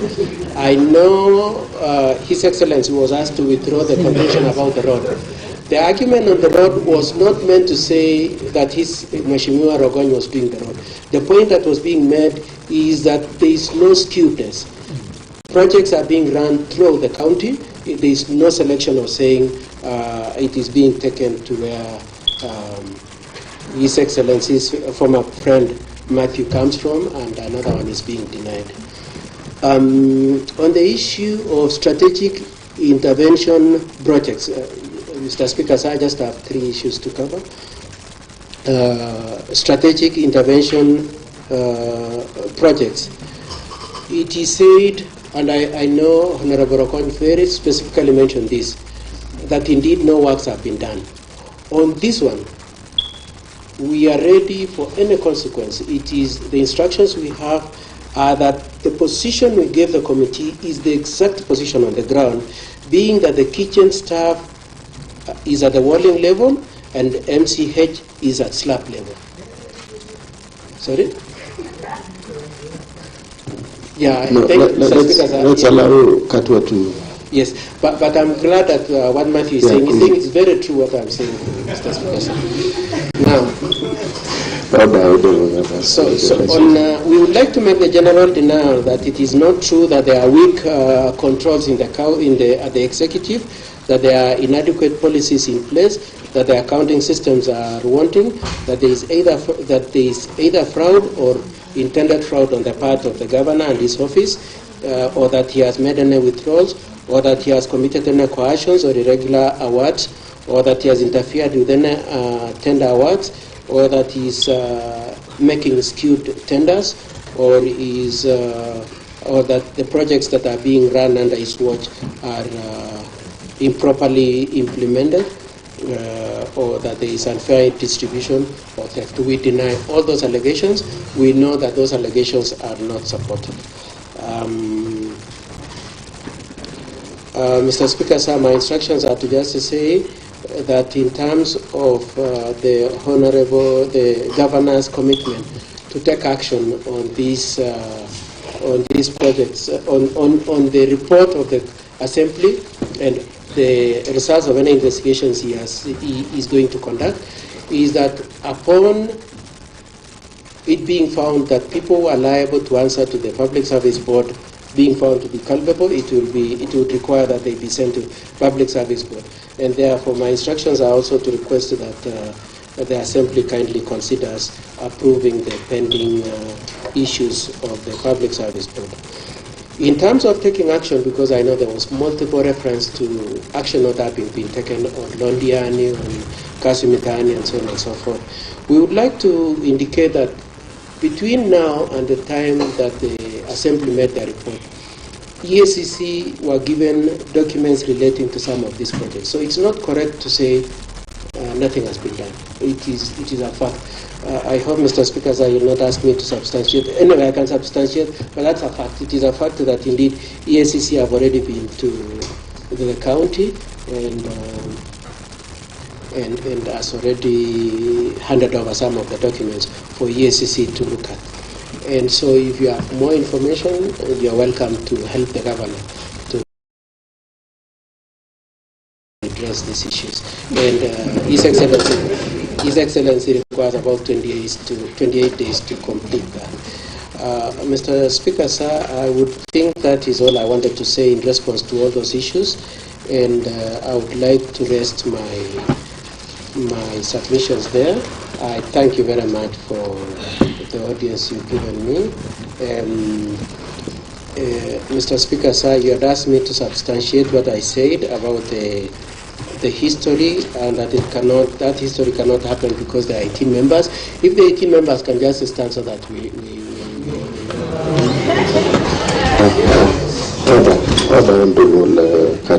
Mr. Speaker, sir. You cannot give direction. In fact, even the honorable members themselves, you know, you are out of order. I cannot even expect you to take directives from Honorable Katwa.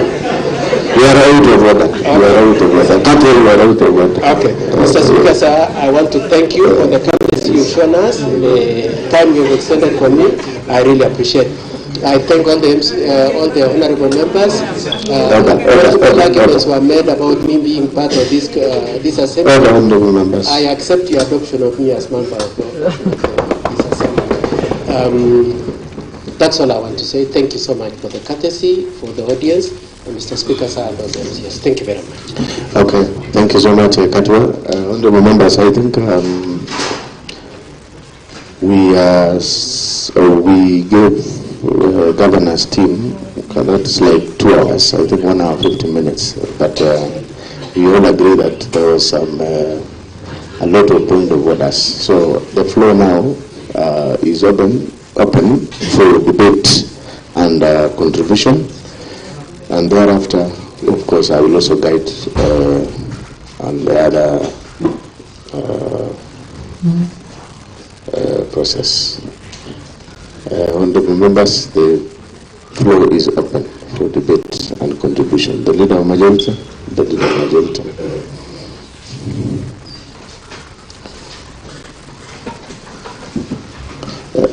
And as we contribute, let us try to confine ourselves to the substantive motion before us. Thank you very much, Mr. Speaker, for the opportunity. Let me also take this opportunity to thank the representatives of His Excellency the Governor and the Governor himself. Maybe, Mr. Speaker, before I table my submissions, maybe to support the motion, Mr. Speaker, you will allow me to inform the House, Mr. Speaker, of the current incidents that has occurred, Mr. Speaker. I think you've been seeing me going out and coming in, Mr. Speaker. It's because of some very serious emergencies, and this will concern the safety of the honorable members. Maybe before you decide, before we finish discussing this motion, it is good to take note that our gate B, Mr. Speaker, I was called upon by the Sergeant at Arms together with the security teams that, and I read the statement, Mr. Speaker, that at around 10:50 a.m. this morning, an unfortunate incident occurred within the precincts of the County Assembly of Kericho. A vehicle registration number KAH075Y, a county government vehicle, boarded and accompanied by close to 50 goons, Mr. Speaker, driven by non-driver, because it's a government vehicle, Mr. Speaker, rammed into gate P of the assembly. The vehicle is mounted with public address system, which is always used by the governor's press team. Mr. Speaker, assembly officers manning and other working in the kitchen were almost injured, Mr. Speaker, as they scampered for safety. Over 10 police officers who witnessed firsthand the incident. We wish to thank the National Police Service officers who acted promptly toward the attempt, which aimed at forcing their entry in the assembly and causing injury to the honorable members of the county assembly as well as the staff. We further wish to thank especially the DCI department, Mr. Speaker. They've told the vehicle that is normally used by the county executive, that vehicle, KAH, it is used for public address issues, Mr. Speaker. It has been told to the police, and the goons has been dispersed, and so far 5 have been apprehended and they are in the custody, Mr. Speaker. So it is good for the information of your own safety that this is a weighty matter, that you need to be very careful even as you move out, because if you see these people trying to come run into the gate, Mr. Speaker, we have the kitchen closer to that gate. So it is always good maybe for the honorable members and the staff of the county assembly that even immediately we finish on this, it is a security matter, Mr. Speaker. Mr. Speaker, allow me now, Mr. Speaker, maybe the concerned committees, Mr. Speaker, since it is a county government vehicle, Mr. Speaker, we know the issues of work tickets. It is signed always by the chief officers, Mr. Speaker. We have the transport officers and the activities of that vehicle, Mr. Speaker, when it comes to the issue we need, maybe immediately after this, Mr. Speaker, we take the actions to that effect, Mr. Speaker, because it's something that touches on the lives of the people. Now, Mr. Speaker, in supporting the motion, Mr. Speaker, of today, Mr. Speaker, one, the motion mover, Mr. Speaker, has elaborated on so many things, Mr. Speaker. It should not be diverted, Mr. Speaker, that the key reason why we are here today, Mr. Speaker, I want to decline or oppose what His Excellency the Governor said about the whistleblower, Mr. Speaker. The whistleblower, if you see, we have the rights to information, Mr. Speaker, to address and the likes. If the whistleblower is against the corruption, we will not say he should be seated waiting for other agencies to come when he or she has seen, Mr. Speaker, that there is a very serious corruption in our county. Mr. Speaker, I'm in the budget committee. In many times, Mr. Speaker, we try to get even a small figure, a small amount, Mr. Speaker, to take to our people. When you see a total investment, Mr. Speaker, close to 85 million, it's not a small thing, Mr. Speaker. Mr. Speaker, I'm the leader of majority of this county assembly. And in this case, Mr. Speaker, our party leader, who is His Excellency the President, while he normally, Mr. Speaker, pronounced himself on issues of corruption, Mr. Speaker, he talks of coercion and corrupting various committees of different houses, Mr. Speaker, to condone the corruption. And indeed, Mr. Speaker, he distanced himself on these issues of corruption. I'll call all the honorable members, Mr. Speaker. I know each and every individual member of this county assembly that when it comes to a matter of corruption, we were elected or selected to this county assembly to represent the interests of our people and make sure that we do legislation that will take monies to the people, Mr. Speaker. Mr. Speaker, I say by honorable not to Mr. Speaker, I think it's only the legal departments, Mr. Speaker, that at times you have to do the deposit before you are represented by legal counsels, Mr. Speaker. But when it comes to government procurements, Mr. Speaker, you do the work. The only person that is allowed, Mr. Speaker, the government, Mr. Speaker, in this case, should not pay you before you render services. Mr. Speaker, the CEC in charge of agriculture, Mr. Speaker, has been moving around, cheating the public that the issue of total time in Capsa House Ward, Mr. Speaker, that they could not supply the full, as per the POQs, Mr. Speaker, bill of quantities, and the full quantities, Mr. Speaker, to total time cooperative society, basically because they don't have stock, basically because some of these raw materials will expire. I was wondering, Mr. Speaker, whether the members of total time cooperative societies, Mr. Speaker, have even one animal or two.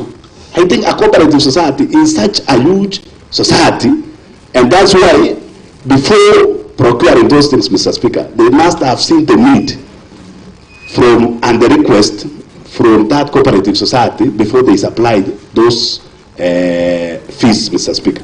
Mr. Speaker, this is a case that progress was made around February, Mr. Speaker, but the supplies was done immediately. The whistleblower, Mr. Speaker, blown the whistle, and the committee in this house, Mr. Speaker, was formed by yours truly, the honorable majority leader, Mr. Speaker.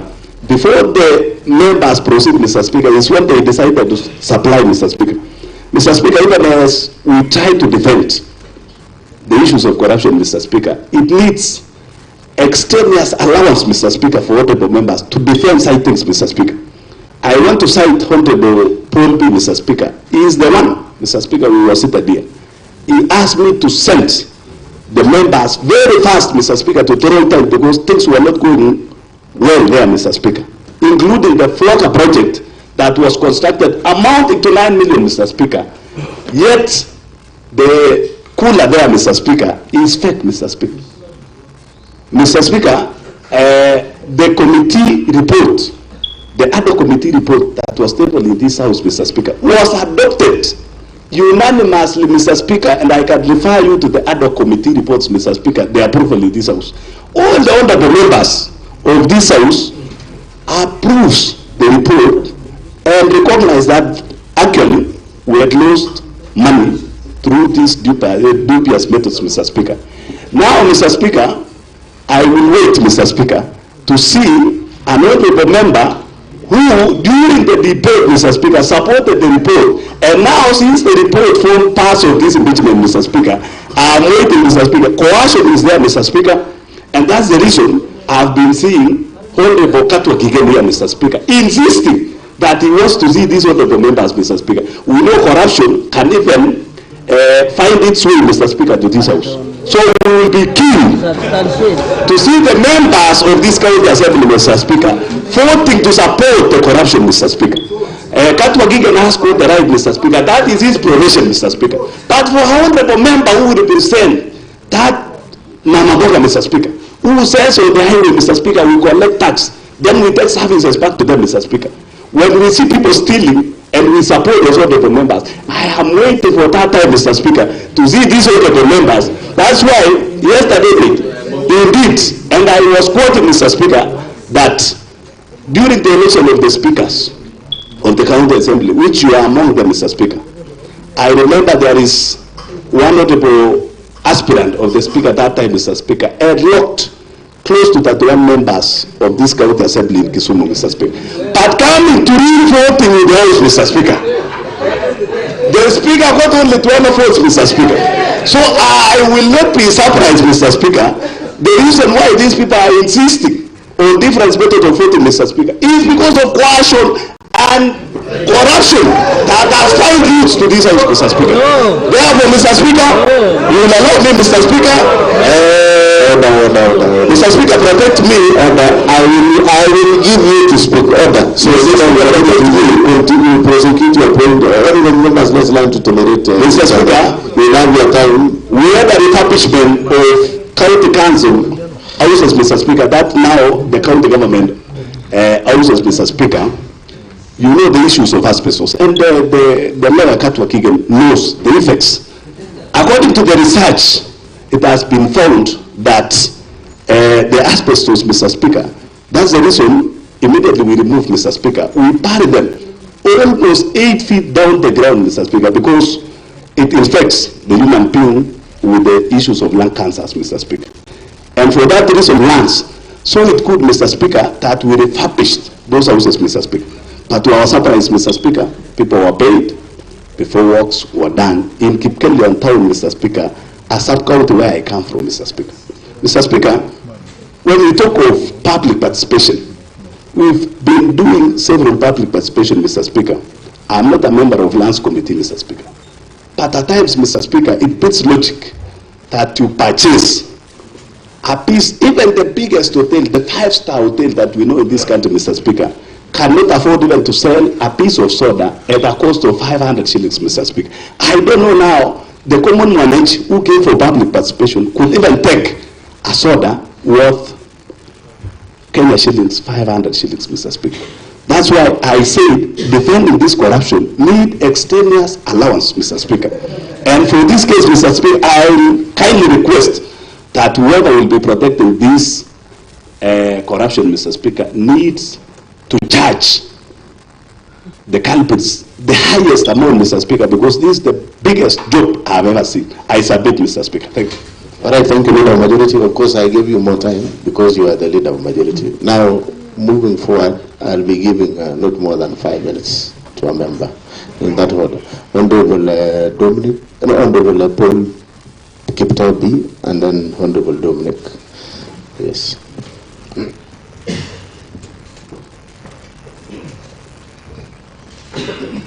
Let us stick to 5 minutes, and you restrain yourself to the matter of the motion. Thank you. Yeah. Thank you very much, Honorable Speaker, for allowing me this chance to speak on behalf of people of Kapsaos. Because I've been adversely mentioned, Honorable Speaker, on the issue, and I'll narrow myself to the issue of Toroi time. Honorable Speaker, it's like shocking to see people talking about Toroi time. The person standing before you is the initiator of Toroi time. And I'm the area MCA, and I know what Toroi time is all about. Yes, indeed, I did actually talk to the majority leader that some people visit Toroi time. But I didn't say that there was anything lost in Toroi time.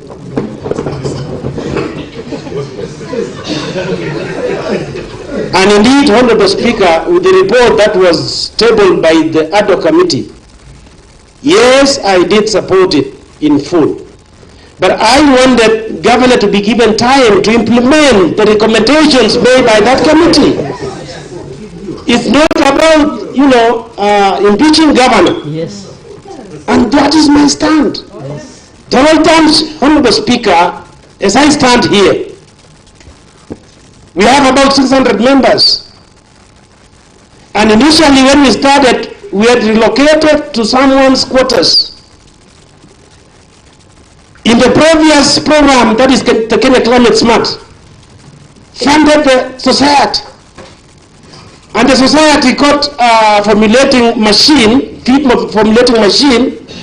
that assisted them to stand. So when the program started, when the county government wanted to supply what was supposed to be taken to Toroi time, and I want to say it clearly here, and I have minutes for the same. If you want me to supply, view with minutes, Honorable Speaker. The committee, that is the officials, had to sit and decided on where to get the money to build the store. It was not about, there was some embezzlement of money in Toroi time. Immediately when the store was finished, Honorable Speaker, the first budget of supplies went to Toroi time. And when the whistleblower, the next batch was supplied to Toroi time. Number two, Honorable Speaker, the cooler which was supplied to Toroi time. We are laymen. We doesn't understand, what the right cooler is. Now, the serial members, we have to send it to KEPS to confirm, if the cooler that is in Toroi time is the right one. Yes. And, Honorable Speaker, when the day report fellows visited Toroi time, and the KCC fellows, they did confirm that the same cooler has been supplied to many places in Pomet. Yes. And that is why we had to accept, and as we speak right now, Honorable Speaker, the cooler is working, and the farmers, have supplied milk to the same cooler, and now KCC are collecting milk from the same society as we speak. And that is why I said yesterday, or the day before yesterday, that the farmers are working very hard. Gentlemen, let's not do politics. You're doing politics. This is politics, pure politics. It's me who understands Toroi time more than you. Don't talk of something you don't know. Yes. Talk of Kerimoi. You almost close Kerimoi. My good friends, talk of your societies. Don't talk of anybody's society. It's me who understands my society. Governor will not go anywhere, and I want to thank him because Governor has really done a lot, in my word. Thank you, and may God bless. I oppose in totality the motion of impeachment to His Excellency the Governor. Thank you. Order. Let us not agree. Order. Let us not. Order, the Deputy Speaker. You are among the leaders of this assembly. Order. Honorable members, we are live, by the way, and we are being followed. So I'll urge you to debate in a manner, of course, that will reflect your title of being honorable members. And secondly, this is a warning. This is a very strong warning that there is no shouting, use of unparliamentary language. Don't invite the chair to make some decisions that will not go well with you, honorable members. I really want you to be in this house, all of you. So let us avoid the shouting. There's a way of applauding, and you know very well how to do it.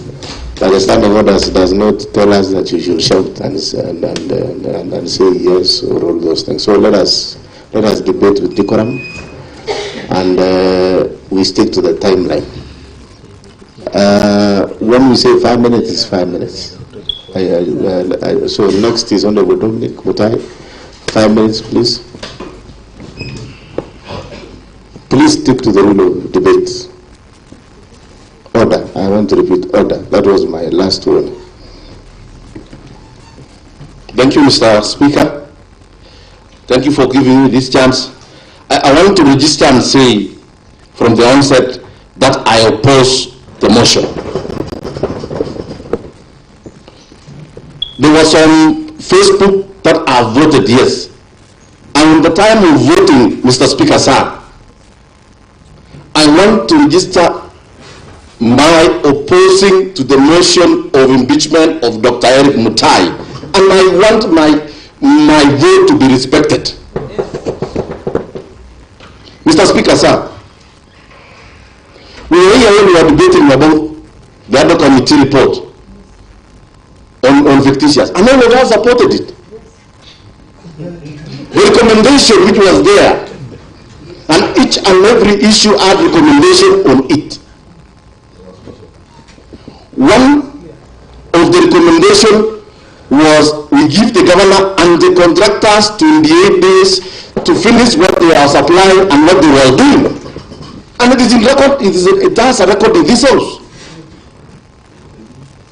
Mr. Speaker, sir, when we are playing politics, it needs to be politics, and when there is development, it needs to be development. What we have been doing recently is politics and development. No one will condone corruption. But when we are doing corruption, when we are doing politics and talking about corruption, people will not take us serious. We are the third assembly. The first assembly did an impeachment to the governor by then. We are here trying to break the record in this country that we are the champion of impeachment.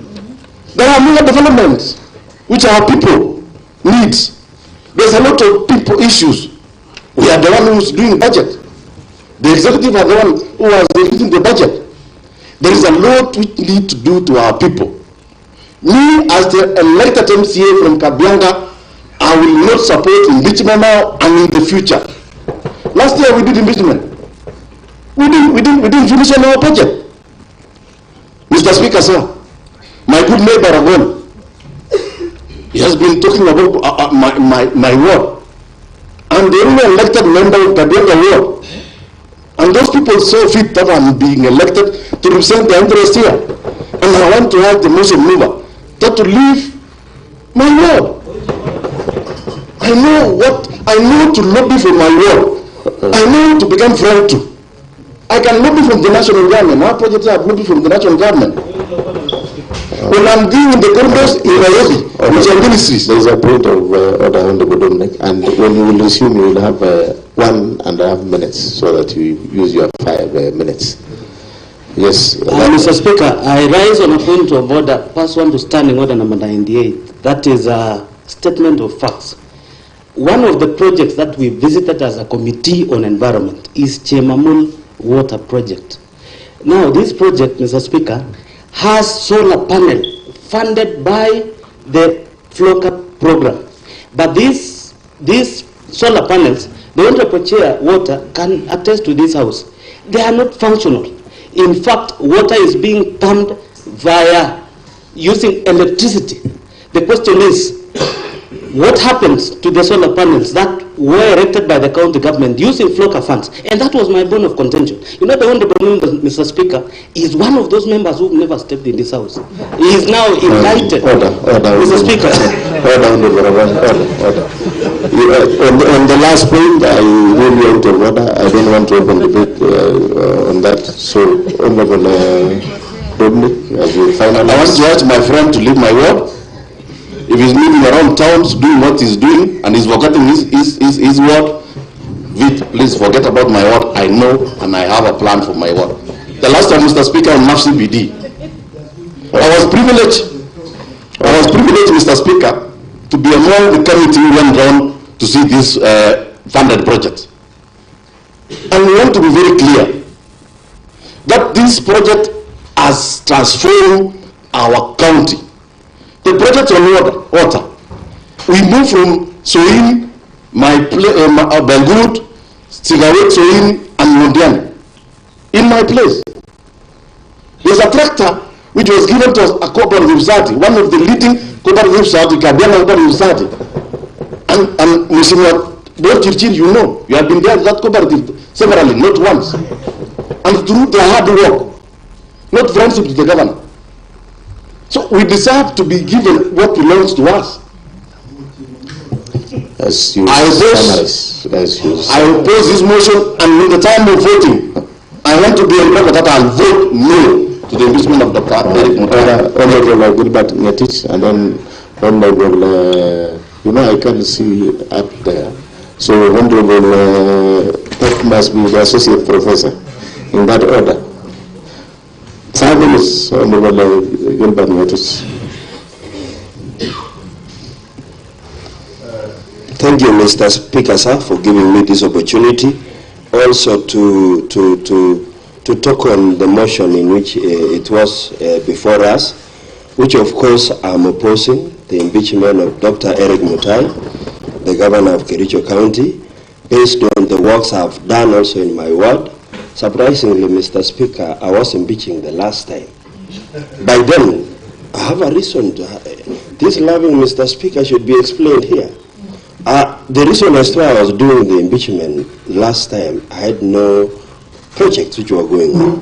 Mr. Speaker, the Kishara Dailies, which was benchmarking from Toroitany, Mr. Speaker, I'm hearing the condemnation of Toroitany. But the Chrome Kishara Dailies benchmarked in Toroitany, Mr. Speaker, sir. And they brought goodies, and we've really progressed. I have members in Kishara Dailies that goes to 700 members, Mr. Speaker, sir. And we are collecting over 2,500 milk, Mr. Speaker, sir, as we speak today. I'll be very keen, Mr. Speaker, when we reach a level of having a supply of a cooler. Mr. Speaker, when we were discussing over the report, I have heard of the tapping of that cooler, Mr. Speaker, for it to function. But today, Mr. Speaker, the area MCA is actually proving and confirming that the cooler is functional. Mr. Speaker, sir, the contradicting statements which are really existing in this House, Mr. Speaker, should also be in the very other way. I heard the very talk in which the President did in Homa Bay, and he said, Mr. Speaker, let the legislature not also force the executive to indulge in corruption by demanding funds for them to write a report, Mr. Speaker, sir. Remember, corruption is a two-way thing. We have been told by majority. That is what the President said, Mr. Speaker. Yes, there is a point of order, Honorable Gilbert. There's a point of order. As you receive, you have 2 minutes. Yes. Thank you, Mr. Speaker. On statements of facts, Mr. Speaker is saying that the committee demanded, I think, money so that they write a report, Mr. Speaker. So let him table that evidence, Mr. Speaker, if he has the evidence.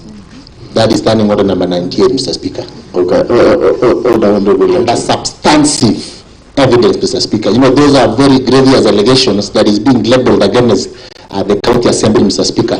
These are House of Rules and Procedure, Mr. Speaker, and House where we do oversight, we represent and we legislate on behalf of the people that sent us here. Okay, Honorable Gilbert Ngetich, is that what you say?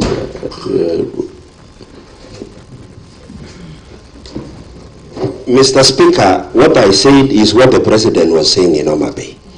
I didn't refer to any committee to have demanded money from the executive. Okay, I was just saying what the President said, and he said under my watch, Mr. Speaker. Okay, you proceed as you. Okay, I proceed. Mr. Speaker, sir, I'm actually saying that as we progressed, I'm one of the members who supported the report. And in the report, Mr. Speaker, I was asking the final soda thing and the tissue thing in that report. Mr. Speaker, if we can really go back to that report and really check on the writings, Mr. Speaker, we didn't find the calculation of this tissue and soda, Mr. Speaker. Yet it's an allegation today of impeaching the governor, Mr. Speaker. And that time, the governor was given 28 days or 14 days to act on the report, Mr. Speaker. And we expected the governor to work on the report. Before even the report is at the table of the governor, the impeachment motion has been planned. Mr. Speaker, we want this county to progress well as we refuse the corrupt members who are in the county government, Mr. Speaker. I think the governor has the report as we speak, and we ask that time of 28 days to act on the report. In the actual sense, Mr. Speaker, there is nowhere where the governor wanted the bank to really withdraw the money. There is nowhere where the governor really signed a procurement process to really do some work. There are some people who really did this work, and we have them at the office as we speak. It is high time that we give this governor time to act on the report which the other committee made for the works to run well for this county as we clear our term. Mr. Speaker, sir, this is the reason as to why I really not support the impeachment, and then when it comes to the time of voting, I will also vote no.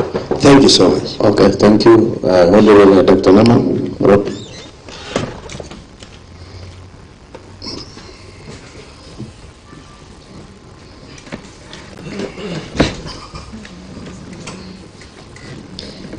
Thank you, Honorable Speaker, sir, for giving me opportunity.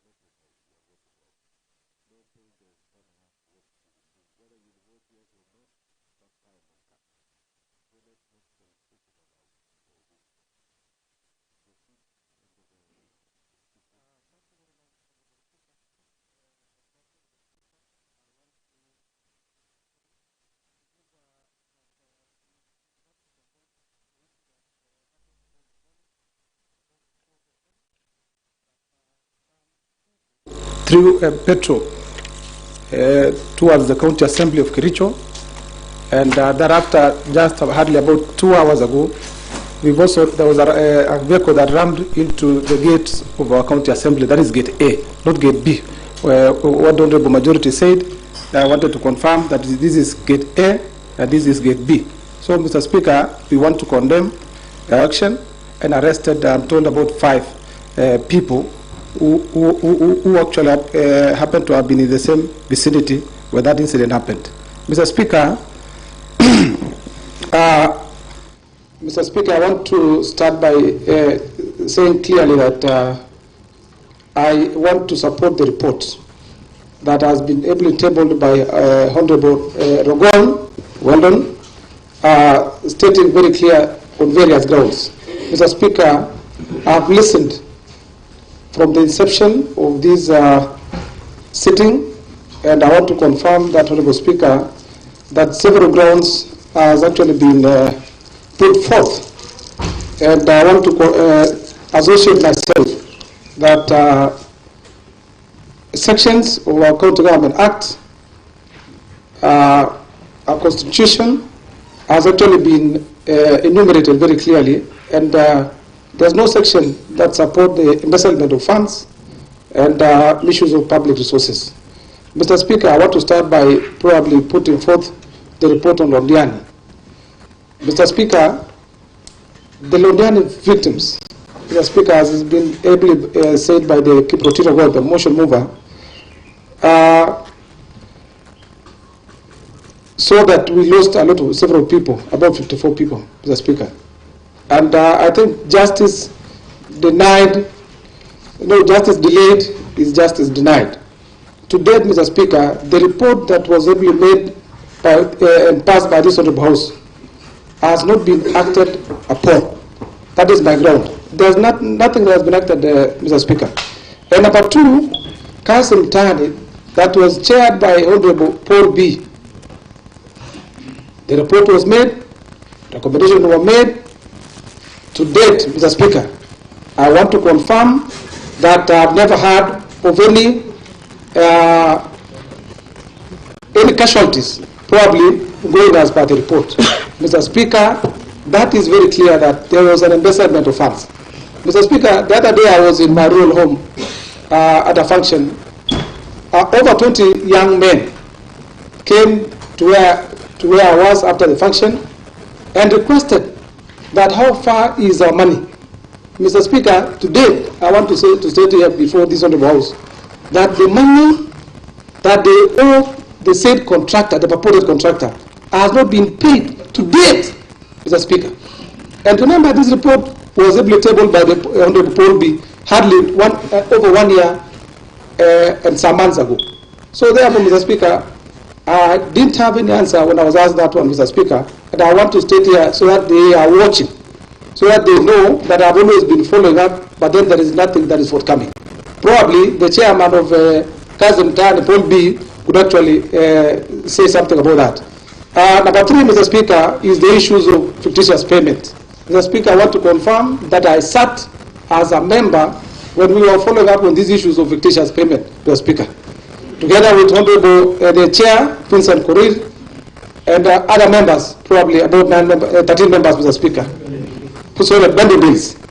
Mr. Speaker, there were a lot of disparities. Probably when we went for the issues like skewed developments, Mr. Speaker. Remember, like for example in my ward, Mr. Speaker, I appropriated in the budget for 2024-2025 over 20 million for the road works, Mr. Speaker. And I want to confirm that my people in that financial year, Mr. Speaker, the only value for money they got, Mr. Speaker, out of the 20 million, only 3 million for the whole financial year, Mr. Speaker. Where is my 17 million? Where is my 17 million? And you want me to come and abuse corruption when my money has not been probably told that this is your money, the money for my people. So there are two people. I want to confirm before this about Mr. Speaker. I was elected, and remember, Mr. Speaker, I'm a ranking member before this House. You cannot take my people in circles. When I was duly elected to represent them for my second term, Mr. Speaker, I want to confirm my people are not the budget packs. It will never happen. Number three, Mr. Speaker, I want to confirm in the report on fictitious payment. Mr. Speaker, there was a clear intent to defraud the people of Kericho, especially on the issue of Kericho housing, Mr. Speaker. Kericho housing, Mr. Speaker, I also went because the other day we had a committee, a lands committee, Mr. Speaker, we had at Kericho Center. Mr. Speaker, I want to confirm. There is no law that says you pay for services before you render. Mr. Speaker, this is a height of impunity that is happening before this honorable county. Mr. Speaker, I will not, and I want to confirm before everyone and the world at large that everything must be done to the order that has been prescribed in the law, in the Constitution and the Counter-Governments Act and also PFM Act, Mr. Speaker. So therefore, I want to confirm you cannot pay. It was paid 2.9 million, Mr. Speaker, while the works are not yet completed. I want to thank the lead lawyer, the counsel, Kato Kige. He stated very clear as I was sitting there that the works are ongoing. While the money went long time ago. Since when? We are wondering. I want to thank you, the lead counsel, for being honest. You know? Mr. Speaker, I think... As you wind up, Honorable. Sorry, give me more 5 minutes. I think I have several things in my mouth, Mr. Speaker. I want to divulge all of them today. So, one more minute, I'll give you one more minute. Last thing, Mr. Speaker, is the issue on NAF CDP. Mr. Speaker, NAF CDP, we've been told by the Honorable Mover of the motion, that is 281 billion. As to where 281 million went, I want to confirm. I want to confirm, Mr. Speaker, the only thing that I have seen in my world is only the drawer and the chair. That is broken. Remember the other day, the Honorable Excellency Governor launched their project in a stadium. 1 million, they were saying 1 million per ward. I think it is like that. But today, Your Excellency, I'm wondering, where is that 1 million? Today, when we look at dummy checks, Speaker, I want to confirm that we need also to be serious to some extent. You know, in as much as we want our people, or we don't want, we are not victimizing the governor. But when what we are after is the resources that are meant for the people of our county. So with that, I want to register that governor is my good friend. But then, as for the issues on resources, Your Excellency Governor, pesa irudishwe. Pesa irudishwe kwanza. Thank you. As I write, Mr. Speaker, Section 30 of our Counter-Governments Act. Section 30, 3F. Mr. Speaker, as I go say that responsibility and the management of the resources rest squarely with the governor. That is Counter-Government Act, Section 30, 3F. Responsibility and the management of the resources rest with the governor. I support. Thank you very much, Honorable. I give this opportunity to the Honorable Erick Mutai.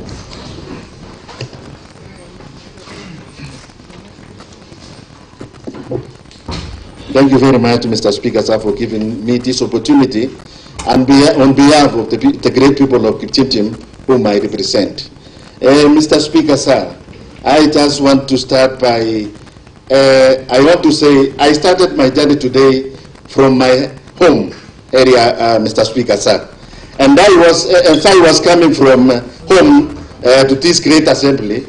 A great pastor, friend of mine, who is a voter in Kipchimchim, told me this, quoted a verse in the book of Israel, chapter 10, verse 4.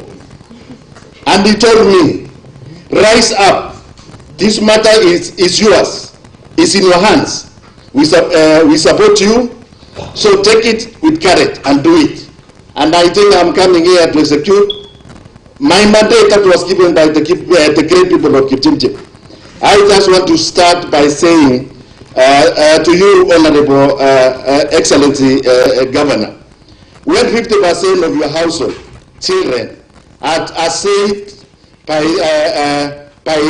the chief that they are thieves, does it mean that the father is not also a thief? So I want to say the great people of Kipchimchim suffered an injustice. I did appropriate 18.6 million to roads, but 10 million were only procured. Where is the 8.6 million which was meant for the roads to Kipchimchim?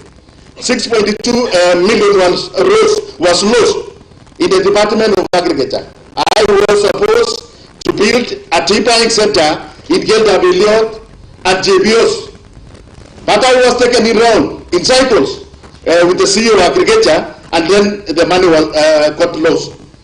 Again, I want to rise in all my faiths and defend the people of Kipchirchir that in health, I lost 3.4 million, which was made for the completion of the Mesuan dispensary. That aside, Mr. Speaker, sir, I am also the chairman for cooperative committee in this great assembly, and I did go around, going and inspecting the projects that were funded by NAF CDP. And my take was within the Inamoy sub-county. I started my first visit to Kapsaus Ward, and I don't want to go to Toroiga. I went to another cooperative society by the name Captain. I went to another cooperative society by the name Pidgin. I just come all the way to my ward. I have a cooperative society by the name Kipchindai, whom I started when I was elected. I went all the way down to Golange in Ainamoi ward. I went to Kapsoi, a cooperative society in Kapsoi, Maso, and we come and concluded at Kipchebor ward. All those cabinets that was applied to this cooperative society, SACCOs, they were, the department were proposing that they supplied a fireproof cabinets. Where or not can a light MDF sustain a fire in case of a fire incident? Where or not can a glass sustain fire? And when you ask about the price that were used to procure that cabinet, 40,000. And on coming, even using the common sense, go to these great supermarkets that we have within our town. The same cabinet that was applied with 40,000 is worth 12,000 in our supermarkets. The chair at the small table that was applied to these SACCOs, when you come also, go around to these supermarkets, it is costing 40,000. But here was applied with 70,000. Where or not can that happen really? Mr. Speaker, sir, I don't want to repeat myself, but I just want to put it on record that how on this country can a service or a work be paid before even the work began. Your Excellency the Governor, Your Excellency the Governor, the buck stops at your doorstep. We were expecting, when you were making your comments here, I was expecting you start on the 85 million that were lost by this great county. But Your Excellency, you are trying to whip our emotions. You are trying to whip our sympathies. But you see, we are the elected people. People are paying for our seats. They are counting for them to send us home. But here, when we were deliberating on the budget estimates, I have declared that me, myself, I was on an impeachment spree. Reason is because of the disparities in works that are being done in our wards. Look at my great friend, the mover of the motion. He highlighted a ward in Bureti Chemosot, where works worth 21 million was prosecuted. And to us, nothing was done. Why do I have to sit in a budget to do a schedule of my work and never to be implemented? Will I not look stupid to my people who elected for me? In fact, I was elected on a very rainy day, Mr. Speaker, sir. When I was being elected, a mama gave birth to a child when he was queuing to vote for me. Am I not doing the injustice to these great people of Kipchirchir? One incident that is very painful to me, Mr. Speaker, sir, is that there is a mama who came out of the ward. He was really admitted at Kericho Referral Hospital. He came all the way to Kericho Polling Station with a trip in a hand to come and vote for me. And finally he was telling me, Mheshimiwa Mutai, I just want you to open a road to assess my place. I did the same. I appropriated money to Kazimani Road, which has been which I appropriated money the same, but nothing has been done. Unfortunately, I lost it, Mama. How will I go to her grave and seek for forgiveness? That I promised a road that I was to do last financial year and it never been done. So, Mr. Speaker, sir, finally, I want to say I support this motion in totality. Thank you, Mr. Speaker. Thank you very much. Let me give this opportunity to the Honorable Fancy.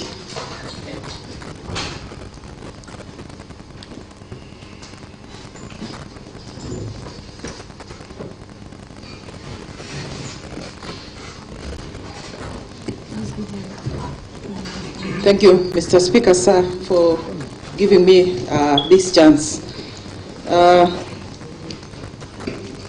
I'm a nominated member from Shaik, but I belong to Kericho County. I'm saying this because I represent the gender top-up, not impeachment top-up. And I'm saying this because when it comes to impeachment, as nominated, we are held ransom. We are told, come and sign here. But when it comes to resources, Mr. Speaker, sir, we are not there. I'm standing here because I'm suffering since the last impeachment, Mr. Speaker, sir. I was robbed of my responsibility. To date, I don't have any responsibility. And again, I take care of myself because I really need to speak here. Because at some point, someone will say, Fancy didn't attend a sitting. So I'm here really defending myself. But since last 1 year, I have not received any salary, Mr. Speaker, sir. So I want to say no to this motion because, yes, I will say no to the motion because I am part of the committee of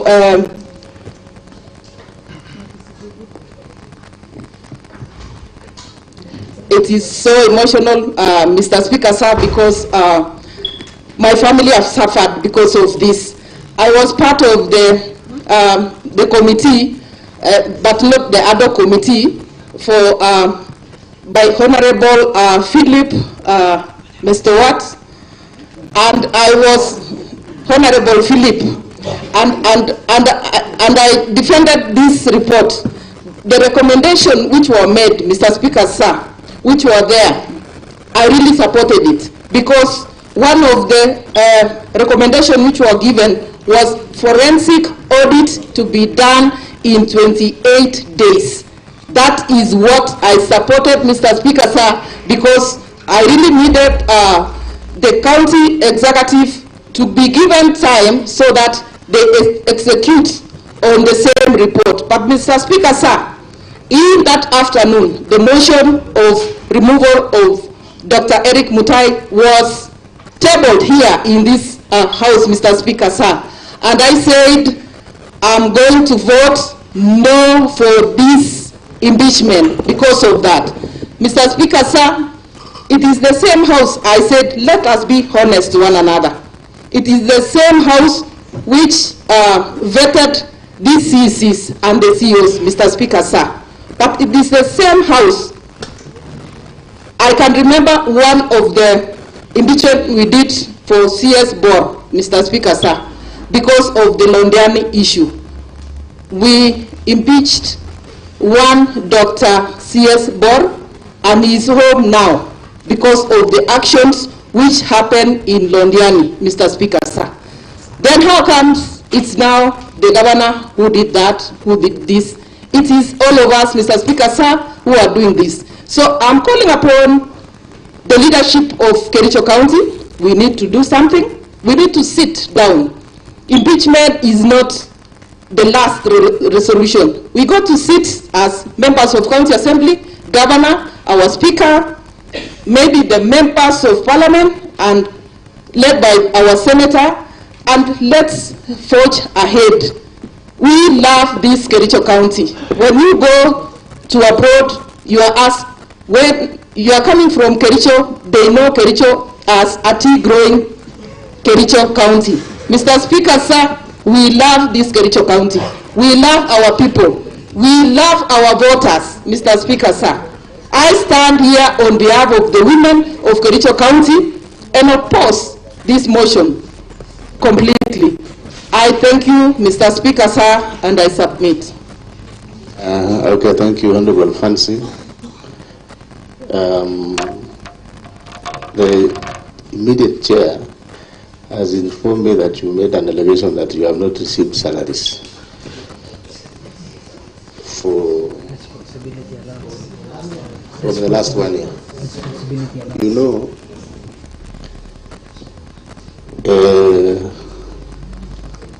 Honorable Fancy, you may have to, because that is a very serious concern, and yours truly, the Speaker here, who is the chair, he is also the chairperson of a board of this assembly. And when you allude to the fact that you have not received salaries, salary for 1 year, that amounts to being disordered, and you know the standing orders. Because obviously it is a fact, and the clerk is here, that all of us have been paid salary until the month of actually June, July. Even for those in the family bank, they have been paid up to July 2025. Fancy, Honorable Fancy. That one amounts to gross disorder in the Assembly. Standing order number 114D, deliberately giving false information to the Assembly. And I therefore ask you to withdraw immediately from the chambers, from the precincts of this Assembly, for the remainder of today's sitting. Order, Sergeant at Arms.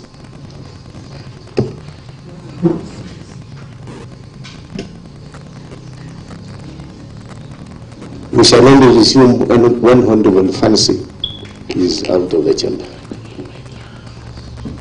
Read your standing orders, Honorable Members. I've told you. Out, Honorable Fancy Quarters.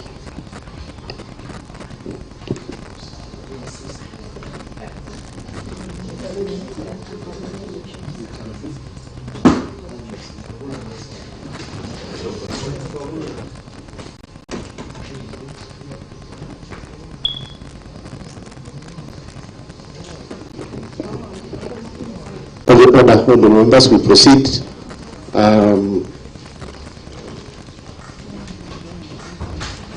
Yes, the hands, Honorable Paul Chirchir. Honorable members, I want to, looking at from what our leader of majority gave us on the security incident that was reported, we're going to be very keen on the time. Now that I'm being informed that one side of our gate, Your Excellency the Governor, is open because apparently there was a vehicle, KAH 075Y. When the incident was being reported, you are not here, and this vehicle actually belongs to the county government of Kericho. There is a report here that is official. We will be sharing with you that because of what has happened, we must be very careful also. Honorable members and the staff and the security clerk, you alert everybody to be alert because of the security concerns that we have here. So we have to provide safety to the members as well as to the governor also who is here and all of us. So I suggest members, let's stick to time. I'll minimize, I'll be giving it to 3 or 4 people so that I give to the governor to respond, and then we will proceed in that manner. Honorable Paul Chirchir.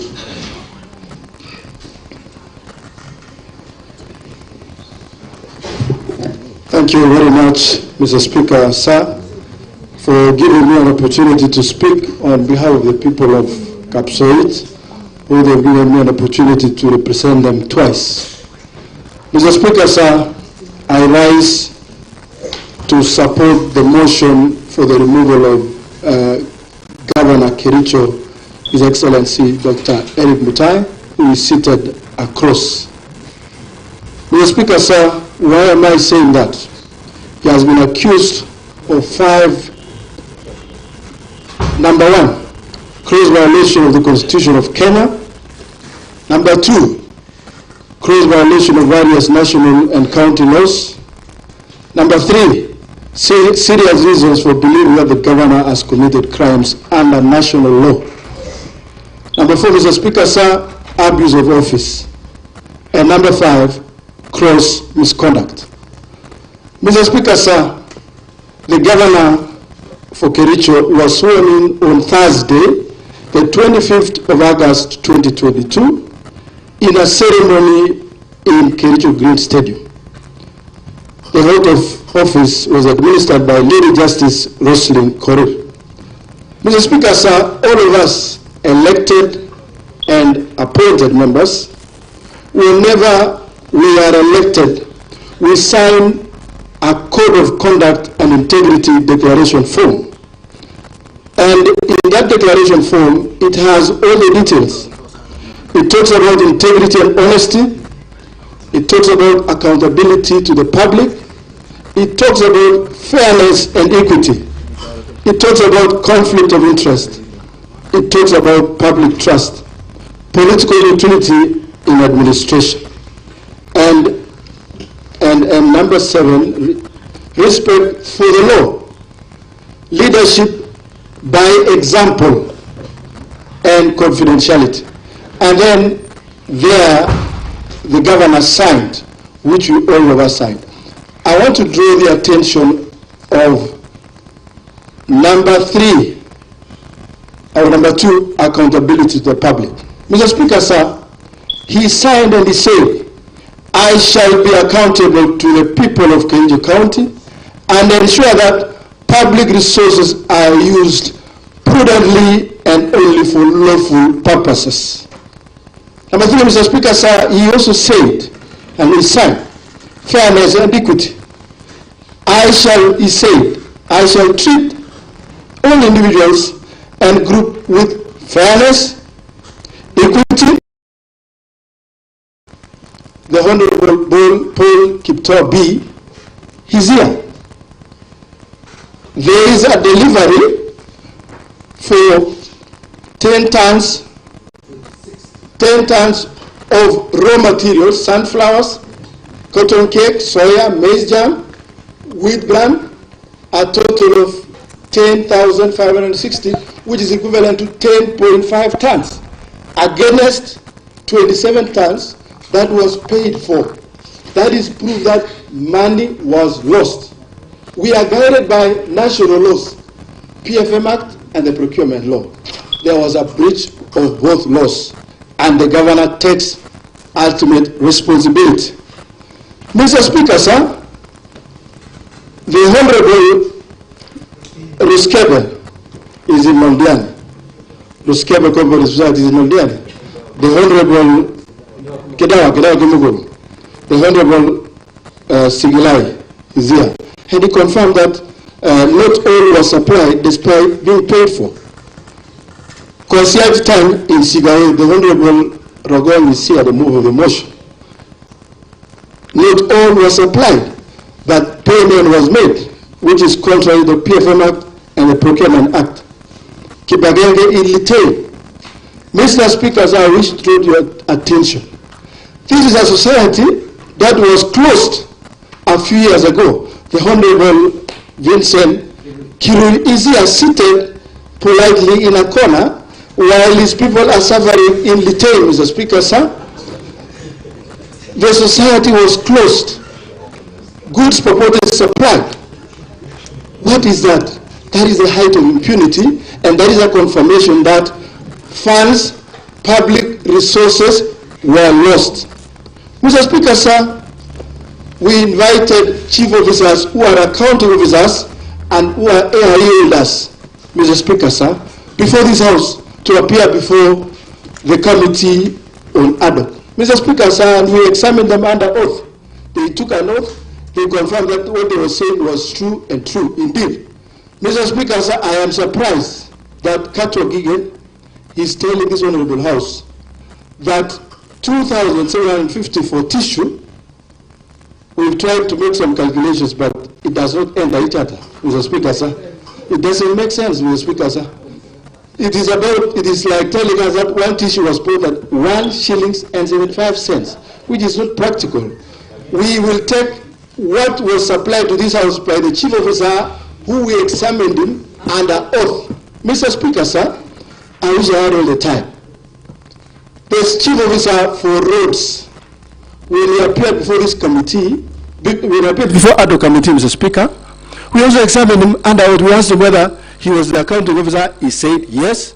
Are you the holder? He said yes.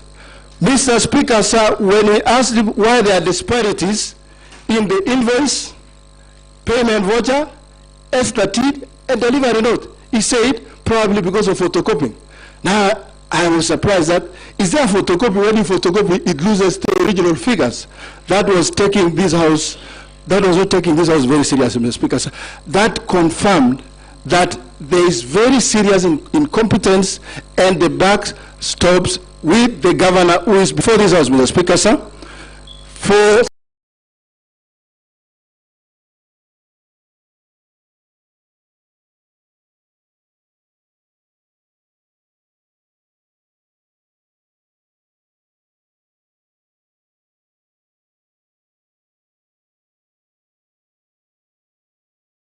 transparency, accountability to happen in this county, Dr. Mutai must go. Mr. Speaker, sir, I have seen members here saying we will vote this way, we will vote that way. I invite this House, before, when we were electing Speaker, Mr. Speaker, you know, and I apologize, Mr. Speaker, sir, I do not support you. I was for Honorable. We were 32 members, Mr. Speaker, sir, and I knew when we hit the floor of this House, we were going to win with one round. To my surprise, Mr. Speaker, sir, all of us were in Kisumu, the 30 of us. When we got here, and the governor was even seated here, we were surprised. We only got 10. 10. Mr. Speaker, what am I trying to say? When honorable members sometimes are taken in a corner, and they promise to do whatever they promise, that is not the truth. The truth is in the ballot. When a ballot is taken for the House, those who support will vote yes. Those who do not support will vote no. And the House, this House is guided by the standing orders. If machines in the tea estate plug tea, and count the leaves, how can this House not accept electronic voting, Mr. Speaker, sir? So the President has told us very well that we need to move away from analog and be digital. So I acknowledge, and if this House, when it gets to voting, and they say we'll vote by electronic, I will support. If they will vote by manual counting, Mr. Speaker, sir, I will support. But I know some people have sent me a text telling me that we will support the impeachment, and yet they are in the 18. So let us, Mr. Speaker, sir, so let us count, let us be sure this House must be counted.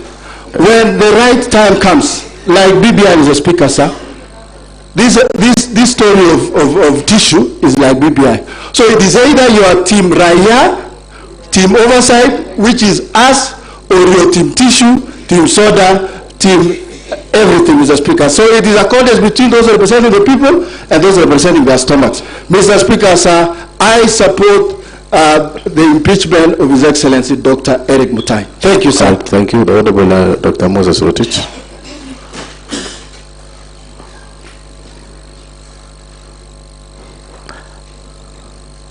I'm picking only 2 more as per my directive, so. Thank you so much, Mr. Speaker, for... Order. Okay, yes, proceed now. I have seen the hands. So Thank you so much, Mr. Speaker, for the opportunity that you have given me, and by extension, Mr. Speaker, on behalf of the great people of Tendena Soget, Mr. Speaker, whom I represent. Mr. Speaker, allow me to pick my speaking to this motion from where Senior Counsel Katwa Kigen left, Mr. Speaker, that he opted to continue representing His Excellency the Governor in protest, Mr. Speaker. We have noted the kind of protest that the Senior Counsel, Katwa Kigen, have put it across throughout his discussion. Mr. Speaker, he has opted to minor on the major and major on the minor.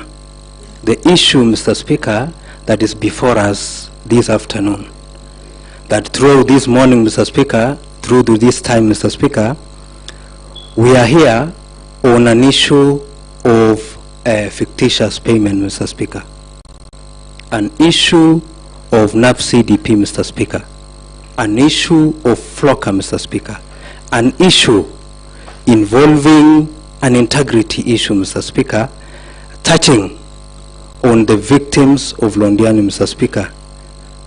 To my surprise, Mr. Speaker, we were tabling the motion and the report on issues of ad hoc committee report that was surrounding Londiani accident victims, Mr. Speaker, a day like this, Mr. Speaker. May their souls, Mr. Speaker, rest in eternal peace. Those who succumbed, Mr. Speaker. Mr. Speaker, those who are surviving with injuries, Mr. Speaker, may the grace be sufficient to them, Mr. Speaker. Mr. Speaker, NAF CDP, FLOCA are donor-funded projects, Mr. Speaker. These projects, Mr. Speaker, the intention from the donor was good. The implementation, Mr. Speaker, is skewed, unfair, unaccounted for, Mr. Speaker, unjustified, Mr. Speaker, and more so, unverified, Mr. Speaker. When the committee visited relevant sectors where this project was implemented, Mr. Speaker, intended also get, we suffered deficit of supplies, Mr. Speaker. The supplier, by the name Yobra, a company, Mr. Speaker, was supposed to supply under environment, Mr. Speaker, 50,000 seedlings of bamboo, 60, Mr. Speaker. But he chose to supply 3,200, Mr. Speaker. Mr. Speaker,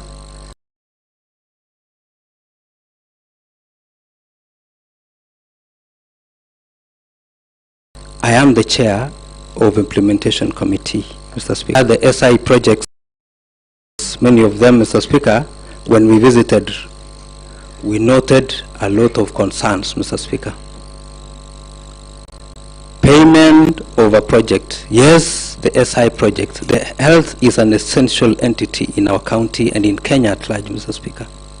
The intention of upgrading Societal Health Center, Mr. Speaker, into a sound hospital. The intention was good, Mr. Speaker.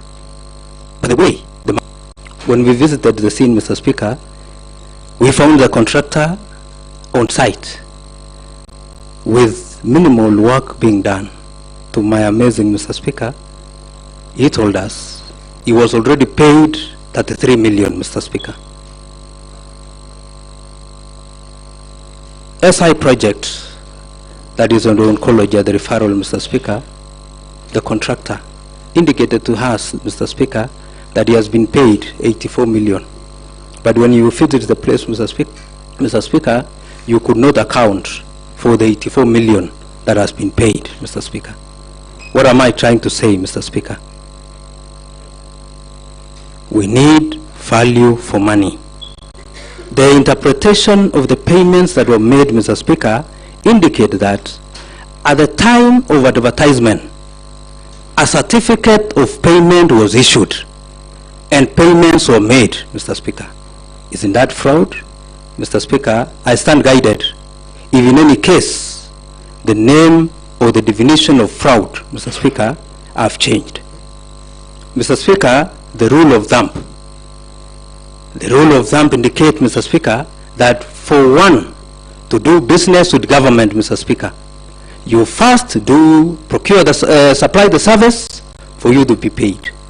Mr. Speaker, it is important to note to note, Mr. Speaker, and I'm on record, that in Kipkelion, Mr. Speaker, the service of renovating the houses, Mr. Speaker, was not done, but payments was already made. Isn't that fictitious? Mr. Speaker, the opposite of fictitious, Mr. Speaker, is real. His Excellency, the Deputy Governor, came out, Mr. Speaker, to whistleblow. It is his right, Mr. Speaker. It is within his mandate, Mr. Speaker. And I borrow his leave that when you don't condone the nitty-gritty that is happening in a department, Mr. Speaker, it is important to recuse and become a whistleblower or even a state witness, Mr. Speaker, so that at the end of the day, when the D-Day come of accountability, Mr. Speaker, you will not be invited as a perpetrator, Mr. Speaker, but a witness of safeguarding the public resources. Mr. Speaker, I used to end by saying, Mr. Speaker, that Section 30 of the County Government Act, 3F, Mr. Speaker, the highest responsibility lies with His Excellency the Governor, simply because he is the CEO, the Chief Accounting Officer of every department of this county. All the CEOs are answerable to him. All the CECs are answerable to him, Mr. Speaker. I wish to say that in any case, I support this motion in totality, Mr. Speaker, because last financial year, Mr. Speaker, I'm a sad man, and also on behalf of the great people of Tendena, Mr. Speaker. On many occasions, I have found myself in the line of history not to be in support on many occasions of His Excellency the Governor. Honorable Gilbert was in another camp last time, Mr. Speaker. But because of selective procurement, Mr. Speaker, people of Tendeno voted. We had 6 ballot boxes, Mr. Speaker. Mine was the below one because we believed in bottom-up economic transformation. The bottom-up, Mr. Speaker. Many of the voters started with me, Mr. Speaker, as the bottom leadership at the grassroots level, Mr. Speaker. Am I not a madman, Mr. Speaker, to support impunity in this county, Mr. Speaker? Atrocities, Mr. Speaker, where the great people of Tendeno, Mr. Speaker, are netted with revulsion, Mr. Speaker, are netted with a negative effect, Mr. Speaker. Philosophers, Mr. Speaker, indicate that there is what we call the negative reinforcement, Mr. Speaker, and positive reinforcement, Mr. Speaker. We have noted some CEOs, Mr. Speaker, to whom they are accused in this department, Mr. Speaker. They are transferred to another department, Mr. Speaker, and again they are transferred to another department after messing up, Mr. Speaker, with the department. The rule of thumb, Mr. Speaker, the best performing are rewarded. When you reward the best performing, Mr. Speaker, you subscribe to a tune of positive reinforcement so that others could emulate, so that others could follow the steps. But when a siphonner, Mr. Speaker, of public resources, Mr. Speaker, is rewarded, the net effect is a negative reinforcement to even other departmental staffs, Mr. Speaker. I wish to say and conclude by saying, Mr. Speaker, in a family of having 10 children, Mr. Speaker, 6 have questionable integrity, questionable conduct, Mr. Speaker. You as a father, Your Excellency, the buck stops at you. If it was 1 child, Mr. Speaker, or 2, you could question the peer pressure. You could even question, Mr. Speaker, that maybe blame on the angles and the aunties, Mr. Speaker. I rest my case, Mr. Speaker, and I support this motion. I will give to Honorable Anita. Now, I am now reducing time because I have realized. So we'll be doing 3-3-3. Honorable Anita and then Honorable Matthew. Then I'll finalize with Honorable Cheriot Betts. Then Thank you, Mr. Speaker, sir, for this opportunity to also contribute. And Mr. Speaker, sir, my ward being one of the wards that has been mentioned adversely in this report, Mr. Speaker, sir, I would like to speak on behalf of the people of Chemasot who saw it fit to elect me to be able to serve them in this time that we are in today, Mr. Speaker, sir. Mr. Speaker, sir, I rise to strongly oppose this motion of impeachment. I've heard the allegations against the governor. While we must take every claim of mismanagement or impropriety seriously, we must also be guided by the principles of due process, justice, and the verifiable truth. The proponents of this motion have presented a case, Mr. Speaker, sir, that upon a careful scrutiny, it is thin on irrefutable evidence. Instead, it appears to be built on foundation of political malice and misunderstanding of our complex challenges facing any county government.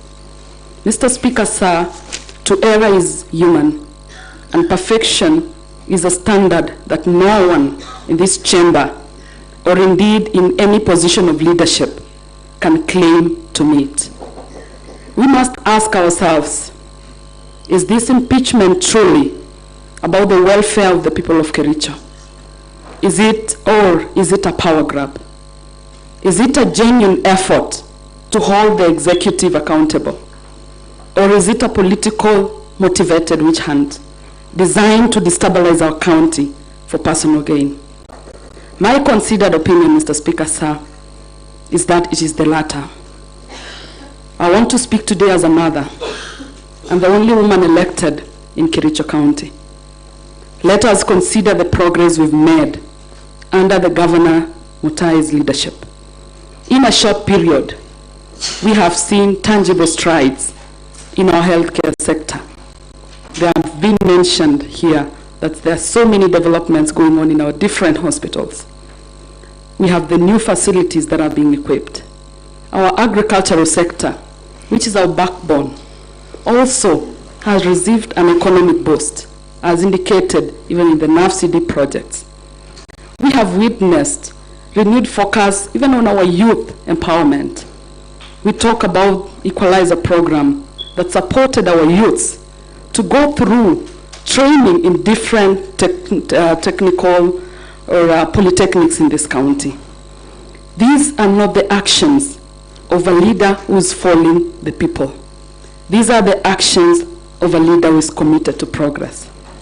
Furthermore, as I finish, Mr. Speaker, sir. I know you are standing orders very well that unless with the permission of the Speaker you can be reading something, a statement. However, let me allow you to summarize as you finish. Thank you, Mr. Speaker. So since today was an electronic, we were told we were going online on everything, I decided not to write on a piece of paper, but to type them on my phone. I'm sorry, Mr. Speaker, sir. As I finish, Mr. Speaker, sir, an impeachment is not a simple matter. It will plunge this county into a period of prolonged political instability and administrative paralysis. Our development projects will stall, investors' confidence will plummet, and the very fabric of our society will be constrained. Do we want to sacrifice these gains as we have made an altar of political expediency? The alleged issues, Mr. Speaker, sir, could be addressed through other forums. We have this. We have the anti-corruptions. We have the oversight committees that we have some robust legal systems that could address this. Mr. Speaker, sir, as I end this, impeachment should have been the last resort, not the first line of attack. It is not the end of all this that we're going through today, Mr. Speaker, sir. I urge my fellow members to vote with conscience, to vote with stability, to vote for progress, and to vote against this motion. Let us send a clear message to the people of Kericho that this assembly is a beacon of reason, not a theater of political opportunism. I say in no to this impeachment of Dr. Erick Mutai. Thank you. Thank you.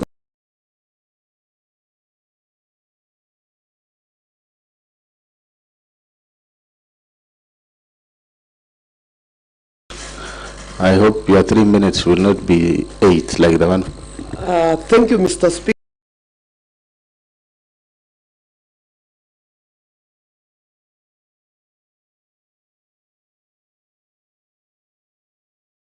Sir, giving me 3 minutes. If I'll ask for extra, you will just consider my request, Mr. Speaker.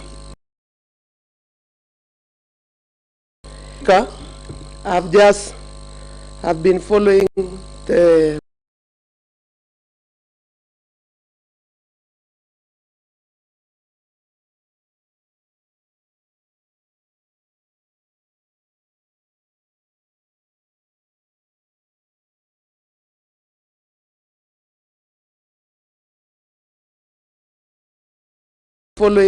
the proceeding other counties are.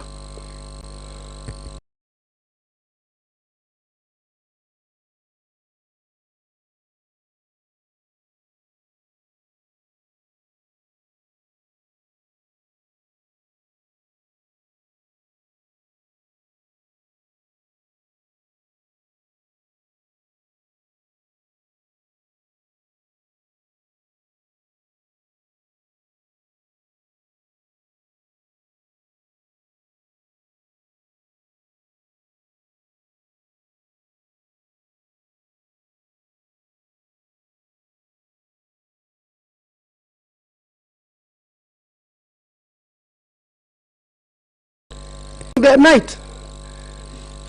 Is it that they have been trained to supply that we want to steal the public resources? I know it is nice to steal at night, but we must also respect the families.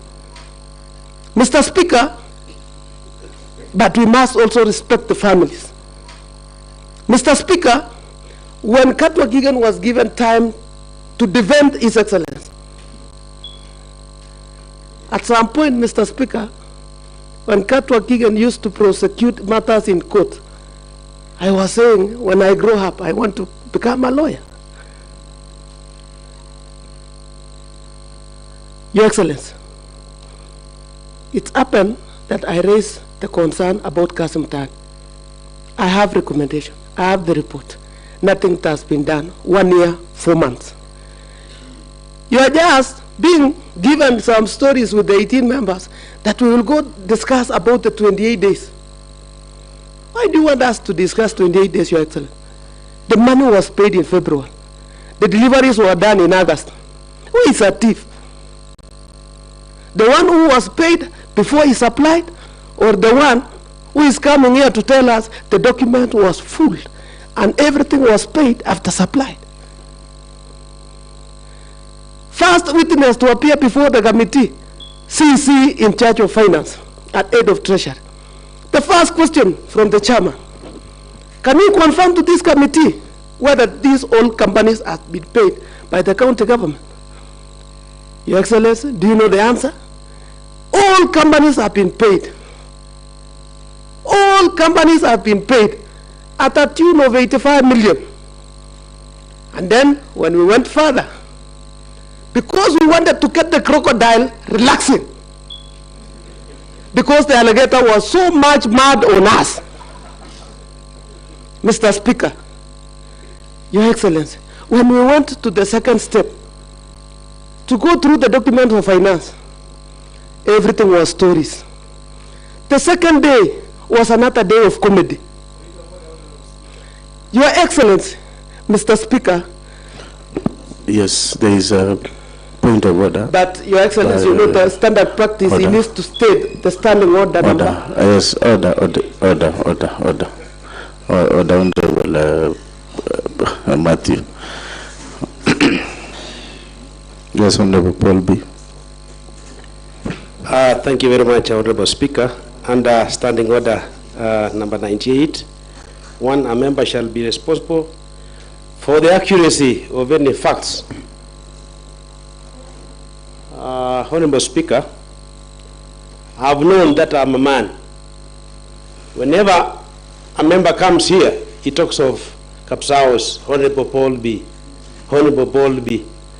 Here is a member talking of Troitan again, Honorable Speaker. Get us facts that the chair of that society told you that the goods were delivered at night. I said very, very clearly here. Order, let's give if me as an area MCA doesn't have any problem with the society, who are you? Who are you to talk about the society? Yeah, yes, this is I have no understanding. Order. Talk of what you know, don't talk of other people's words. Order, honorable members.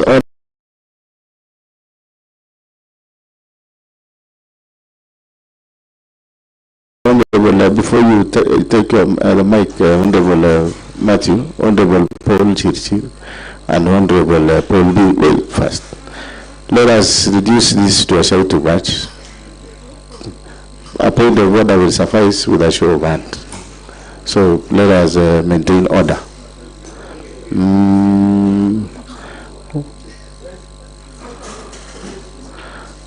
Order. Moses, you are in a point of order.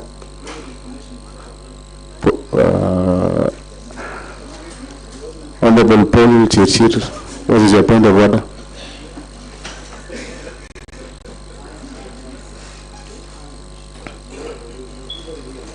Mr. Speaker, sir, this first time member of the County Assembly, I think he needs to be taken for further training, Mr. Speaker, sir, on proceedings and standing order for this County Assembly.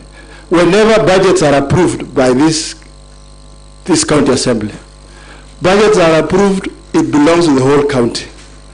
The same way Honorable Dominic should be informed that the money that was taken to Chimamul is not his money. It is money for the people of Kericho County. The same thing that the money is taken to Tarek Bolby's ward. It is not his money, it's the people of Kericho's money. That is why we must protect our county resources. So you need to be informed. Thank you very much. All right, thank you. Honorable Matthew, you finalize?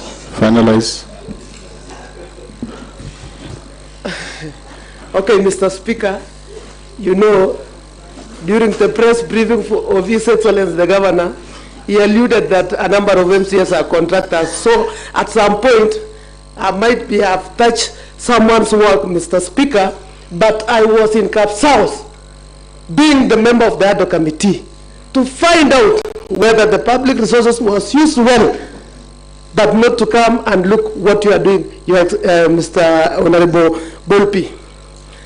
On custom time, Your Excellency, 39 million was used with no records. Nothing was able to be shown by your staff, Your Excellency.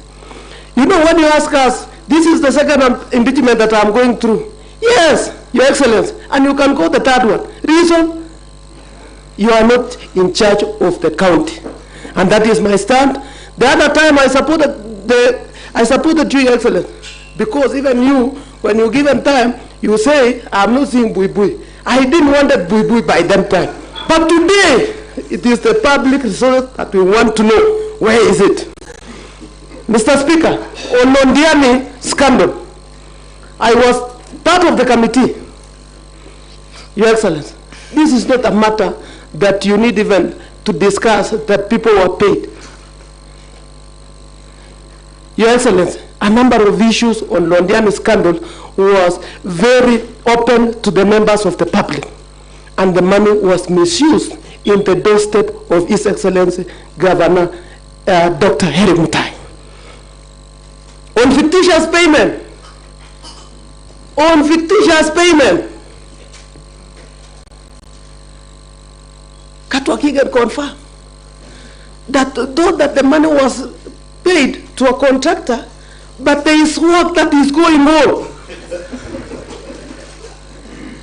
Even in your own county, Katwa, there's things being done like this, where a contractor needs to be paid to be limited amount of 2.9 million so that he can deliver service.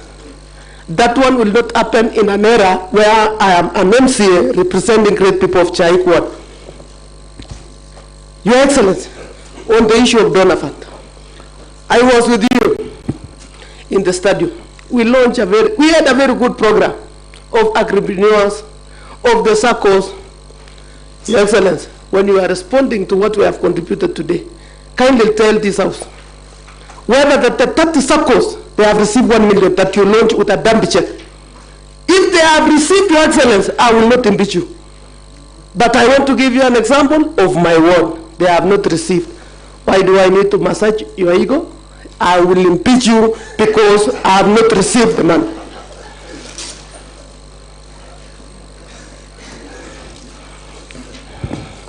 Your Excellency, Katwa Gigan has given us also another version of the tissue. These tissue issues and prices, it was not from our end, it was from the staff of the county executive. When we pose a question to the CEO, water, he say, I'm sorry, it is 2750, but because I will go and check, because we have done photocopy from the original. Is it our role to understand that original, when you do photocopy, some figures disappear? It is not our role. Our role is to protect and to ensure that the public resources is taken care of. Thank you, Mr. Speaker, for that. So, Katwa, when you go to do calculation, you have said that 40 bales of tissue times 40 pieces, it is 1,600. When you divide by, it is 58 cents. What tissue? So, this thing, in fact, everyone will become confused until the time you will tell us where is 85 million. This thing will take some of members, even a senior counsel, to become confused. What? And I know when the PAD will be taking it a stand, he also become confused. 58 cents. It cannot buy a tissue. But I was sure when I raised a question to my teacher, Chagaik Secondary, Mr. Mite, Engineer Mite, he told me the tissue is 2750. And the one who was using the tissue is Mite. It's not Katwakiga nor the government.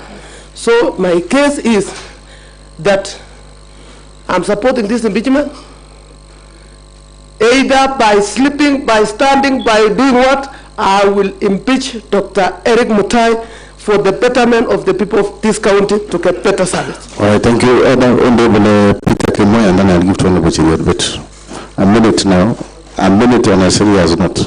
Honorable Peter.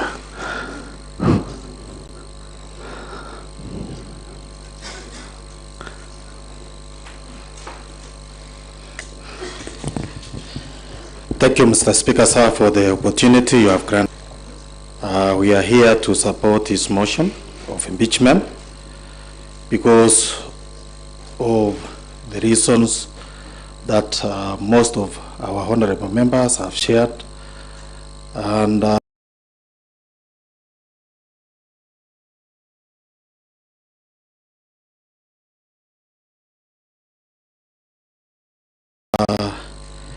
honorable member, let us reason together. As I urge also the senior counsel, Mr.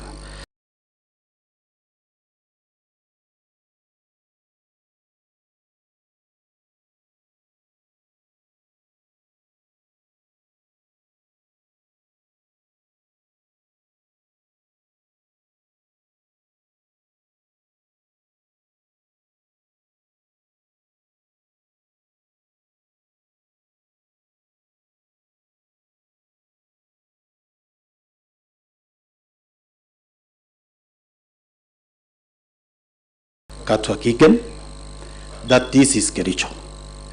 The resources, I know you have come to throw your allowances, but also in human grounds, let us reason together and see if justice is being done to our people. As you reasoned, as you do your calculation, it is good that the document misused doesn't sound good to our people. As much as we defend this, let us come to our sense and reason together. Are we articulating the right thing to this Kericho County? Mr. Speaker, sir, it is good that some of our members point out the calculation of the tissue. And I wanted to ask you, maybe you know much on mathematics than the CEO Mutai gave us. Because when you say 40 by 40, it gives us 1,600 pieces. When you divide 1,600 by 2750, it will give you 1 point something. On which world can you buy a tissue with 1 shilling point something? Mr. Speaker, sir, we are raising concern, not because we are representing, and when we are making some legislation here, I am not making a legislation that govern Kapsuser ward. It is legislations that govern the entire Kericho County. So when honorable members here come and defend some projects in their ward, I remember Honorable Paul B, because I'm the chair in the Department of Water. He raised a concern that 9 million has been misappropriated, and it cannot equal it the same to the work that has been done in Troitan. It raised an alarm. We had to plan, we had to visit the site, and we give out the report as per his request. When he comes here now to condemn us, I don't see the logic. It is good to be realistic and tell ourselves the real truth. Mr. Speaker, sir, we have visited some of the projects. Our concern here, Mr. Katwa, our concern here is not about anything else. Even in your county, there is procedure of giving out works. You will not pay a contractor for a contractor to give out services. So you should tell us and defend for us if it is right. Because if it was not because of this whistleblower, we could not have known that even there are some works, there are some projects or works which has been paid before delivery. So it is a concern. Mr. Speaker, sir, allow me to talk about Lelaitich water project, which is in Soin. The project manager who came here say that when there is 0 point something works which has not been completed, it is counted as 100% complete. Does that make sense? And they went ahead and pay the contractor. So we have incompetent staffs in this county. Mr. Speaker, sir, honorable members talk about Kamwengi, Kifuno. They were supposed to give us seedlings, 50,000 as per the quotes, but in papers, it was 60,000. Only surprising that we found on the ground. Mr. Katwa, I'm requesting and I'm urging you, do not rely on the theory. It is good also that you take your time and make a visit to these sites so that you prove or we read on the same page. Order, motion to honorable members. Mr. Speaker, sir, what we found on the ground, it is 3,200, and the contractor is fully paid to a tune of 5.5 million. Mr. Speaker, sir, In Kaitui, the project is 100% complete, yet they have not supplied the water pump and also the pipelines. Those are facts. Kibrengwe project, which His Excellency talked about, it is a very good project, but it is not functionable, Your Excellency. How I wish that you also visit the site, because it doesn't have the treatment plant, it doesn't have the water pumps. So those people, the project is very good. In fact, most of the people who are there say maybe it was a project for beautification in that area. It sounds very bad. Your Excellency, I'm asking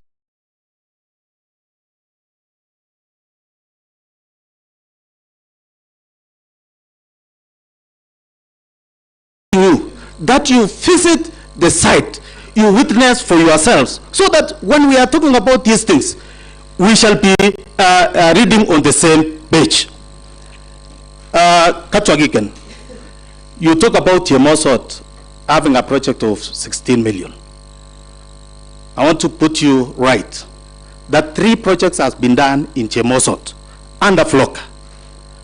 And all these 3 projects come to a tune of 21 million. As the chair, and I want to confirm to you, the leading word under the funding of the Floka is this word called Chemosot. Mr. Speaker, sir, I want to come to NAF CDP.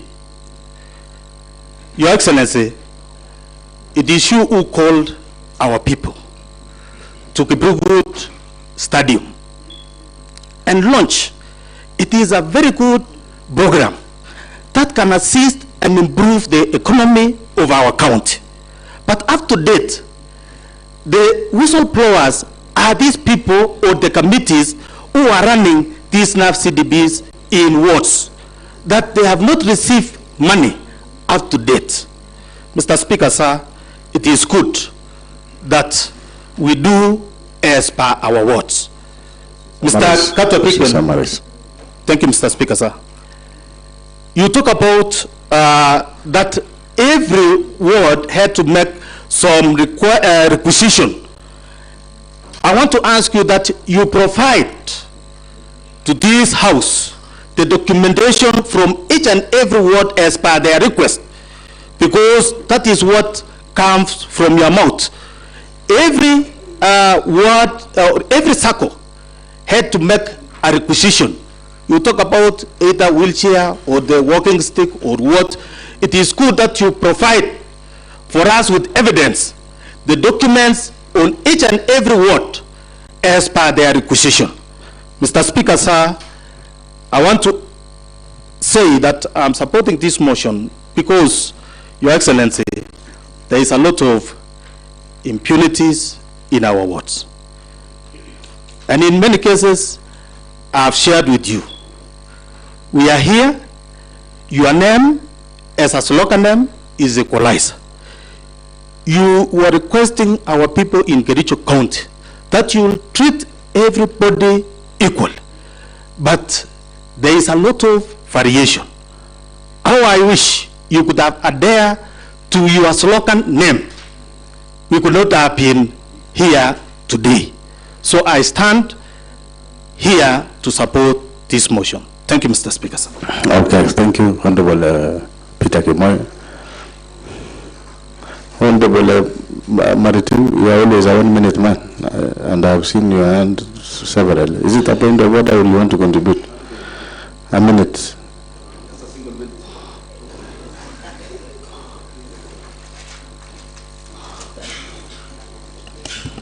Thank you, Mr. Speaker, sir, for giving me this 1 minute to just contribute.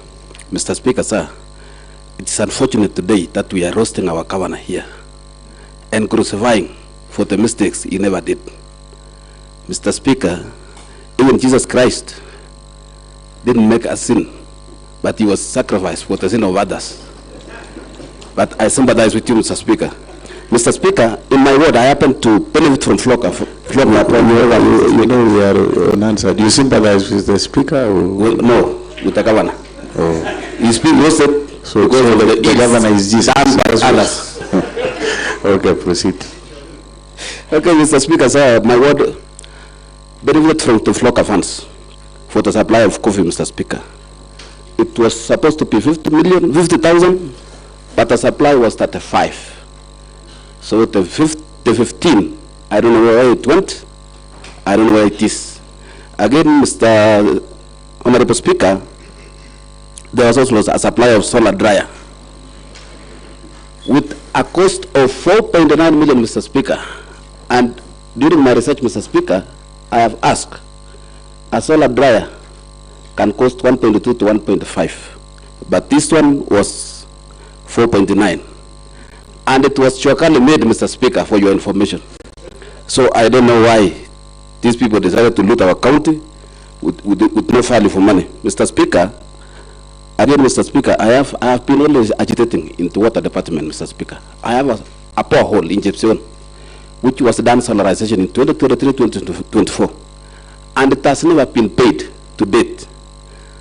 And surprisingly, Mr. Speaker, this borehole has two names. That is Polytechnic borehole and Kamaisha borehole, and it is one borehole. Has two different award letters. Has two different PQs. When I inquire from the department, they just take me into circles. But I got information they wanted to pay it, the Mahewa one, with 4 million. So, Mr. Speaker, this county should be saved. Otherwise, Mr. Speaker, let these people who did this. Again, Mr. Speaker, I forgot, there are a lot of injustices. Mr. Speaker, we are pondering with Giptegan, Mr. Speaker, Honorable Pompi, Mr. Speaker. And in this word, Mr. Speaker, he has done more than 12 roads. I have done 3. So I don't know where the discrepancy is coming from. I don't know what Honorable Pompi did to this county. But Mr. Speaker, let all these perpetrators be brought to book. Thank you. Finally, Honorable Deputy Speaker, Chariot Boots. Order, Honorable Members. Order.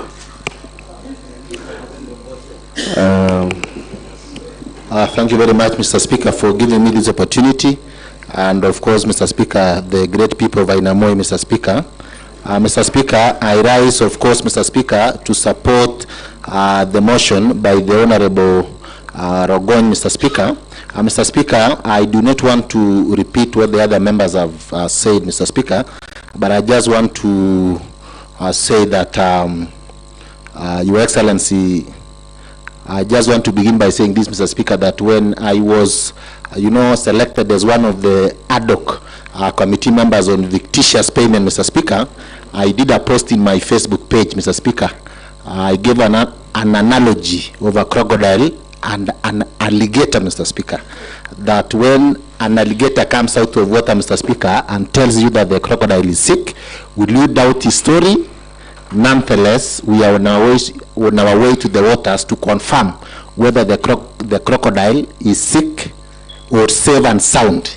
If we find that the crocodile is safe and sound, the alligator is in big trouble. That is what I posted during the initial, when I was instructed in that ad hoc committee, Mr. Speaker.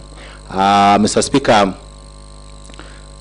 when the report was tabled, Mr. Speaker, I did another post in my Facebook page that the crocodile is very, very, very sick, Mr. Speaker, because of the findings of the ad hoc report, Mr. Speaker. And in that, Mr. Speaker, probably, maybe the governor, misquoted me, Mr. Speaker. I know he's a linguist, and of course a doctor of literature, Mr. Speaker. It was just an analogy. The crocodile is in, the alligator is the deputy governor who was the whistleblower, Mr. Speaker. So I was not calling the governor the crocodile. It was just but a figurative. And you understand very more than me. He has a PhD, Mr. Speaker. And allow me, Mr. Speaker, to congratulate the Honorable Engineer Ezron because he graduated with first-class honors the other day from Mount Kenya University, Mr. Speaker, in leadership and public administration, Mr. Speaker. Mr. Speaker, before I forget, I also want to congratulate the Honorable Isma. I saw that he was posted by the Polytech as the best performing nominated member of the County Assembly in Kenya, Mr. Speaker, is because of the social work that he does to his people of Kapgurwet, and we wish him well, Mr. Speaker. Mr. Speaker, when the report came, Mr. Speaker, that is exactly what I posted, Mr. Speaker, and somehow the governor took offense. You know, Mr. Speaker, he went ahead and, you know, gave a presser, Mr. Speaker, at around 6. But I was expecting that he's going to respond to the 85 million that was there in the report, Mr. Speaker. But unfortunately, Mr. Speaker, he attacked the other committee's members. And more importantly, Mr. Speaker, he even mentioned my name and you as Mr. Speaker, as we are chief contractors, Mr. Speaker. And you know, Mr. Speaker, I am a son of a pastor, Mr. Speaker. So I forgive the governor because he is very aware that I am not a contractor. I have never done any contract in this county. For the 13 years, Mr. Speaker, I have the benefit of being the longest serving members of the County Assembly. I have seen people coming and going, Mr. Speaker. And I'm yet to see very many this coming election, Mr. Speaker. Mr. Speaker, I know the governor, I do not victimize him because he was under duress, you know, under pressure, because I heard there are a lot of people at the background shouting, yes. So, you know, that is politics, Mr. Speaker. But I want the governor, if he gets an opportunity, Mr. Speaker, to do a background check or who is the contractor. 2 months ago, we went with the governor to the same facility, Mr. Speaker, and the contractor was there, Mr. Speaker. In fact, I was very tough on the contractor because he hasn't finished work, Mr. Speaker. The reason he was saying is that he has raised a lot of, you know, certificates of payment, but the county has not honored payment of those certificates, Mr. Speaker. Therefore, he left side, Mr. Speaker. So, the work there, the governor is here, Mr. Speaker, is 95% done. Contractor paid 50%. Mr. Speaker, when you come to the county referral, we have an oncology that we funded with 340 million. 86 million already paid. Nothing has been done in the county referral oncology, Mr. Speaker. Go to Societe, Mr. Speaker. Just foundation, 33 million paid. Just for foundation, Mr. Speaker. So, Mr. Speaker, what I'm saying, Mr. Speaker, is I was waiting for His Excellency, the Governor, with all due respect, Mr. Speaker, probably to say that, you know, I have just, in fact, he was telling you, received the report of the ad hoc, and you know, the members of the ad hoc, all of them are contractors, but you know, I understand it was past 5. You know, past 5, Mr. Speaker, you can never know where someone goes after 5, Mr. Speaker. So I gave the governor the benefit of doubt, and I have forgiven him, Mr. Speaker. If he gets an opportunity, probably, Mr. Speaker, he will expound on that. And you know, when you want to get to know the contractor, you search for the CR12 of the company. It will tell you who the contractor is, who the directors of the company is, Mr. Speaker. And that will tell the people of Kericho and the people of Inamoi that probably personally I've never done contract, Mr. Speaker. And I'm the long-serving member of the County Assembly, Mr. Speaker. But then probably after, in my next life, Mr. Speaker, probably I'll be a contractor, but not now, Mr. Speaker, because I know of the consequences of the conflict of interest. Mr. Speaker, we sat here, Mr. Speaker, and we gave a very good report. Report as it is, Mr. Speaker. I was part of the members of the ad hoc committee, Mr. Speaker. When I was sitting here, Mr. Speaker, when we were looking at these cooperatives that were supplied to these raw materials, Mr. Speaker, in fact, I was surprised that one of the cooperative societies that was supplied, but it was not under investigation. In fact, the CEO was telling me that Kerimoi Dairies is one of the beneficiaries, and I never knew. I went back there, and I called the director. He told me we received for Kerimoi Dairies in November last year, Mr. Speaker, but payment was done on February, Mr. Speaker. So the member representing the great people of Caps House, a very good friend of mine, Mr. Speaker, I remember I campaigned for him. I almost lost my life, Mr. Speaker, when I was campaigning for the Honorable Paul B, because I was involved in a road accident in Brook. 2 a.m. at night, Mr. Speaker. We went to his Toroitan. Toroitan will always be on the news for the remainder of this time, Mr. Speaker, until they receive their full. Mr. Speaker, someone is writing to me. In fact, they are showing me pictures of the same society. I didn't go to Caps House because I'm a member of the County Assembly. I just went there because I was a member of the ad hoc. And I wanted to assist the people of Inamoi. Mr. Speaker, if the Honorable Paul B fails, Mr. Speaker, even the people of Caps House will ask me, where were you? And you campaigned seriously. In fact, my vehicle was towed at Caps House Center, Mr. Speaker, trying to save the Honorable Member, Mr. Speaker. But I'm very happy because he is now here, Mr. Speaker. He will defend himself probably in the next election. But, Mr. Speaker, I went there One, I was a member of the ad hoc committee. What we found there, Mr. Speaker, I think the right time, Mr. Speaker, is a crime scene. Because one, I heard one of the honorable members here saying that the lightning will not visit a family twice, Mr. Speaker. This Toroitany has been visited twice by the calamities, Mr. Speaker. One, Mr. Speaker, is these raw materials. Mr. Speaker, you know it pains. They did payment on 4th February. 4th February. 4th February of this year, Mr. Speaker. They did payment. On, Mr. Speaker, on 26th of July, they supplied the first consignment to that factory, Mr. Speaker. That society, Mr. Speaker. And you want us to clap and say that I'm not a member of CAP's house? We need to talk, Mr. Speaker. Here is the delivery, Mr. Speaker. This is on 26th July 2025. After the formation of the ad hoc committee, they rushed there, they supplied. The Honorable Paul B., when we were continuing with the ad hoc report, came and told me, Mr. Speaker, don't say a lot of things because I'm in charge of the ground now. They are trying to do their level best, Mr. Speaker. I told him, yes, that is what we want. But you know, Mr. Speaker, money was paid before delivery of services. Katwa Kigen, from where you come from, I do not know which county do you come from. But I am very sure that whatever takes place here will never take place in your county. For all, you know, I respect senior counsel. So in fact, if there is a place that is a crime scene, it's the right time. That is why we will keep on repeating. When you go to the 9 million, we visited there, Mr. Speaker, and sometimes the flock are funded, you know, in that society, Mr. Speaker, 9 million. What, in fact, the Honorable Amos Birir, when he was contributing to the report, he was trending, Mr. Speaker, in social media because he was saying, you need to slap fast the cooler there, Mr. Speaker, for it to work. You know, Mr. Speaker, I know that Amos Birir is just sitting. What I'm saying, Mr. Speaker, is that we need to sanitize some of these things, Mr. Speaker. And we need to work very, very hard, Mr. Speaker. At issue, as always been explained here, Mr. Speaker. And you know, Katwa, it is very difficult to defend, especially. These are facts. We start here, Katwa. If you get an opportunity during your free time, just follow the proceedings of the County Assembly ad hoc committee. You will get a lot of facts from there. That probably will assist you. If the governor, you know, if the governor does not make it here, it will assist you to defend him in Senate. How I wish that, you know, if it doesn't make it here, because we are going to vote, I don't know the outcome of the vote. I don't want to preempt. But then, these are money that, when we talk of some of these things, we visited most of these societies.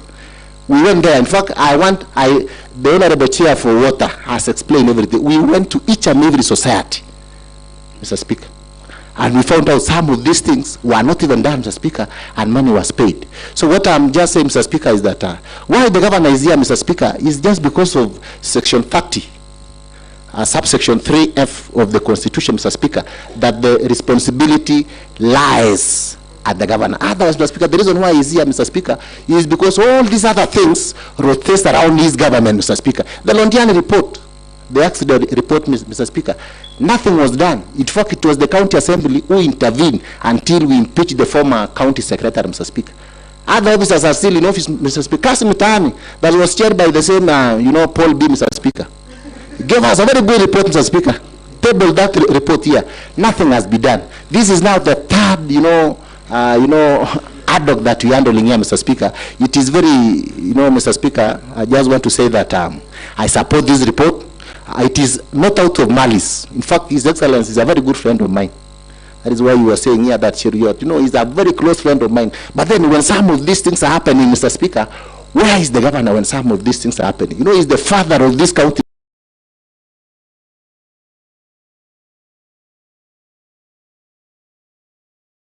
Mr. Speaker. Others, Mr. Speaker, I do not want to say much. I support this report. The issue of tissue, it was well explained, Katwa, it is 1.7 shillings per tissue. Where on earth can you get that tissue? It is not there. And the facts are stubborn. We have the report. 40 bales times the 40 pieces that you say is inside. Take your calculator. Just do the maths. Then you divide by 27.50. You get 1 shillings, probably, and 70-something cents. Where on earth can you get such a thing, Mr. Speaker? So what the CEO gave us is what we were using. And that is the true speak here, Mr. Speaker. Otherwise, Mr. Speaker, I suppose this report, Mr. Speaker, and I want to urge the honorable members that this is a very good report, that we need all of us, Mr. Speaker, to support this report. I have gone to each and every, supermarket in this town, Mr. Speaker. I think there is one here that I've gone to each and every supermarket trying to get this tissue, because this must be a very expensive tissue that does massage after the work that is supposed to be done with that. But there is no tissue in this town that cost this much. The Honorable Martin Cheruiyot can attest, because he owns a supermarket here in town, Mr. Speaker. I don't know whether it's the supplier or not, but there is no tissue that costs this much in this county, Mr. Speaker. I'm not saying he's the supplier. I'm saying he has a supermarket. But I don't know how can you get a tissue of this much, Mr. Speaker. Thank you very much, and I support the report. All right, thank you, Honorable Deputy Speaker. Honorable members, before I call upon the mover to reply to the debate, Standing Order number 7053 provides that when the Speaker is satisfied that the motion has been adequately debated, the Speaker shall call upon the person who is being removed from office to answer to the issues raised in the debate, and thereafter call upon the mover of the motion to reply. Before I call the governor, which I believe, I don't know whether it will be the Katwa will probably make the final submissions. Honorable members, this is a debate that we are discussing to remove the governor by impeachment, and Honorable Fancy, of course, did violate our Standing Order number 115 on that is 115, not 114, it's 115. 115F deliberately gives false information to the Assembly. But using Standing Order number 1 in the spirit of fairness, I will direct that the Sergeant at Arm to ensure that Fancy is back, so that when the time comes for voting, she is not victimized. She exercises his right to vote. Secondly, that matter will now be handled by the Powers and Privileges Committee. So, Clerk, please note that, so that to be in order. So, honorable members, I therefore call upon the governor, that is through Katwa, to make final submissions. As the Sergeant at Arm ensure that Honorable Fancy is back to the House.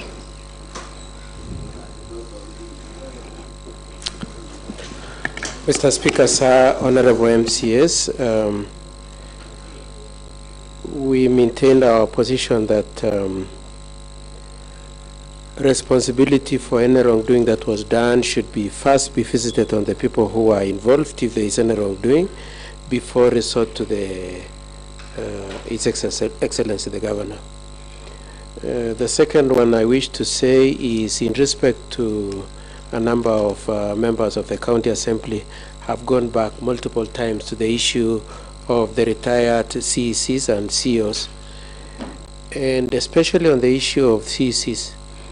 If it were to be the case, as is being argued here in support of the impeachment, if it were to be the case that there was any impropriety in changing the CECs, I would pray that the Assembly also takes their share, because the replacement of each of those CECs came here.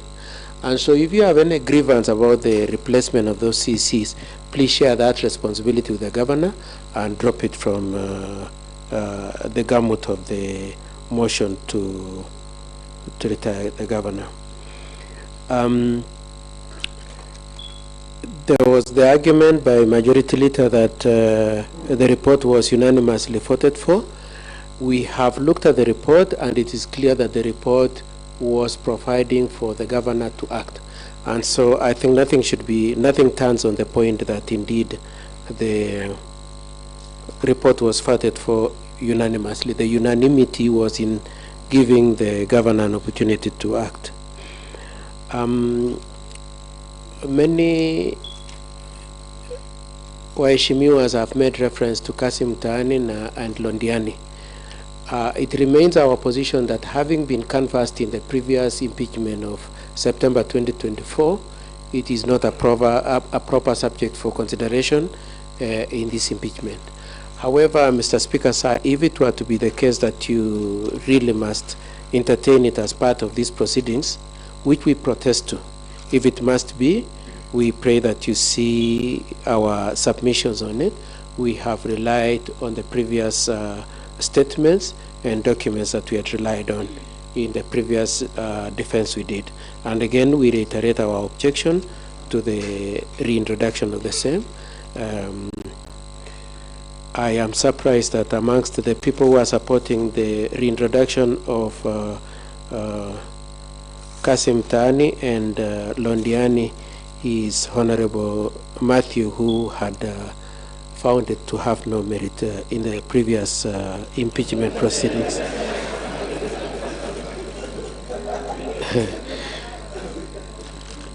Now, moving on to a different issue. On the same issue of Londiani, we just want to flag out two issues. One is that that report was taken to court and it was quashed, and so it is of no effect. And secondly, part of the recommendations in that report was that one Dr. Wesley Bor should step aside, and my instructions are that indeed is out of office.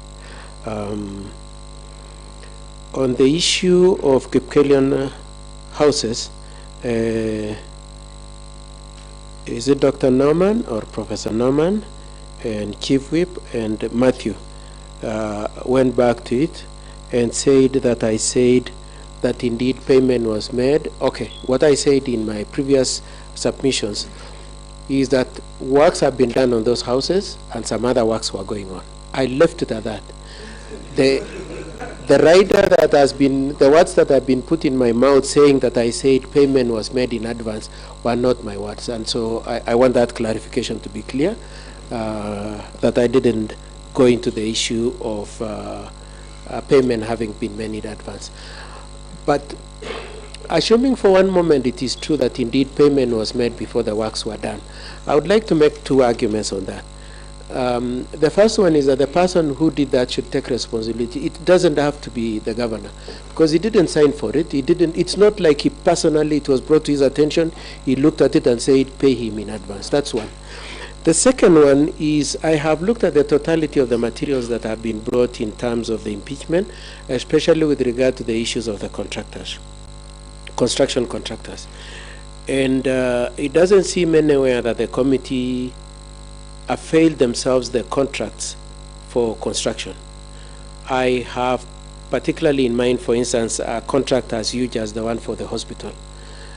And it is common knowledge that for construction contracts, there is provision for advance payment. And therefore, to the extent to which it has not been determined that advance payment due on constructions in terms of the payments in these projects, to the extent to which there is no address to that issue, we submit that even a payment was made, then there is need to check whether it was advance payment provided for in the contracts. And contrary to what some of the honorable members have said, that there is no case where payment is made in advance, the inverse is true, that in contracts there is advance payment, and so it doesn't necessarily follow that the mere fact that there is advance payment before the works are done, there is fault. There is need to look at the contract. However, again, I just want to put this right and this underline with emphasis that if it were to be the case that indeed there was irregular payment, then the persons involved individually should be asked to take responsibility. It doesn't necessarily have to be His Excellency the Governor.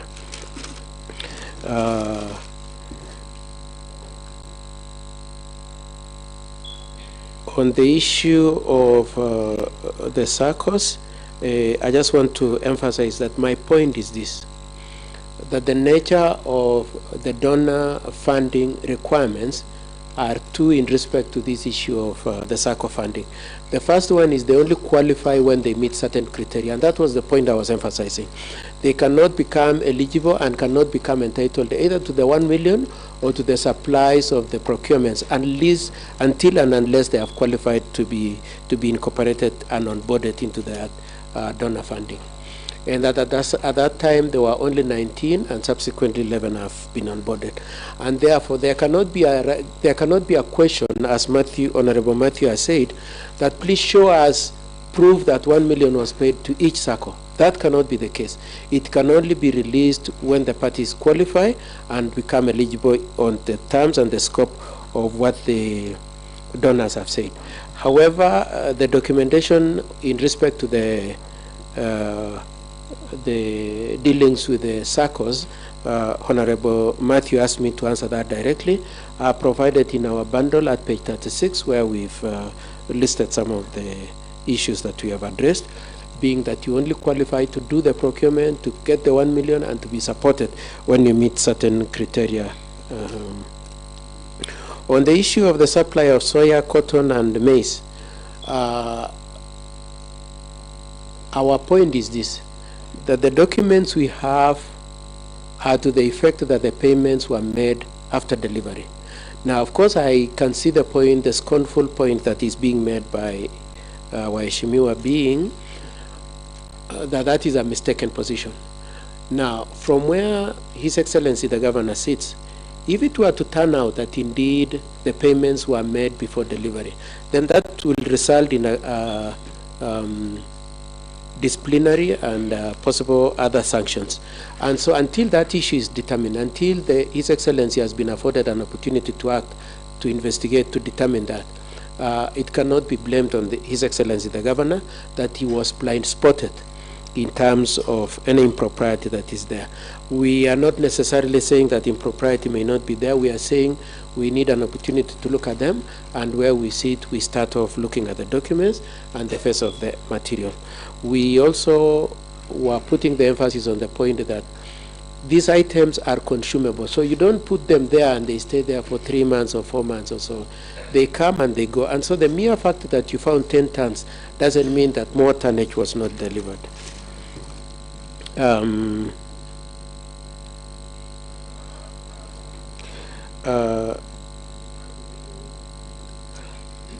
There is multiple call on His Excellency why he didn't answer the question of fictitious payments of 85 million or 86 million. And the point we've been trying to make, and which we are making, and which we hope we've made, is that indeed, as far as we are concerned, there was value for money in respect to that amount. However, if it were to be found that some aspects of that 86 million value was not obtained, then that is an issue we will address given an opportunity. I know that some members raised issues of bamboo, issues of the roads, and Mr. Speaker, sir, I pray that those be excluded. We do not have notice of intention to address issues of bamboo, issues of roads that were discussed by, amongst others, Moses Rotich and Peter Kemboy, who kept complaining about some other MCA getting 12 roads, him getting 3 roads. If we had notice of that, we would have responded. But if the general point that is being made is that it is skewed, our position that is that it is not true, it is not skewed. We tried as much as possible to be balanced, and some of these programs are running up to 2027, and if you really want to complain that it was skewed, it is skewed, then you should wait to the year 2027 and then raise them if it will not have covered that area. Yes, and that in terms of the SACCOs, the supplies were made as requested. For all those reasons, we pray that you decline the motion for impeachment. You give the governor an opportunity to act. You let the parties who are responsible take responsibility. And we are very pleased at the comments made by Mr. Honorable Peter Kemboy that, Honorable Maritim, that the governor is suffering for things that have nothing to do with him. We pray that you give full meaning to that submission. Mr. Speaker, sir, I would like to leave it there after saying one point. I trust that I have used about 15 minutes, so I would like to spare 1 or 2 minutes for His Excellency to say something. Order, members, order. We want to... Before we go there, Mr. Speaker, so I just wanted to make one point. Mheshimiwa, my friend Tarimbo, I keep missing his name. Honorable Paul Chirchir. Paul Chirchir said that he has received messages from the 18 that they will vote in support of the impeachment. As far as we are concerned, none of them has sent any message like that. He is the apostle of the proposition that somebody must give supporting material to that. He has not shown us who, he has not shown us any material. However, if it were to be, if that point is to be made to, if that point is to be taken to its full meaning, it is our argument that is part of the scheme to manipulate the vote that is coming. That's all I wish to say. All right, thank you, Katwa. Your point has been made. Honorable His Excellency the Governor, kindly 5 minutes, please.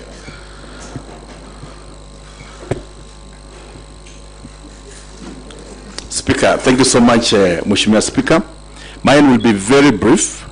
I think Mheshimiwa Speaker has been good listening to debates. And one thing, while debates were ongoing here, I reckon that probably another space of time, perhaps I would have been in Parliament, because I've really enjoyed the debates here. I want to thank the members who have contributed. The insights that they have shared with us are valuable to us as government. We really want to appreciate those deep thoughts. We want to commit, Speaker, that and persuade the members that having seen all these reports that just came to my office after the impeachment has been tabled, I still want to persuade you that within the timelines that you have given in this report, that you kindly give me a chance to go and implement this report. It is possible, it's doable, and we can do it together as a team and as leaders of this county. Lastly, Speaker, I am reminded this afternoon of the great words of Raskolnikov in Crime and Punishment. Before he murdered Alyona, an old pawn driven by passion and the excitement of killing for killing's sake and the passion of murder. After murdering Alyona, an old pawn of 85 years, Lizaveta walked around him, and because the adrenaline of murder has been awoken in Raskolnikov in the same living space, she proceeded to kill the 13-year-old girl. When asked why she killed the old woman, she said, "I've simply killed a louse and stumbled upon a louse." But it was being driven by the passion for murder and the pity of pain inflicted to somebody else that gave him a lot of excitement.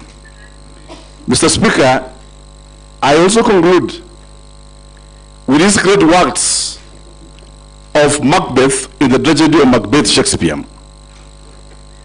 Macbeth having killed King Duncan because the wife of Macbeth, Lady Macbeth, has told the husband, who was a bodyguard of King Duncan, that the dream has come to me that if you kill King Duncan, you are going to be the king. And Macbeth, Mr. Speaker, Lady Macbeth, kept telling the husband that the gods have shown me that you are going to be the king. Kill your cousin King Duncan. She refused, the man refused. Then the lady came and said, "Oh gods of heaven, come and sex me that I may be a man and vanquish King Duncan." Macbeth, inspired, killed King Duncan. He proceeded to kill any other witness there, being driven by the insatiable power game and the struggle to satisfy what he has begun. And when guilt came and consumed him, Mr. Speaker, he said that he saw the blood that he has shed, the many that he has killed along the way. And killed because every human being has killed at some point of time. The pleasure of murder look exciting for a minute, but after some times it comes back to you. And King and Macbeth say, the gods are speaking to me that I have done crime. But he says, when I want to go back, I have waded far mile through this blood to stop the murder. I beseech this house. You murdered me the first time. This is the second time. There's been a lot of agony all over, both in my own personal life and even within all those that are close to us. I want to persuade you, all of us, that you have a chance to work together as the great people of County of Kericho.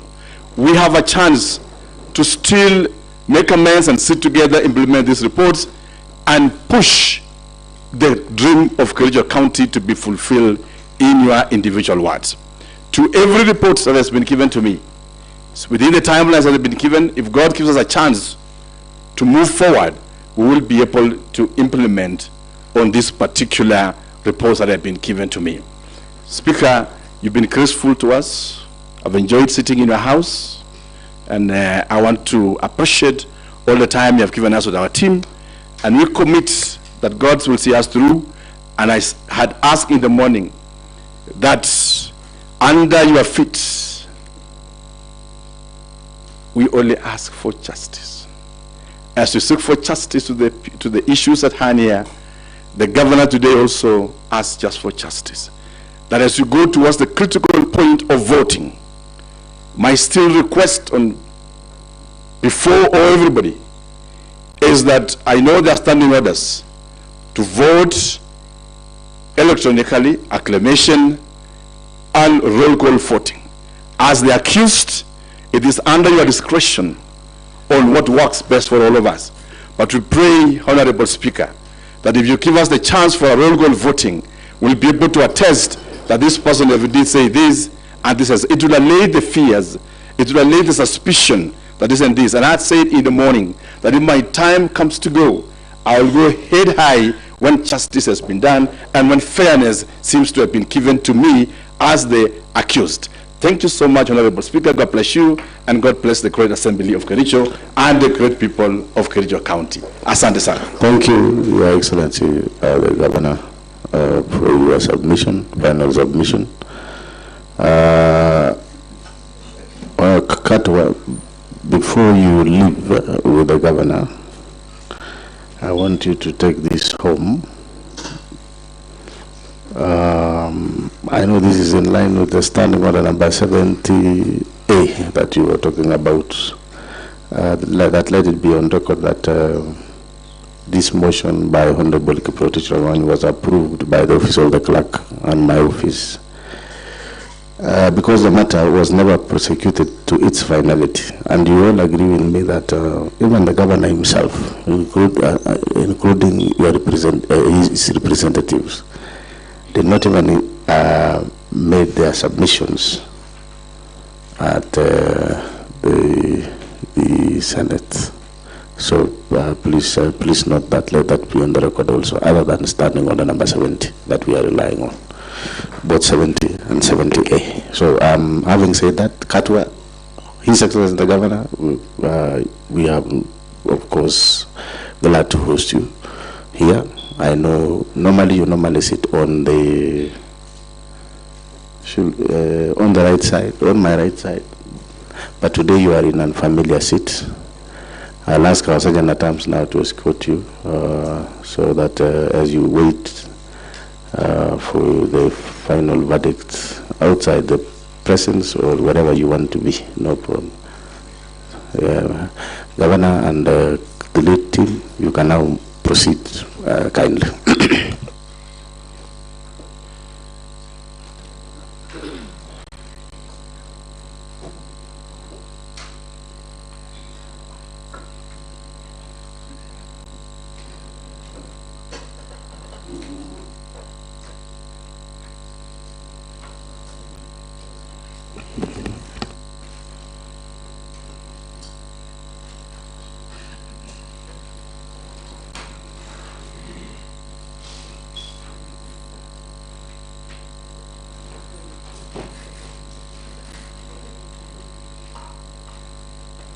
So you ensure that you collect all your files.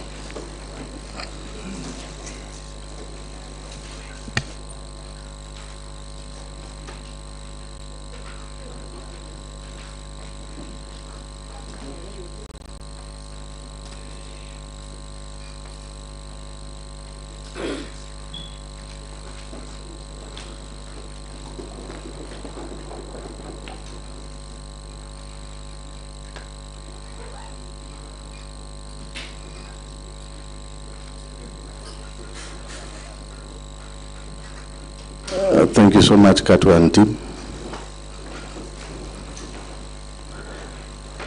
Thank you.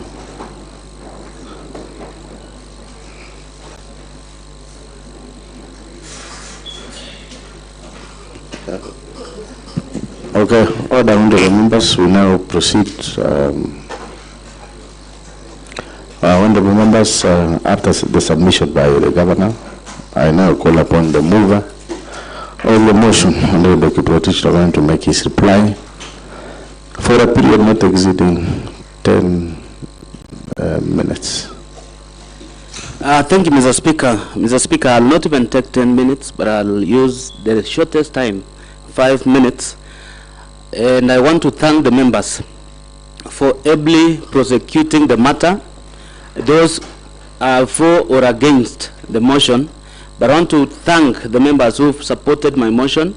Mr. Speaker, how I wish I made this before the governor left the chambers, but Mr. Speaker, it is very clear when the governor rose to defend himself, he could not even talk about the fictitious payments. That was even the height of impunity that was overseen just the other day. Mr. Speaker, it is definite. We have so many reports here, Mr. Speaker, pending bills report that showed skewed development in the entire county. Mr. Speaker, a number of projects that members have raised, it is true, and I'm happy because the members who visited some of these projects have been able to identify the defects. And unfortunately, Mr. Speaker, all the amount of money was paid. Mr. Speaker, I want to talk about the CECs who were sacked. Mr. Speaker, the governor sacked the 6 CECs using standing order number 40, which was repealed by the Senate. And the reason was, Mr. Speaker, most of these CECs were subjected to undue pressure by governors, and Senate saw it fit to repeal the section and only allow this house using standing order number 31 for this house to be able to hold the CEC's account. Lastly, Mr. Speaker, for NAF CDP, I'm very happy, and I want to just tell the members here, the 281 million that has already been used for the 2 financial years is not even felt anywhere in the ground. I want to urge any member here, go to that circle in your ward, find out what the 281 million should have done. The agripreneurs, Mr. Speaker, who were the people to set up the infrastructure in the entire county, no longer get any salary through the program. Mr. Speaker, these are the people who, when they were hired, signed a contract where they were supposed to get a stipend of 15,000. These people paid only the first month, and the rest of the months they never paid. Most of those agripreneurs, actually all of them, ceased going to work. Mr. Speaker, this project in this financial year is supposed to recruit additional personnel, the animal health officers. But where agripreneurs no longer work, I don't know whether we will get these animal health experts. 7 per ward will be recruited, and I don't know what they are going to do. Mr. Speaker, it seemed the governor and his legal team came here not prepared because they thought, because of a purported court order, the proceedings of this impeachment was not going to happen.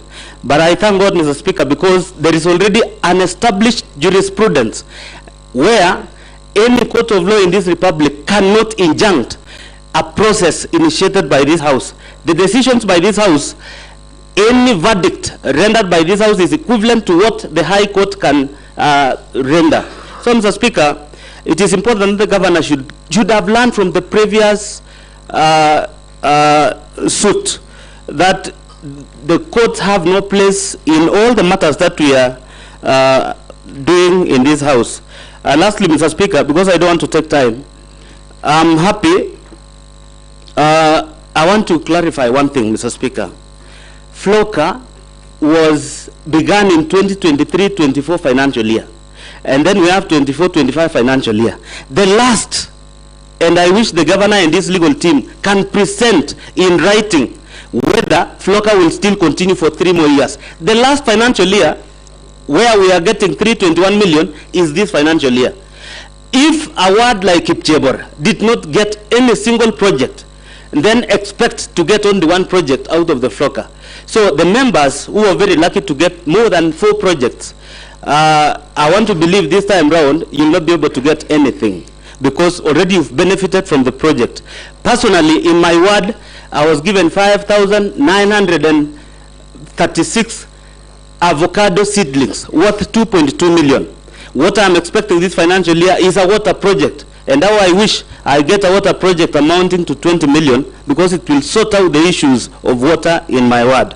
Mr. Speaker, in the replying affidavit of the governor, he admitted, because the Committee on Fictitious Payments, one of the recommendations was that the county government of Kericho has weak control in terms of the management of finances.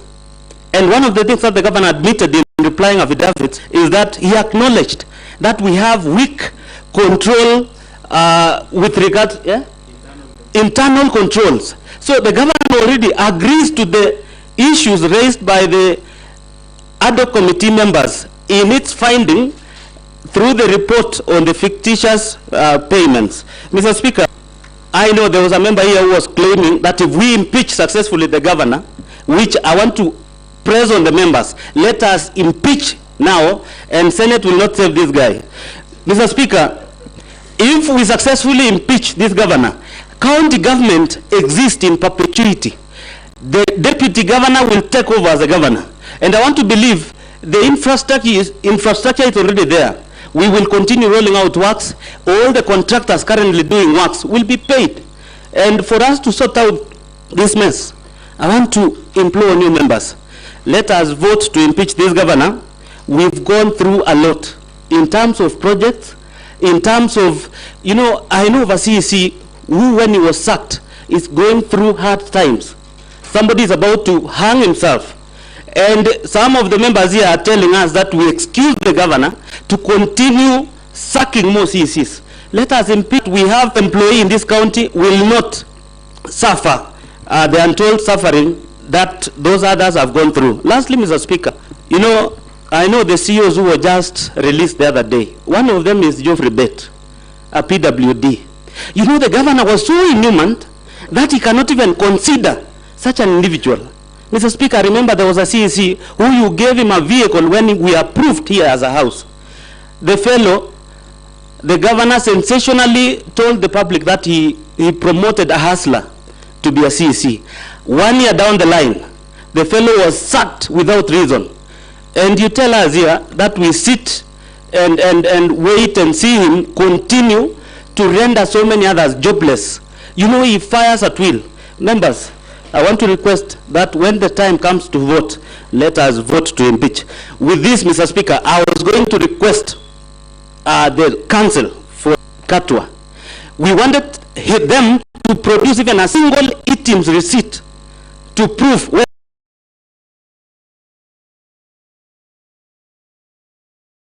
those payments were paid.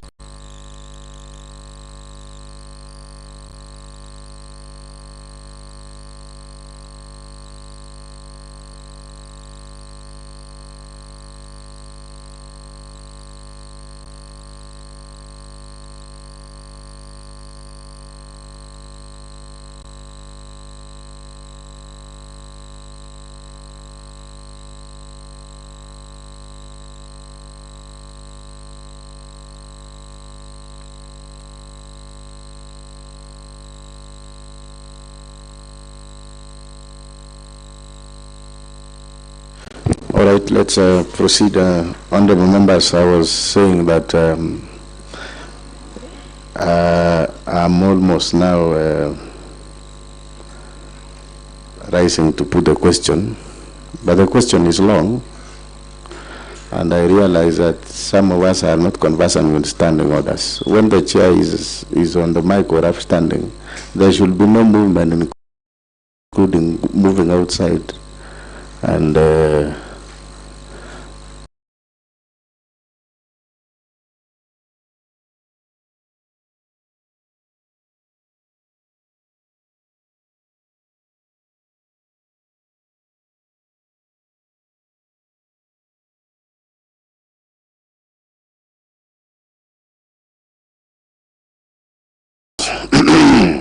pursuant to the provision, honorable members, pursuant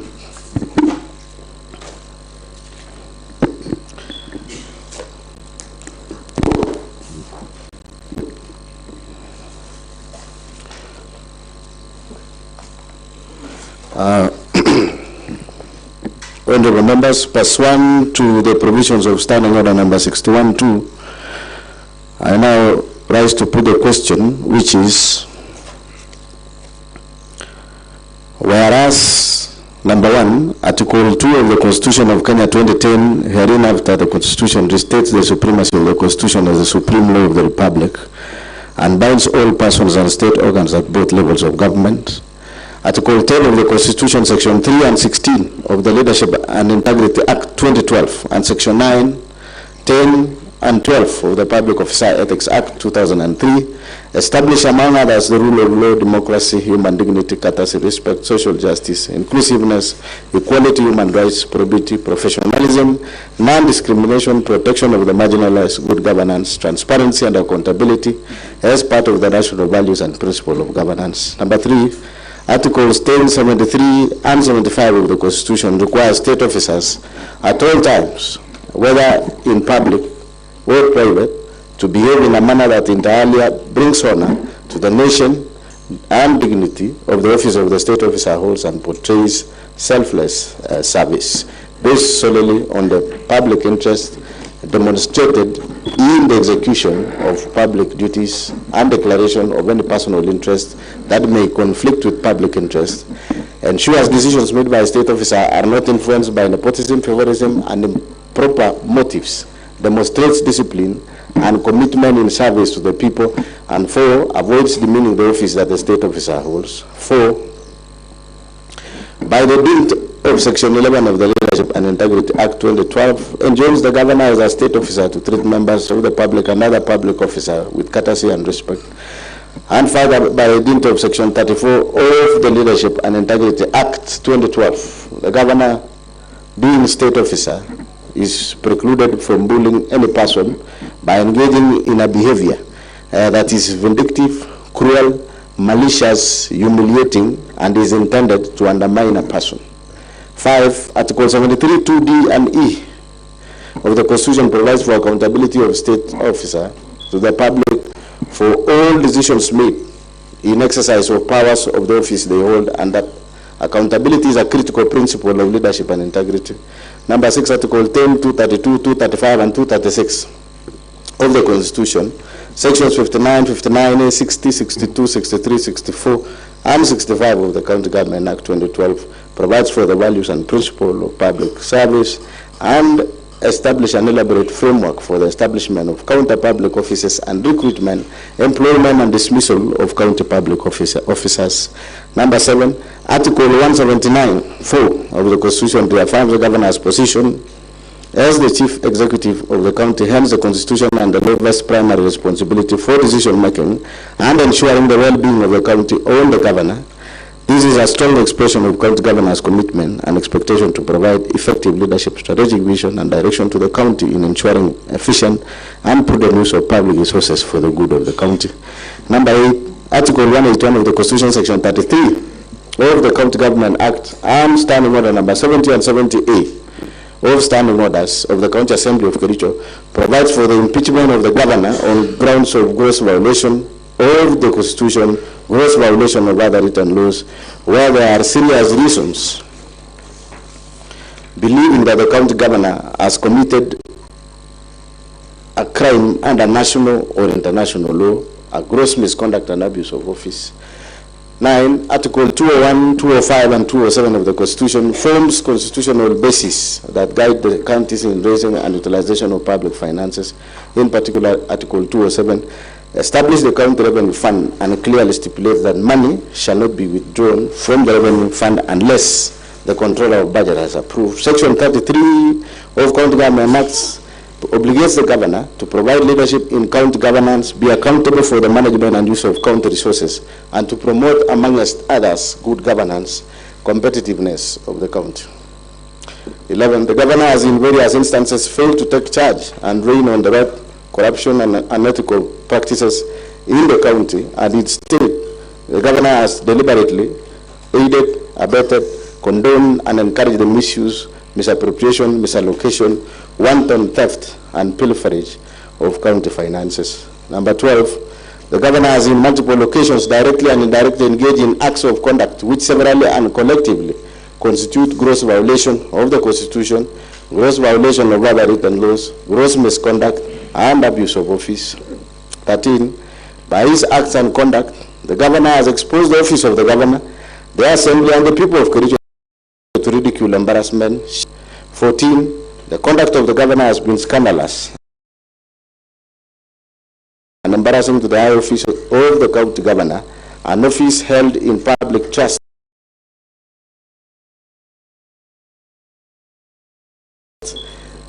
and whose authority ought to be exercised in a manner consistent with the purpose and objects of the Constitution. 15, the conduct of the governor has made it impossible for the county to be governed as it ought to be, compromised service delivery, and jeopardize the functions of both the arms of county government of Kericho. It has therefore become untenable for the governor to continue being in office. Number 16, the governor has variously committed constitutional wrongs that subvert the structure of government and undermine the integrity of office, and even the Constitution itself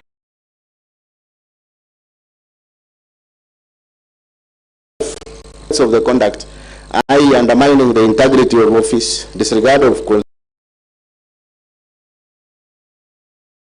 constitutional duties and oath of office, arrogation of power and on the running and administration of Kericho County government. And number 17, the governor has continued to stay in office as and will continue to undermine effective service delivery to the detriment of the people of Kericho County, in whose trust the governor holds the office. The Assembly resolves standing orders on the following grounds. A, gross violation of the Constitution and other laws. Gross violation of Constitution of the Republic of Kenya 2010, the County Government Acts 2012, the Public Procurement and the Asset Disposal Act, the Public Finance Management Act 2012, and Kericho County laws. 1, misappropriation and misallocation of county finances. On various occasions since his election as governor and subsequent assumption of office, the governor has engaged in various acts of gross violation of Articles 10, 183 and 201 of the Constitution, Section 102 and 109 of the Public Finance Management Act, Cap 412A, and the provisions of Kericho County Rating Act number 5 of 2019 as follows. Number 1, fictitious payment of works, goods, and services.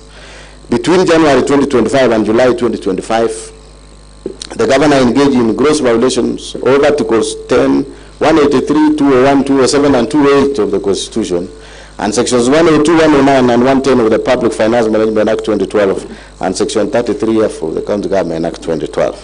The governor aided, abetted, and/or condoned the fictitious payment of goods, services, and works which were neither delivered nor done, occasioning the county loss of Kenya shillings 85,704,522.90 cents in A, services which were not rendered and/or partially done, e.g., the maintenance of 15 residential houses in Kipkeli and West Sub-County at a cost of 2,999,000. B, goods not delivered including soya beans, maize jam, sunflower seed cake, and cotton seed cake alleged to have been supplied for Kenya shillings 14,980,640. C, overpriced goods including sodas and alleged to have been bought for about Kenya shillings 500 shillings per 300 milliliters bottle, and a bale of tissue paper alleged to have been bought for Kenya shillings 2,750 per bale of 10 tissue papers, and a hand towel priced at Kenya shillings 3,600 shillings. D, wax, goods and services alleged to have been procured for Kenya shillings 5,172,715.60 from companies including Mango Products Limited, Hildama Construction and Supplies, Brisa Construction and Supplies Limited, Prospera Ventures Limited, and IBM Pro Construction Limited without any supporting documents. Payment of contractors from the retention account of the works done more than 5 years ago, some of which companies had already been paid and therefore misappropriating county funds through double payments. 2, Some of the goods, services, and works were procured without following the procurement processes. No tender opening committees were formed contrary to Section 78 of the Public Procurement and Asset Disposal Act 2015, as read together with Regulation 25 of the Public Procurement and Asset Disposal Regulations 2020. Similarly, there were no professional opinions done to the accounting officers contrary to Section 84 of the Public Procurement and Asset Disposal Act 2015. 3. There was deliberate circumvention of competitive tendering of the same goods, services, and works by splitting of contracts to suit the request for quotation method, thus violating Section 54 of the Public Procurement and Asset Disposal Act 2015, as read together with Regulation 43 of the Public Procurement and Asset Disposal Regulations 2020.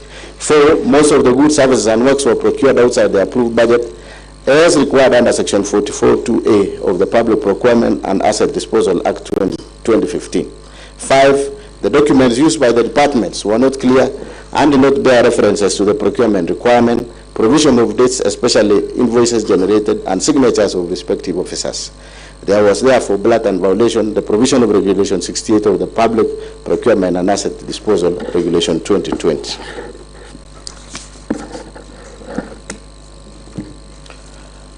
6. No market surveying was conducted as required under Regulation 43(4) of the Public Procurement and Asset Disposal Regulations 2020. The contractors therefore supplied goods with exorbitant prices, contrary to Section 54(2) of the Public Procurement and Asset Disposal Act of 2015. 7. All of the subjects' goods, services, and works were paid in advance, yet the county has accumulated pending bills over the last 3 years of Kenya shillings 1.1 billion, which have been verified and are yet to be paid from the time the governor assumed office. 8. The report of the ad hoc committee on the alleged fictitious payments, tabled before Assembly on 5th August 2025, made pertinent and damning findings and recommendations that point to deliberate failure to act, neglect of duty, and even conspiracy on the part of the governor. To wit, A. The documents shared with the ad hoc committee by the departmental heads called to testify were not accompanied by the E-Team's invoice. This lends credence to suspicion that the documents may have been prepared to cover up for the theft after the whistle was blown. B. The payments were made in advance before goods, service, and works were delivered or done, and as at the date of tabling of the report, some of the goods, services, and works remain undelivered to date. C. Documents that were used to process payments bore the signatures that could not be authenticated. Subsequently, certain officers whose signatures appear in the said documents have denounced the documents. D.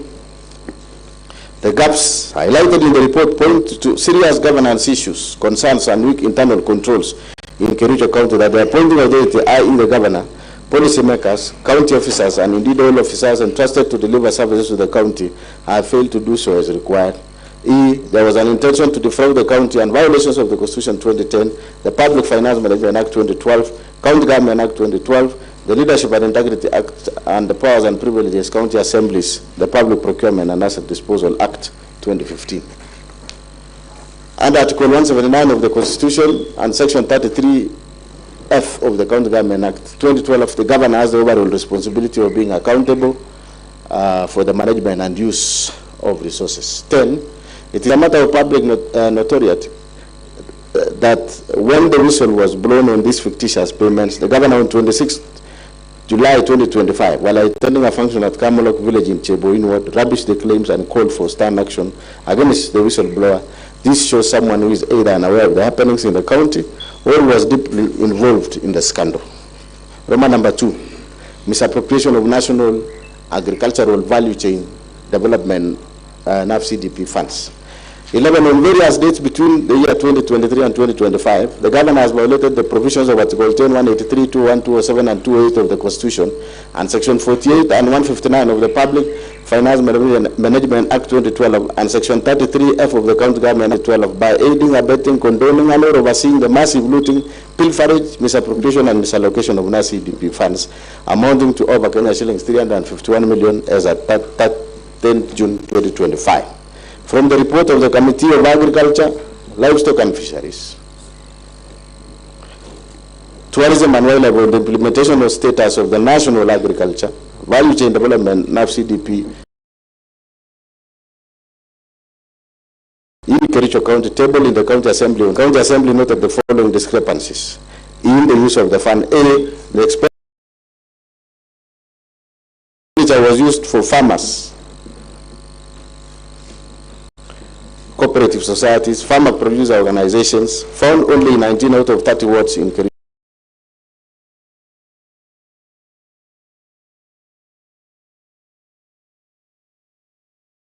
County.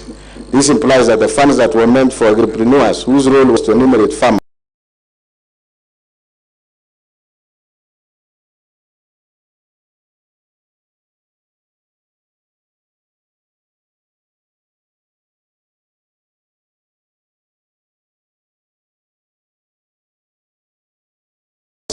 and organize them into circles was not adequately utilized. B, each ward circle was meant to get Kenya shillings 1 million, yet the committee found out that of the 19 circles under the program, only 7, however,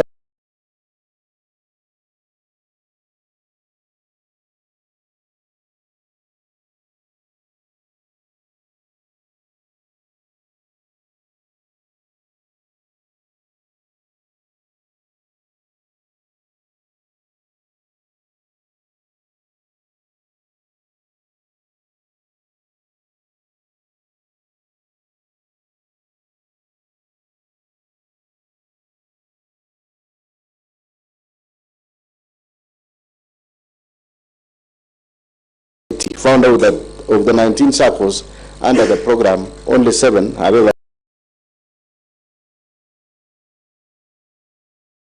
received financial support. Some circle received nominal support in kind. Even those supplies were these furniture and equipment supplied under the NAF CDP program are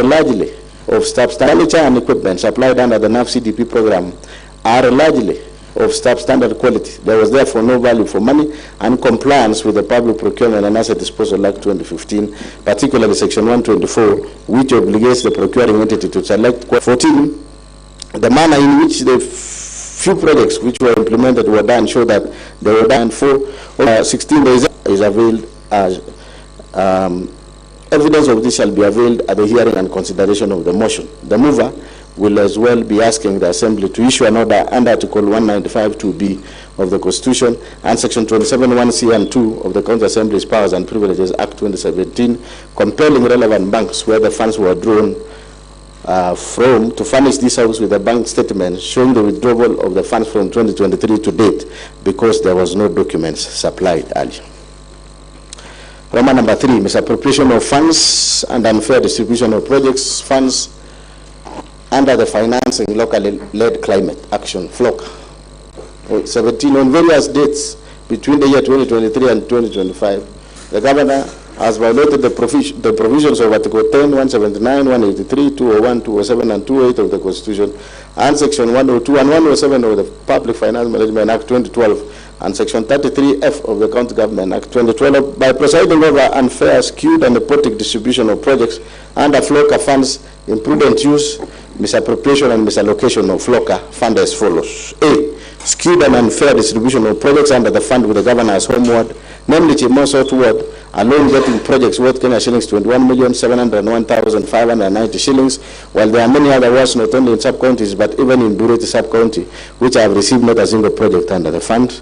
This nepotically skewed distribution of projects under the fund violates the national values and principle of governance and Article 10 of the Constitution, and in particular the values of equity, non-discrimination, equality, good governance, integrity, transparency, and accountability. The principles of public finance under Chapter 12 of the Constitution, as well as the provision of Section 102 and 107 of the PFM Act, which enjoins the Governor to ensure fiscal responsibility and adherence to the values and principles of Constitution in the management of county funds. B, the Joint Committee on Water and Sanitation and Environment, Energy, Forestry, and Natural Resources, in their report on the implementation status of FLOCA programs, noted that some projects under the fund, namely Chimamun Water Project in Kabianga, Water and Environment Projects in Sereta Cheptoro Ward, Toroi Tank Cooperative Society Milk Cooling Plan in Kapsa Ward, Soliat Water Tree Nursery Establishment Project in Soliat Ward, Donomare Bowl Water Project and Lelaitich Water Project in Soliat Ward are marked as 100% complete, yet there are either defects in the works, incomplete and substandard works. 18. As a result of this unfair distribution of projects, wards like Cheblanget, Litin, Chai, Kipchebor, Chilchila and Kunyak did not get even a single project in all categories under the namely environment, agriculture and water. 4. Misappropriation of county funds under Equalizer, Kazimani program. On or about 14 February 2023, the governor engaged in gross violation of Articles 10, 183, 201 and 28 of the Constitution and Section 102, 109, 110 of the Public Finance Management Act 2012 by launching a program dubbed Equalizer Kazimani Initiative and drawing county funds towards the initiative without a legislation to anchor the initiative, public participation, prior approval of the county assembly, and the control of budget and prior approval of the budget.